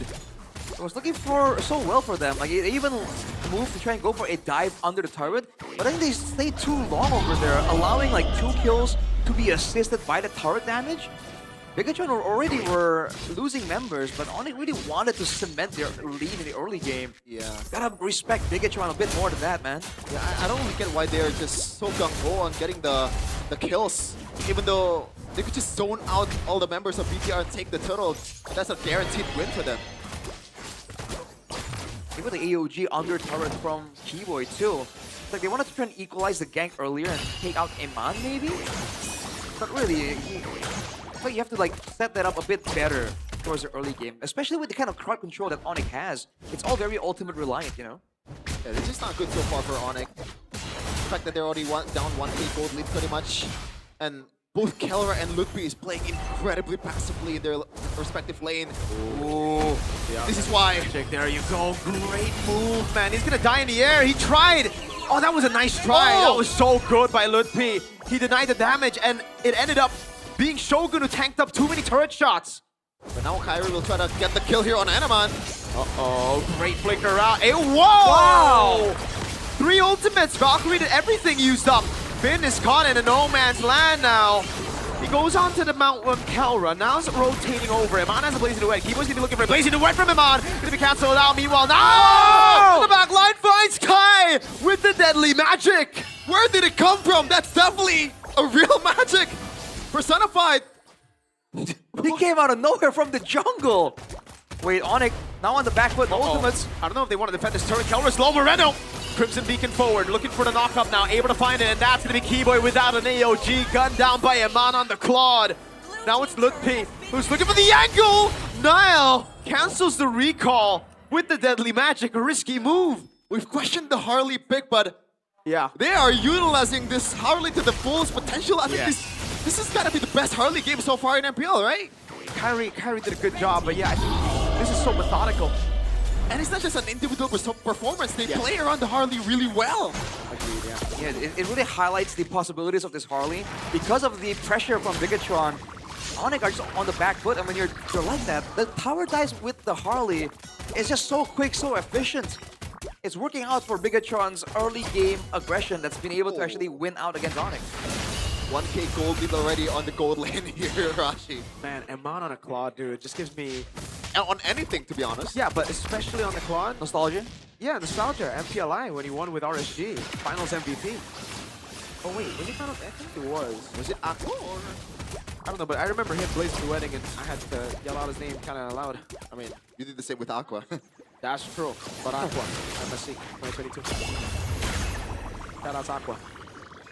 Yeah, all things considered, like Finn is so tanky. Again, oh no! Oh, you're doing that to Kelra? Okay, he doesn't burst him straight out. That is still a fighter.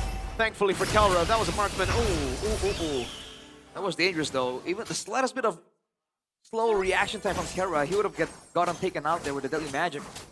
But again, on one hand, Finn, by the way, with the glue, this is the build, right? The curse helmet into a glowing one. He just seems so tanky right now. Oh, okay. Yeah. Okay. I thought it was going to be more threatening than that. Not bad. Fortunately not. Yeah, Nile is going for a full-on glass cannon build so far. The function just do elevated damage. Look at that. Oh, AOG! It's an all-in this time. They get the shutdown. It's on Lut Piaman. But they've already made it out in front of the resources. Do B-Tier want to take the fight is the question. Don't think so. Yeah, Nile needs to calm down. Calma. Yeah, we just talked about how he was abusing the mobility of the Harley. AOG right on top of the hat, that will do it. Catches him all out of guard. All the ultis used from Onyx though. 3 seconds for the neutral objective. Bigatron. Do they have an angle? They should have the control for now. Yeah, I don't think they want to just like literally go for the fight here though. They're probably trying to bait Onyx. To go for this one. Shogun getting poked down. That's wave though. People trying to walk up and man. Could be a my backwards. Moreno with the mid trio. Okay, it's all about not overextending for Finn and Shogun at the same time. Moreno secured that rapid boost, though now he's more annoying. Look at that. Nile has Kelra on his bounty. No ulti for now though, and the longer the dance goes on, the more Nile can wait and go for another attempt. And because of the mobility, he can go and clear his top side while the Lord is still being actively danced. Is that too greedy? Onyx doesn't know it though. Yeah, I don't think that's too greedy. Yeah, he's gonna clear the lane, do a bit of damage, then go back to the hat again. Yep, not even going back to the hat. Because Onyx cannot do anything here. BTR is just gonna zone them away and poke them down with the resources they have. In the right up close to the trigger. Wow. Baits out the Fear of the Phoenix too. That's a good trade. Yep, and a flicker, remember. Lutfi, the side, looking for that Fierce dive. Moreno won't fall for it. BTR wants to go for the fight. I don't think they want to just burst down this Lord. Let's see, those people are already very, very low. Shogun is just gunning him down. Yeah, Lutfi. Oh, Lutfi trying to go for Fierce dive. They go for the Lord. Lutfi's caught all alone. Bursting down him with the blazing duet now on Keyboy. Lantern Flare. Kelra picked up, thrown out of Nile. Deadly magic. Keyboy gets away with the passive and the AOG. Nile zoning Sans away. I guess that's good for Keyboy, but still, BTR is just running them down. Lutfi with a crucial miss. That's the weakness of Yusheng, right? Once you miss on the Furious dive, then your window is almost pretty much gone. Yeah, but dude, for me it's more surprising that there was a dance going on, and it's almost like Nile almost soloed the Lord, technically. I mean, there's high damage output from the Harley, but it's almost like they took it with barely any time there. Onyx definitely were caught off guard by that. They killed the Lord though. That they have done really well. Man, this is the Aldo Trinity Harley build, man. The one he's preaching about. Genius 1, Lightning Truncheon, Holy Crystal. Yeah. It's crazy that in the earlier fight, BTR was trying to get either the kills or the Lord, but they get both at the same time. That's a lot of value, and they're up 5k right now. Amman secured the early Winter Crown after the Trinity to play a bit more safely. They get already an abundance of damage with Nile, so I'm rocking with that decision. The lack of crowd control really isn't helping Onyx whatsoever, man. They're relying on Lutfi mainly for some kind of engage, because when you see him walking around in the bushes trying to go for a Furious Dive Petrify, for Bigatron, they can do whatever they want, right? They can engage with the glue, with Shogun, with Moreno even. Okay. Infinix is probably taking into account of what happened in the previous matches, right? I don't know, actually. I don't think it's 50-50 here, but maybe they're taking into account the Biggie Choke. That's true. And Keyboy wants to stat advantage. Biggie Choke and also Onyx potential to come back, but I don't know why this feels a bit worse than the previous one. For some reason. For sure, because like BTR have proper scaling. Yeah, they have proper scaling. Again, Onyx doesn't really have game-changing big ultimates to turn fights around. And they're working with a 5k gold disadvantage at 13 minutes. This is going worse than the previous situations. Yeah, despite that BTR has a lot of backliners, the Q is weirdly enough for BTR just because it's Shogun and Finn at the same time. They've been doing a decent job. Whoa! Oh, what is that damage, my guy? You got a, oh man, almost an insta one-shot there by Kyrie. He's been farming up quite a bit. 30. Cheeky attempt at assassination here, but Loot P. Hold on, this might be a dragon form. Yeah, he's trying to force it out for sure. Brings in under. Moreno's rotating now, doing the same thing now. But Finn just walks away. Doesn't want to take any chances. BTR members Lord's prefers to set their position on the bushes here. Shogun already has a good or decent position. It's a slow push built up by Bigatron already as well, I believe. Earlier there were 2 minions there. There you go. It's dead even, and then there's a minion advantage for Bigatron. It's gonna push. Onyx gotta do something. Yeah, they did a good job. It's crazy that in these 2 games, Kelra on a Freya, a hero that's incredibly broken in this meta, has been a non-factor. Eman is playing with fire. Niall. That really is fire. So Niall didn't get the steal right there. Info, I think he achieved that magic trinity a while back. But it's a different kind of trinity. It's the Divine Glaive that they're talking about. Yeah, but it showed Holy Crystal. Okay. There you go. Okay. The glaive. Oh man. Man, 1 or 2 praise of the cards and you're out of there, dude. Electric gun for Eman as well. I think he's at full with a Winter Crown. That could be a game-changing item. Onyx needs to recognize that. Look at that slow push bot. Kyrie's down below. He can't show Moreno. Look at the housekeeping by Moreno. He knows that he has to be super careful with Onyx in the late game because the late game execution is just a whole different breed compared to the other teams right now. And Onyx, you've mentioned it, Mirko, this is a combo meta.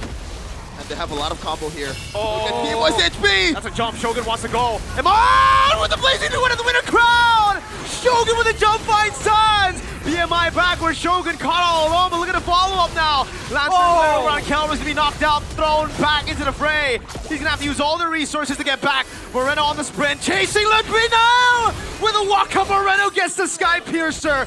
Now with the jump, Moreno with the execute. A base turret down below, only K and K. That's Kyrie and Keyboy. Hold on. Eman with the BMI forward. Now gonna go for the siege up top. That's a good juke, and Keyboy gets baited in. No AOG, he's dead. With Niall picking him up. Kyrie, the only man left standing. The base wide open. They're gonna go for the recalls. I'm not too sure about that as the Manashot comes in, but Eman with the blazing duet jumps on, and Kai goes in. Bigatron have broken the win streak of the Sky Kings. I am speechless. I never doubted. Okay, I doubted them. Never mind. My goats though. Onyx had everything. They had Kelra on Freya. It looked amazing. It looked unbeatable in the first game. They did everything perfectly. But Bigatron turned it around. Wow. The invincible Sky Tyrants, after so long, has finally met their match, man. When the mortal, the tiny robot that people are discounting, find it in themselves to take the fight towards the Sky Kings. They have taken them down. In dominating fashion as well.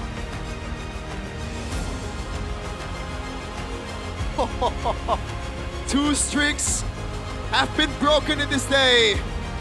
TLID goes down, Onyx goes down. And this might be the resurgence of the Dark Horses. They found their rhythm. And Bigatron has done what is thought to be impossible, bringing down the Sky King from their own domain. They've coded to the perfection. Wow, even the chaser, sprint Shushin. This seals the deal, man. Everything worked out so well for them. And obviously, Winners Interview, for the first time, Onyx has to watch a winner's interview, and it's Bigatron's time. Dan pada akhirnya Bigatron lah yang memecahkan win streak And at the end of the day, it's Bigatron who break Onyx win streak. Season lalu pun demikian. Kali ini benar-benar Bigatron seperti menjadi This time, kryptonite bagi wow, Onyx Bigatron. menghentikan win streak dari Onyx. We were able Gimana to sih beat cara Bigatron bisa mewujudkannya? Taking down the win streak. How did you Yang do it? pertama kita berdoa, terus yang kedua karena ada Robby Pancoro. Number one, we pray. We pray. Number two, because Robbie is here. Spesial. Iya, dia di game 1 telat, Bude. Game one, he was Kita nggak late. panas juga.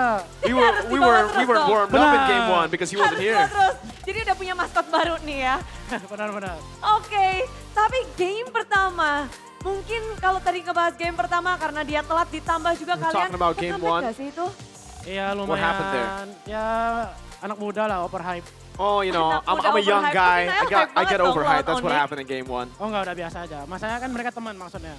Iya. Yeah, they're Karena friends, teman they're jadi friends of makin us. bersemangat kalau ketemu di Land of Down. So you're more motivated because they're Iya, juga friends of sih. yours? Seru lah, seru. Yeah, it's definitely fun. Yeay. Tapi kalau membahas pertemuanmu di season 17 dan kalian bisa Talking about this mecahin matchup against win Onyx streak this Onyx season, lagi seperti you're able to musim break lalu their juga win streak again, Nanael. just like last Memang season. kamu tuh udah tahu gerakannya Kairi atau Now, gimana Nel? can you already read Kyrie's movement or what? Tahu gerakannya Gilang sih, karena nge-live terus. Itu rencana aku, Bude.